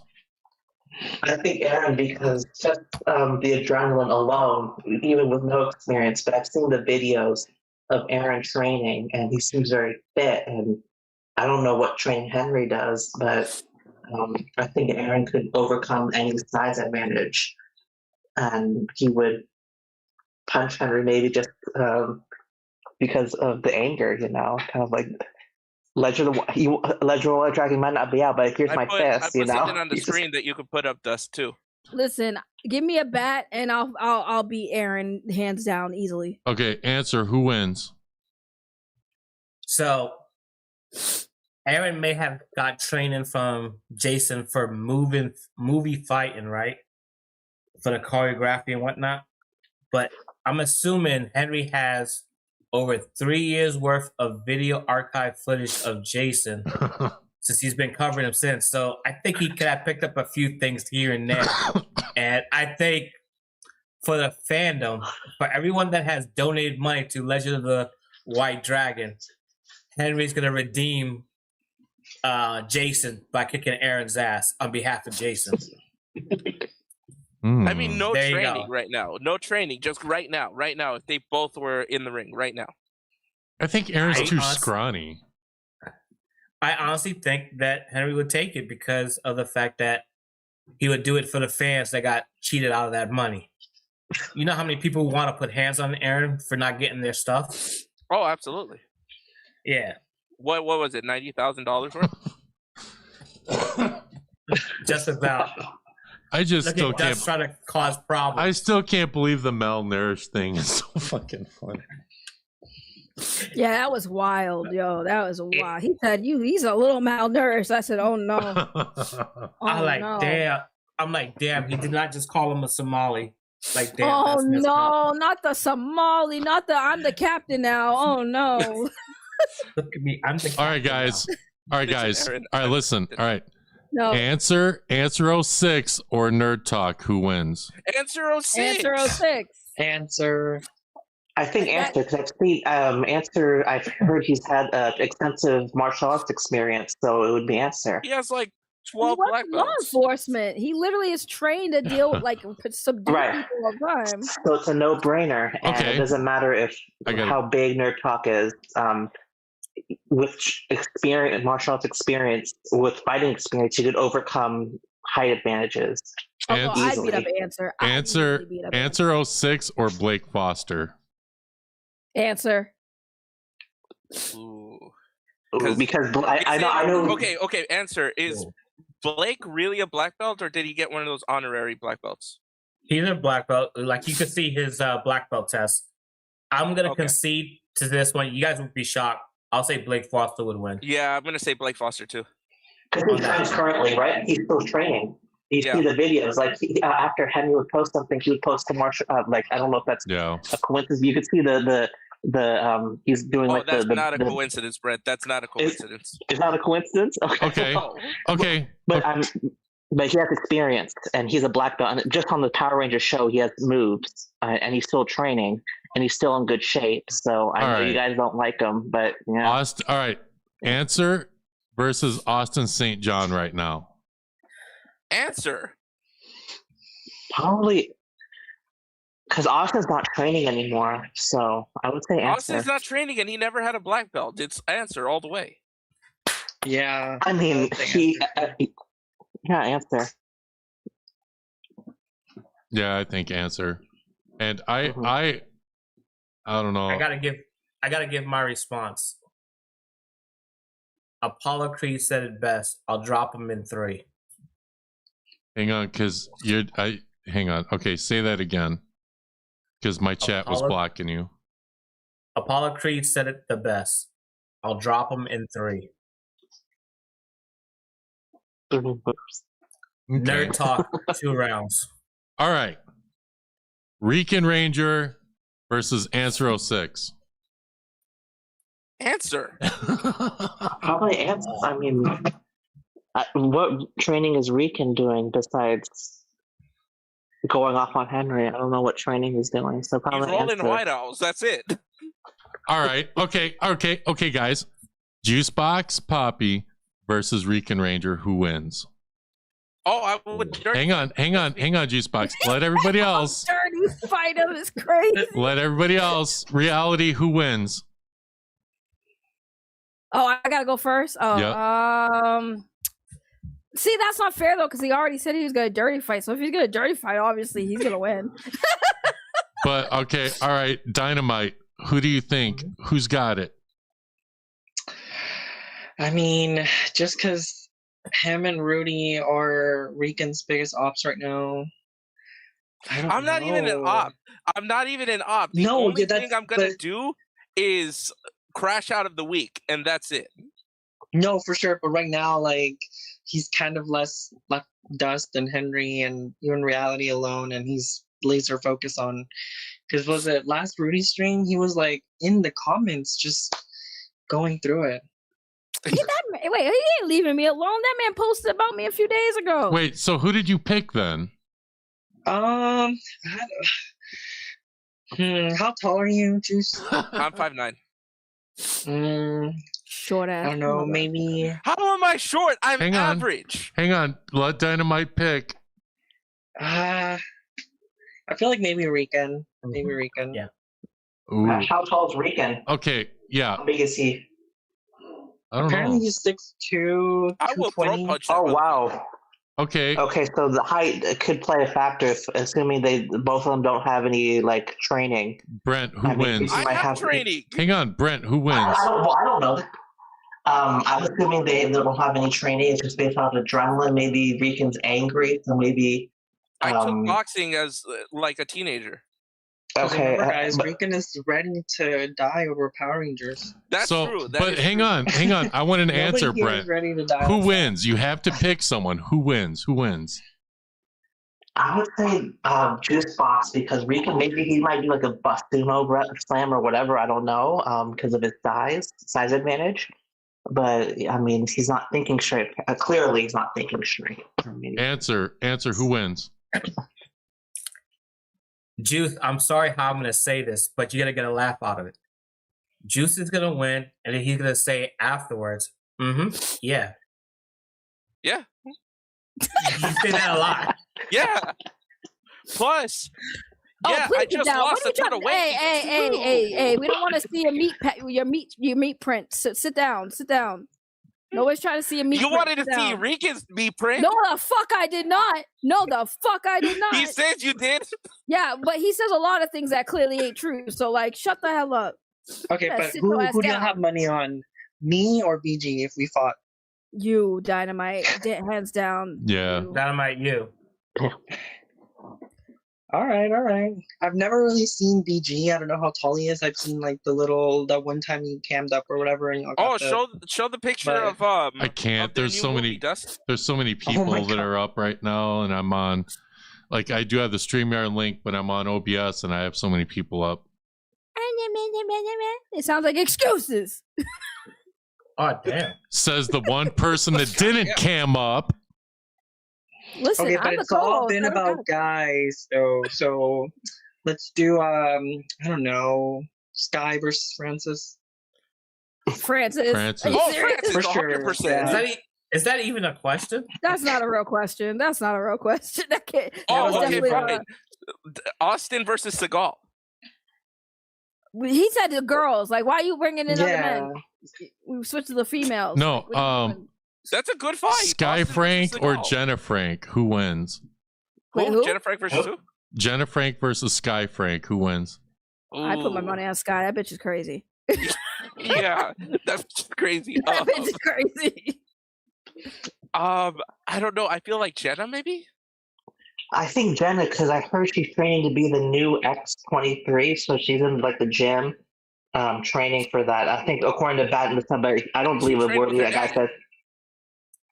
That too. So probably Jenna. She Yeah, has but the resources to train. Sky looks like she ate some martial artists, so I think she Majin Buu'd them, so I think she absorbed their power. Yo, the paranormal community, they had to have just bounced. They're like, man, these motherfuckers are crazy. Like, what the fuck are they even talking about? Fine, Ryan Buell versus I don't know who. Versus Dust. Ryan Buell versus Dust. I would smoke his ass, but whatever. I don't know what does Ryan hate look to like. I forgot. I hate to say it, but I think Sky would win that one. All that pimped up rage of Jenna being the favorite of the two daughters. But what about Sky and Tammy? Tammy will sit there and destroy her. Yeah. Go back and look at My Morphin Life when she was training in Thailand. I don't want to get kicked by her. Hell no. Don't even want to hold the pads for her. No, I'm good. Yeah. But what Tammy about- would win all day? Yeah, Jacob or Henry, just kind of taking it back because I'm like, oh, what about those characters? Jacob has the fighting experience. He has pictures of him at Rising Sun. I was gonna say Jacob because I don't think Henry would even want to be touching that pedophile. Ugh. Moises versus Rican. Who wins? Oh, that's not even gonna be a fight. That's gonna be a fuck. Don't forget. I think it'd be more of like Moses versus Sean. Like, y'all forget the fantasy shit that he put out. Are you guys serious right now? Look, Answer had to get off cam on that one. That's Y'all, true. He doesn't want to fight. He would go behind Rican and then pull a BG. So, Right, yeah. he would 100% try to molest Rican. What are you talking about? There'd be no fight, Dust. Wait, Moses, that's the guy who called Rican like they're being dirty, and then some case came out. He's the one who wanted to have sex with Drew's shoes. No, yeah, Angel, no. So Moses is the one that during Henry's roast stream where everyone came up to like talk shit about Henry, Moses was the only one who came on and said, so like I had this dream about you and Ian and Rican and y'all were in the clock tower having Even Brad was over there. Yeah, they were over there having an orgy, and we're all sitting there watching this like, what the fuck is he talking about? Them having an orgy, and he was just describing how they were having gay sex in the clock tower with Henry, and Moses was trying to save Henry by not going in there to get in on the orgy because Rican and I were trying to have sex with him. It was the most crazy thing, and then it turned out he did some shit with some kids. So yeah, that's basically who Moses is. Okay, all right, degenerate or Rican? Degenerate looks tiny though. No, he's not tiny. No, he's not. Degenerate's probably 6'2" or 3. Really? Why I've did never in the seen video? He Degenerate. looked tiny. Yeah, he looked tiny in the video. Maybe it's Hold because on. We did a video together. Hold on. Huh? No, you guys did that video, but he looked tiny. Is it because he's like? No. Is it because he's skinny? He's not tiny. I've met degenerates. This was at PMC, I think. Yeah, it was. He's not tiny. He's like Brad, have you maybe met the guy ever? I've passed by her. I've never actually met her. I've seen her many times. Like because kind of like she didn't even be at the cons, so why give her the attention? You know. Hey, here's one: Rican versus Iron ladder match for the grid. Arrow, I posted it in the chat. Iron will win. Iron will win. Probably Iron. Iron seems more like he's about that life than Rican does, to be honest. I feel like Iron is more hood and has more experience being hood than Rican does. But he's got to eat something first. Nah, see, here's the thing. You guys kept saying it. I wasn't gonna say it, but I'm gonna say it now. Like, listen, I get like size can contribute into a fight, but like it's not about the size, it's how you use your size. So obviously if you're a good fighter, right, and you're smaller and your opponent's bigger, you have to do certain things because you have to understand, like, there was a video I posted where this dude, he's a fat guy, like a huge fat guy fighting this like smaller dude. And people were talking about it, like it was a stupid fight, I'm not gonna lie, but like people were talking about how like, oh, like he's a fat dude. So I'm like, no, you know what? He did that was smart. When you're a big person, like you're overweight like that, the smartest thing he did in that fight is he grabbed his opponent and held him to him. And while the opponent is using all that energy to break that hold, all he had to do was outlast and hold on to that dude long enough for him to exert his energy. And then once he exerted his energy, he started wailing on him. I was like, that's the thing. Size does matter, but if you're not a trained fighter, like you are fucked if you don't know how to use your differences in a fight. So like But y'all that's say, also well, the he's thing bigger. too. Yeah, because I mean we're talking about like a boxing, like putting gloves on and going on the ring. But if it was like beatdown style, maybe like Aaron, because I've always been told like if you go up against somebody that's bigger and it's just a street fight, just go for the legs. But I don't know. Yeah, I mean, like in seriousness, right? When we're talking about these fights, you have to understand that like trained fighters are more likely to win depending on how long they've trained and how many times they practice that training in a real situation. Because when you're trained to fight, it's practice, right? You're not anticipating like how you fight in a real life situation. Now you have to use this stuff you learned in a real situation, and it's basically muscle memory at that point. Like you have to, that's why they keep training, because when the time comes, your body needs to naturally react to the attacks, right? So like when it comes to people like Aaron, I don't feel like he's ever had to use that shit in a real fight. So I feel like, especially if he's not actively still training, I don't feel like he is going to be able to actually win a fight against somebody who is just throwing bows and just fighting from raw fucking anger and force. Because like, again, like the part of the training is you have to train your brain to stay calm and cool and focused in a situation that's not going to let you stay calm and focused, because the whole point of being training is you want the other person who is not trained and not focused to exert their energy to make mistakes when they're trying to attack you, so you find your opening and take them down. So like in a real fight, like a real serious fight between these fighters, like if Henry was to fight Aaron hates Henry. I guarantee you his emotions is going to make him completely fuck with his training, and he's just going to fight like a regular street dude. And he's probably going to lose. Okay. What if it's a wrestling fight between Rican and Henry? Who's going to grab whose ass first? Okay, so is there mud involved? Because if there's mud No mud. Just wrestling.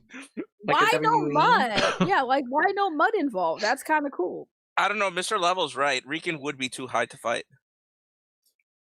Bro, I can't stand y'all, because I know you guys are talking shit, but like reality speaking, like y'all understand that weed would probably help him, because again, he's not feeling pain from the adrenaline. He's definitely not gonna feel pain when he's stoned. Like, what do you mean? And especially if he ups up the ante and hits the other pipe, allegedly.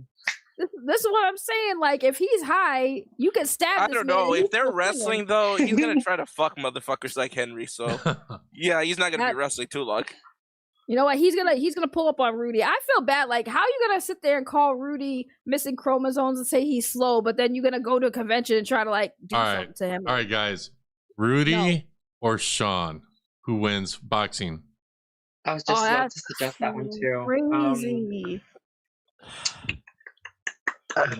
That's not right. How big is Sean? How big is Sean? Yeah. I don't know. Sean, how tall are you? He's in the chat.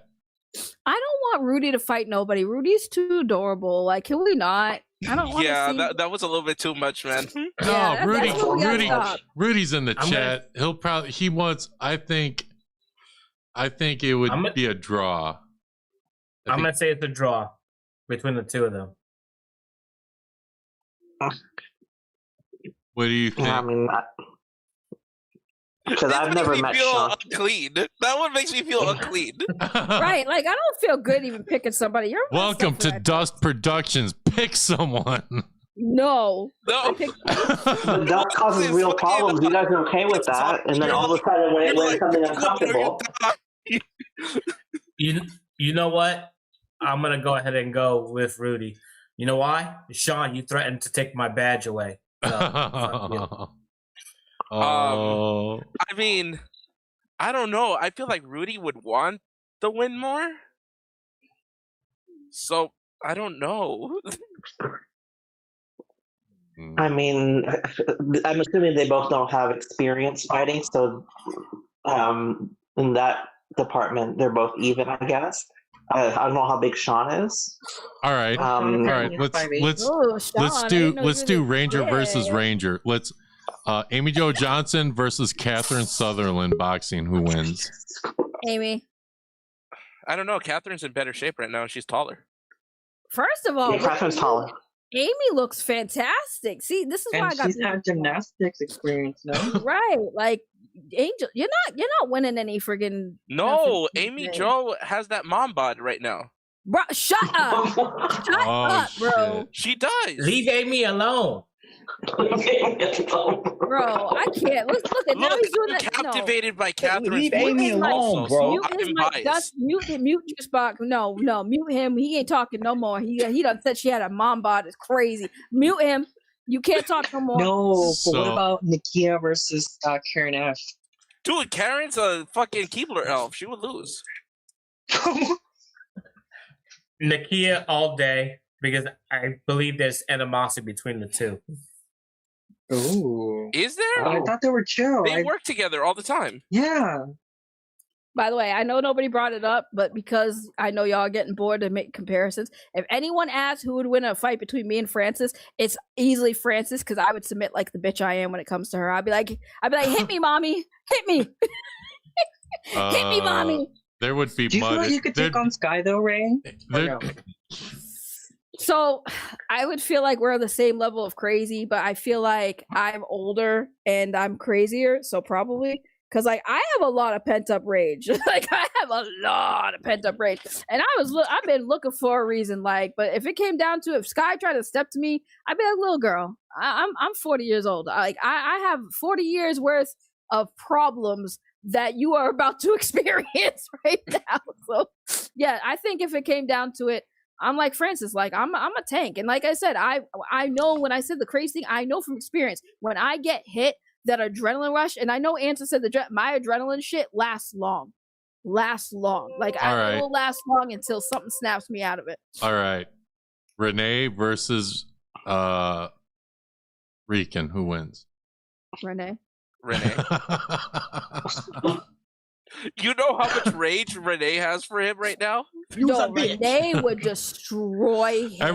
Every time Renee hits him. You's a bitch. You's a bitch. You's a bitch. Exactly. And the reason why people ain't fucking with you is because you are a liar. Yo, Renee would literally like take his manhood off. Like it would be gone. She would cut it off and throw it in the woods, and it will never be found again. I do miss her because I remember, didn't she marry Brent one time on live where she was like, "Oh, Brent, my husband." Yeah, one time, yeah. She loved Brent. She loved Brent. I don't know. She loved him. But I Renee would win, and then she would say, "Apologize." N-word. Yeah, no. When he gets knocked out on the canvas, that's when she's like, "Apologize, nigga." I loved Renee. I feel so bad that she kind of got mixed up in all the shit, but like I still to this day love Renee, and I really hope wherever she is and whatever she's doing that she's happy. That's all that matters. I feel like it was bad timing too because she was pregnant, so I can't imagine her like about to go into labor, going at it the weekend like that. You know. I mean, yeah, I'm the baby father. I know she was pregnant. I got her pregnant. She won't let me see my baby. She said I'm too problematic. I said, okay, honey, just let me know if you need a child support. I got you. I miss my booze. Dynamite, you know a lot of the lore. I'm really surprised. Go way back. Yeah, he's like in the background. He was always in the background. Bruh, can we just talk about how handsome he is, though? Can we just talk about that? Listen, I don't think you listen, Dynamite. I don't know, and this could be rude for me to say. I don't think you play for my team, but it's okay. If I have to transition for you, I might think about it. I'm just saying, I might do it. I might transition for you because you too pretty. Okay, I might have to do it. I don't know if that'll work, but I'm willing to give it a try. I feel like Rican would go after you. He's so pretty though. Like, hang on, Dynamite. Do you think that Rican is good looking? I feel like no, because he smokes too much, is unkempt. But maybe in a in the multiverse there is a good looking Rican, because I mean he is tall. No, because it's like sometimes I see people and I'm like, okay, maybe if you were just different and like kept up with your looks before his parents kicked him out. Probably. Wait, Dynamite. So do I have a chance if I transition? Hey. Is that how it works? I don't know how it works anymore. It's 2025. I don't know the rules anymore. Hey, Dynamite, are you currently in a relationship? No. I have a friend if you would be interested. So wait. I already took claims. I already claimed. So Dynamite is single and looking, guys. Just so everyone knows. I'm right here. Where you at? It is now in the Henry verse that Dynamite is single, y'all. I'm right here. I just y'all are gonna do The Bachelor. No, I legit have a friend that you would be like that you would get along with. Javi, where the hell are you at? No, stop it. I already claimed him. I said I was getting the change. What's wrong with y'all? Y'all are going over my head now? Is that what we doing? I'm gonna say this very respectfully. Dynamite didn't say no to your offer, Ray. That's true, but I have to do the transition first. I saw it on the face. He's like, all right, if you get the work done, I'll think about it. He's like, he needs to see the work first. Because I'm still working on Daniel Romano and Laura. I got some money. I can get some money. I can make it work. That would be so cute. I'm gonna write fanfic about them. I love Dynamite. I'm saying that Daniel Romano and Laura would kick it off. Yeah, they would be. Yeah, no, for sure. All right, listen. Brent, I'm gonna bring you down. I have Laura in the back. I'm gonna bring her up for a few minutes, and then I'm gonna shut it down. Okay?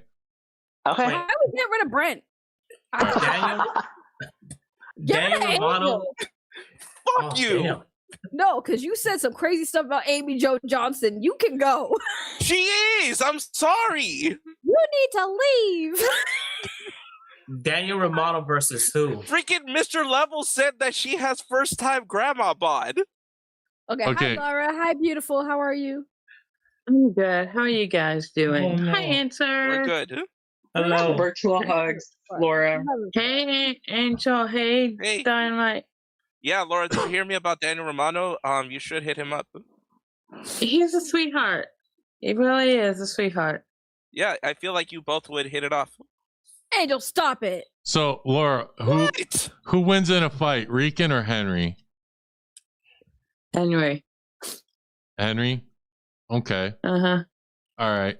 What about Ian or Rican? Who wins? Alex. Oh, Okay. she said The government Alex. name. The government. Alex is She said the Alex is a big dude.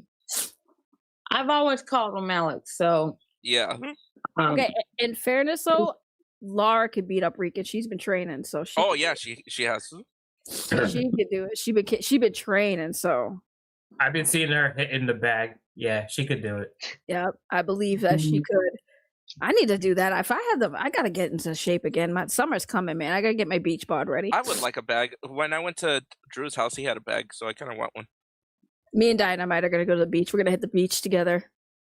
Get all the Y'all are out batteries. here making me like want to train because right now I only run and do calisthenics. But I've never like trained like that. Listen, Dynamite, train. We'll train together. We're gonna hit the beach, and we both gonna get ourselves. We're gonna both get all the attention from all the baddies on the beach. Ooh, okay, deal. I will be your wing woman. I 100% be your wing woman. Angel, what are you doing? See, look at the face he's doing. You see, he's doing the fucking face now. I'm looking at my phone. Doing no, we're on a stream. Be entertaining. You're I'm on getting cam. messages. I wonder who it is.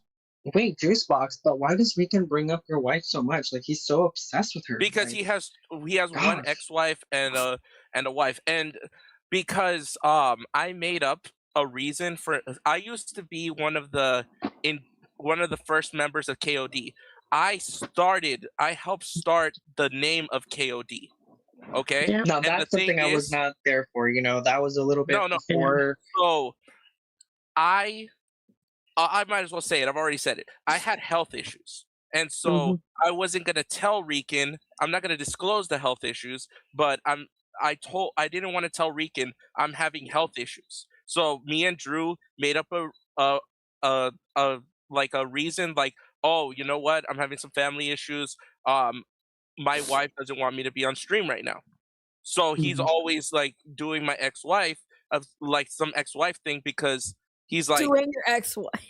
Like, sorry, doing my wife or something like that because he blames my wife for me not being on stream. I mean, your wife is gorgeous, so I've seen her. Yeah, so, I love my wife. I mean, I would hope so. You definitely. I put a ring on it. I mean, she is gorgeous. I've seen her, so. Yeah. She's great. The only thing is that she doesn't like online. Like she doesn't live online. So she's just like, you do your thing, I'll play Call of Duty. And Rican's always like, why isn't she on stream? Why doesn't she want to be on stream? It's like, dude, that would be so uncomfortable if you just see her on my futon like the whole time just on her phone. Yeah, no, I mean, for sure. I mean, she looks like a sweet lady, but she's also very pretty, and she needs to tell you to smile more. I will smile more in the next stream. You tell her I said it. Okay. Be like, Ray said I gotta smile more, and she said you're very beautiful. She is. His wife is very pretty. Yeah. I saw it by coincidence and accident, so I ain't doxing him. But like he knows because I had said to him, I said, you know, I unintentionally found you, right?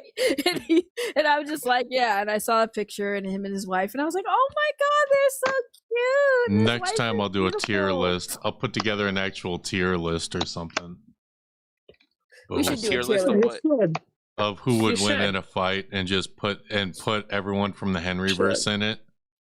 So I was gonna say, so Laura, how do you feel about Angel over here trying to match you with people, trying to get you a date? One person, You one didn't person, ask- because you didn't even even ask if she was Dynamite into it, says that they though. would be cute together. Right, but you didn't ask her if she was even looking for a person. Like, you gotta ask her if she's looking. Yeah, but Romano's looking. Right, but that's great. He's He's a looking, but you gotta sweetheart. see if she's looking. You didn't even ask her if she was looking. You're just like, so like Daniel's looking, and it's like, okay. You didn't Because I ask- think they would be a good match. I'm not opposed to it. Oh, okay. Ooh, So- Romano, slip in that DM, my boy. I mean, Laura is trained. She's really sweet. I'm a hyper. She can put on a ranger suit for you, dude. She in one of your could. movies. She's in great shape, and she's doing martial arts. Like, what do you mean? You could put her in a suit. Yeah. Oh, that would be cute. Like, I They go remember to a when con Rican was together in trying a to get suit. you. That's like, was trying to get Ray to go to the cons with him and make it a date. No, But we see, have to the do a matchmaker stream, but Dynamite has to like be the host.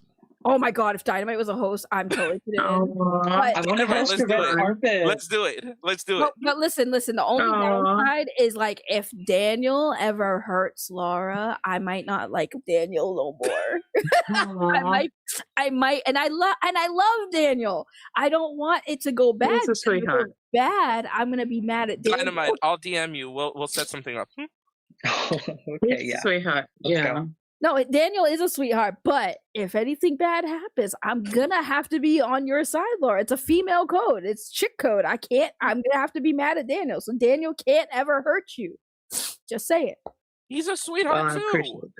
But listen, things change in relationships sometimes. Sometimes it goes great, and then sometimes, the relationship might not be a good match, and then all of a sudden Daniel's being mean. What's to he gonna Laura. do? Go after Tracy Lynn Cruz? I'm just saying, I don't want to not like Daniel if things go wrong in the relationship. That's all I'm saying. I love Daniel. No, it I was love so Laura. cute. Did you guys see Romano going up to the what was it, Wild Force mentor? I forget her name, the one with the flower crown. And he gave her like a Shayla. drawing. Yeah, Shayla. Yeah. Yeah. mhm. That was so cute. Like I remember seeing that and I was like, oh my god, Romano's such a sweetheart. I love how he stopped Mhm. talking ever since we started talking about this. He stopped talking the shit. He said, Oh, I'd he's love been Ray. talking? No, he said the last thing he said was, I'd love Ray to be my wingman. And he has not said anything since we were like, Laura, so what about Daniel? He just got quiet. Y'all embarrassed him. He probably got blushy and left. No. Well, He told me Did you that guys- he thinks Laura's cute. Oh. Aw, that's sweet. Did you guys see I'm in the Henryverse Awards? I got nominated. For what? Comeback? I know one was the best comeback. There was another one, I forget. Oh, I think I but- voted for you for that one. Laura Really?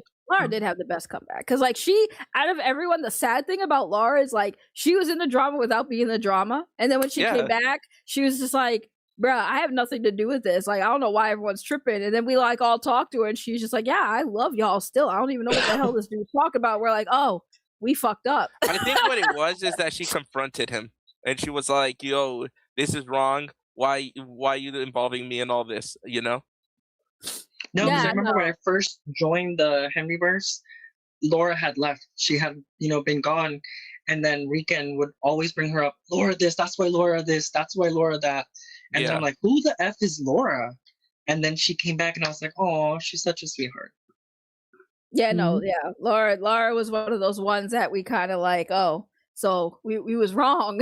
It wasn't Laura. But like a lot of us called it out too, like, damn, Laura ain't here. Stop talking about this girl. Like, why you keep bringing her up? And then, Laura comes back like, yeah, I've been saying shut the fuck up and you haven't shut the fuck up. So like now I'm back here to tell you shut the fuck up. Wait, but we never answered who the teddy bear handler was. Yeah, who was it? Who was the teddy I bear? don't bandit? know. Yeah, who was it? Y'all never said nothing. I have Done. no clue. I know you know. I know Somebody you know. knows. I remember they were No. threatening people with like, "Oh, I'm gonna release who the teddy bear Dust handler knows. is." no, I Dust don't. knows who it is. I don't know who it is. Yes, you do. If Yes, I you knew, do. I would have done a video and exposed the shit out of it. somebody definitely knows because I remember somebody saying that they knew, but they couldn't say nothing. I think Rican said that he knew. Somebody knew, but I'm like, I haven't Probably forgotten about him. that. No, it He wasn't probably him. called the teddy bear Henry. Either Rican or who else would? It's not Rican because if it was Rican, No, he would be either throwing it Rican at that knows, person. either Rican knows, or Kenny knows, or Drew Renee was knows. saying something about it.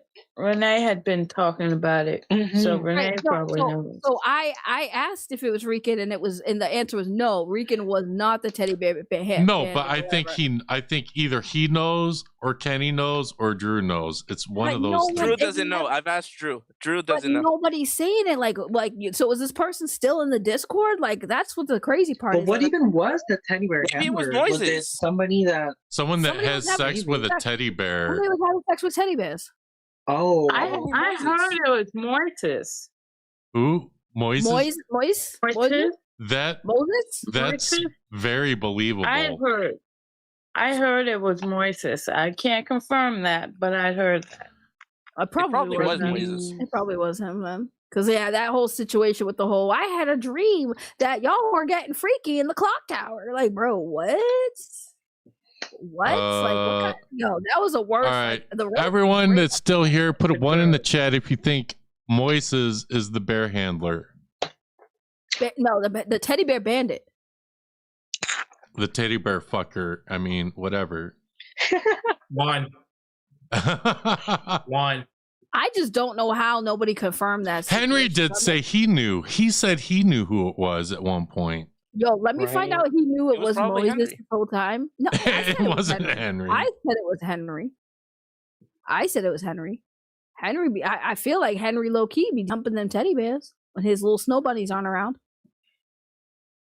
Wait, but what job? wouldn't do it. Now that we're all here, just kind of whatever.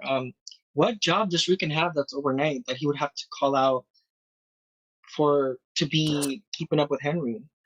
He doesn't have Henry the job goes. anymore. No, but he said He was like, "Oh my he wasn't overnight. He wasn't overnight stalker. That's I was like, no, he has to be either that or security. I don't know if he's doing that anymore, but I know that He at said one he's point not. he Said was. that his full-time job now is to expose us. That he's only doing part-time work. Hang on. So you're saying, hang on, I got to find it. So you're telling us that his full-time job is to do YouTube and to take care of Christine. Do I need my That's what he vibrator tonight, or are you gonna get it up for me? No, but that's like a thing because I know He could be a caretaker for Christine. Yeah, no, for sure. You have to, I think, get licensed or get some sort of certification. You But if think you that do dude get is gonna get licensed for anything? Okay, wait. So there are some programs where you don't have to have a license. It's called a PCA, personal care assistant, where you don't have to get a certification. You just apply, and then the person becomes like you're working for that person. So you have a timesheet that you write down your hours, and then you submit it to the company. And you have to have insurance. Most of these clients have to have insurances that'll cover home health care. So it could, if that was the case, you don't need to be certified, because I've done it before and I didn't have a certificate. Okay, I feel that. It's actually a good job, to be honest with you, if you get like a good client, but some of the clients are like horrible to work for. Like I had a lady who was like, I had a lady who used to swear to God that our neighbors were breaking into her house and like throwing sand on her floor. And like this lady had the cleanest floor ever. Like I would go there and clean and barely have to really do anything because her house was spotless. But like every time we go out, we come back and she'd be like, the neighbors came in again and threw the dirt. And I'm like, yo, this lady's fucking crazy. But the money was good for a while until it got crazier. I used to be a CNA, so yeah. Before I became a child care educator. But also on that note, what is Sky doing? Because I see her on stories like eating good, driving a Mercedes. I don't know if that's hers or something, but it's probably someone else's. It's probably someone else's. She stole that shit. I thought she got a nursing degree. She passed her nursing. No, she didn't. No. She got a certificate from like kind of like, I don't know if you remember those old commercials for like ICDC college. So it's not an accredited college, so you can't use that certificate for anything. So I was She about to got say, I know scammed. she didn't Yeah. do 4 years of schooling. Oh. Well, like I said before, I don't know. I said this in Discord a while back. I'm like, you know, she's always talking about she broke. Bitch, you getting big. Broke people get thinner, not bigger. Like she getting Not big. necessarily. She could be eating crap every day and she's not moving. So, you know. Bro, but I'm saying like even with McDonald's, it's still money. Like I don't know if you guys have eaten at fast food lately, but they're not cheap anymore. Like they're No. not as cheap as they used to be. There's no such thing as a dollar menu. There's no such thing as a dollar menu at McDonald's. No, I've been eating healthier, so like I haven't been to fast food in a No, while. same juice. But the Yeah. other day I went to try the SpongeBob meal at Burger King, and Oh, yeah, dude, isn't things it are like hella $14? pricey. It was like 14 something, and I was like, I only got, and I didn't even get the whole meal because I was missing the little like pineapple drink that they had. I think I got the Whopper that's yellow, the little like nuggets from Mr. Krabs, and then I Okay. got me like a diet soda, and yeah, it was like 14 something, almost $15. I'm like, Yeah, it's not. what happened to the 10 and under? Well, you know what's funny? I just found this out. I was watching a YouTube video and like I didn't notice this, so I'm gonna share with y'all. But like if you look at like the ingredients on your packages of like canned food and stuff, it's now saying at the bottom in small print bioengineered product. And I'm like, wait, I'm like, what? And they've been talking about how like our meat is being replaced by like 3D printed food, 3D printed meat. This guy was just like was talking about it. They caught his ass. They were just like, "Yo, I would not feed this shit to my dog. People are stupid." Bro, we have been eating like manufactured meat for like probably a long time because like I've seen Oh, videos of people, like, 100%. Ever since we got screwed over in the 90s with the food pyramid.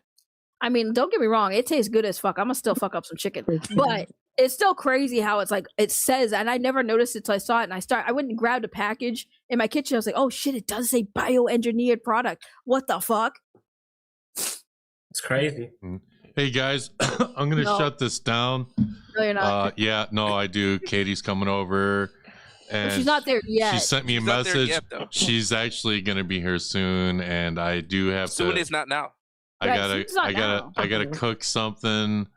So Why don't you just order Pop food open a from bottle of McDonald's? wine. Yeah, why don't you just get DoorDash or some she bioengineered doesn't. meat? She doesn't let me eat unhealthy. I cannot say too much. She is So you watching. can't have a turtle burger. Shut up. Like, no. We should do this again sometime. This is fun. Kate, he's eating bad food when you're not around. Shut when you don't up. come over, he's eating dog. Shut up. Oh, reality had to leave, guys. Reality had to leave. Next time we'll both we'll both do a buzzball together. Yeah, we'll definitely do some. All right, Rhea, I appreciate you coming up. I appreciate all you other guys. I'm gonna drop you down. I'm gonna shut this thing down. Everyone, Big Rudy streaming tomorrow. We got Juicebox streaming Monday. On Monday, yeah, I'll have a special guest. It'll be really cool. And Reality, she streams whenever the fuck she wants. Isn't Henry streaming Monday? No idea. I don't know, but I have to do it on Monday. That's all I have to do. Yeah, I don't know. All right, guys. I'll see you guys all later. I'm gonna Later. drop you a boom. Boom. Bye, Dust. Later. All right. So, guys. Yeah. All right. So, leave studio. Boop. All right. That was fun. I know, like, people wanted to, like, just hang out all night. I do not have time for that. I'm not going to have Reality expose me like that. All right. So, I hope everybody enjoyed the stream. And we're going to finish this out with a song.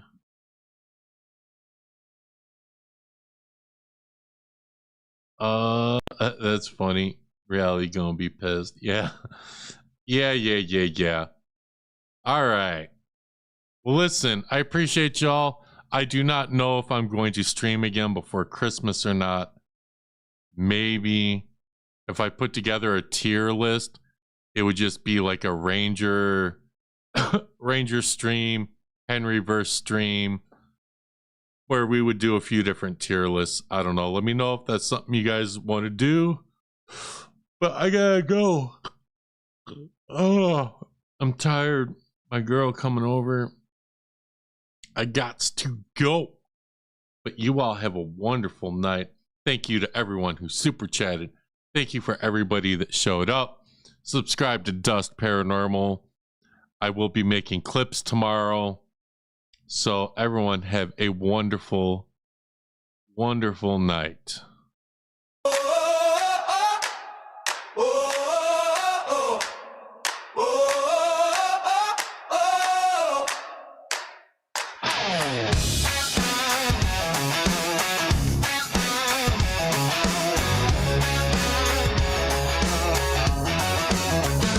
Kick the feet open, lights on blast, dust in the room, better talk real fast. Built your name on exaggerated claims. Now the questions hit hard, can't dodge that flame. Polished thumbnails, dramatic tone, same old stories getting overthrown. Scripted reaction, stage disbelief. Dust peel layers, digging for truth underneath. They loud in edits, bold in clips, but real-time pressure make confidence slip. Can't loop fear, can't cut the take. When dust hit live, it's fake check stakes. Dust is here to cause real problems. Paranormal going after channels. Dust is here to cause real problems. Paranormal celebrities in shambles. Oh, dust is here to cause real problems. Yeah.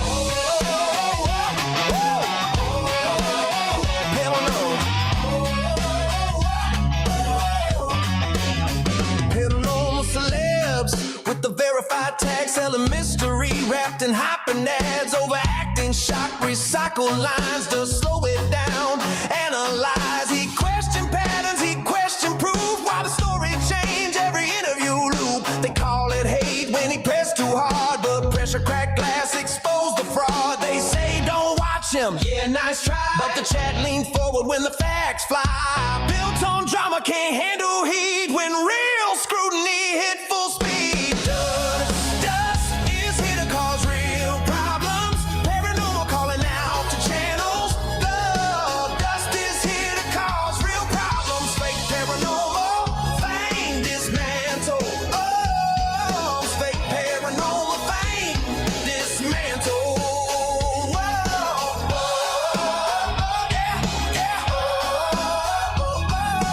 Dust is here to cause real problems.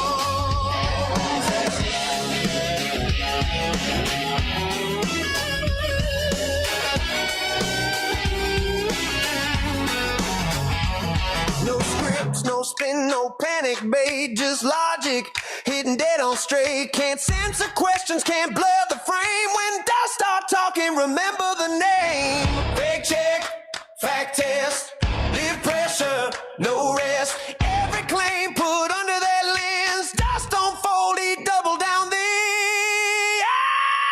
yeah. Final dust is here to cause real problems. Paranormal going after channels. Low dust is here to cause real problems. Final dust is here to cause real problems. Paranormal going after channels. Low dust is here to cause real problems. Whoa, say it louder. Say it louder.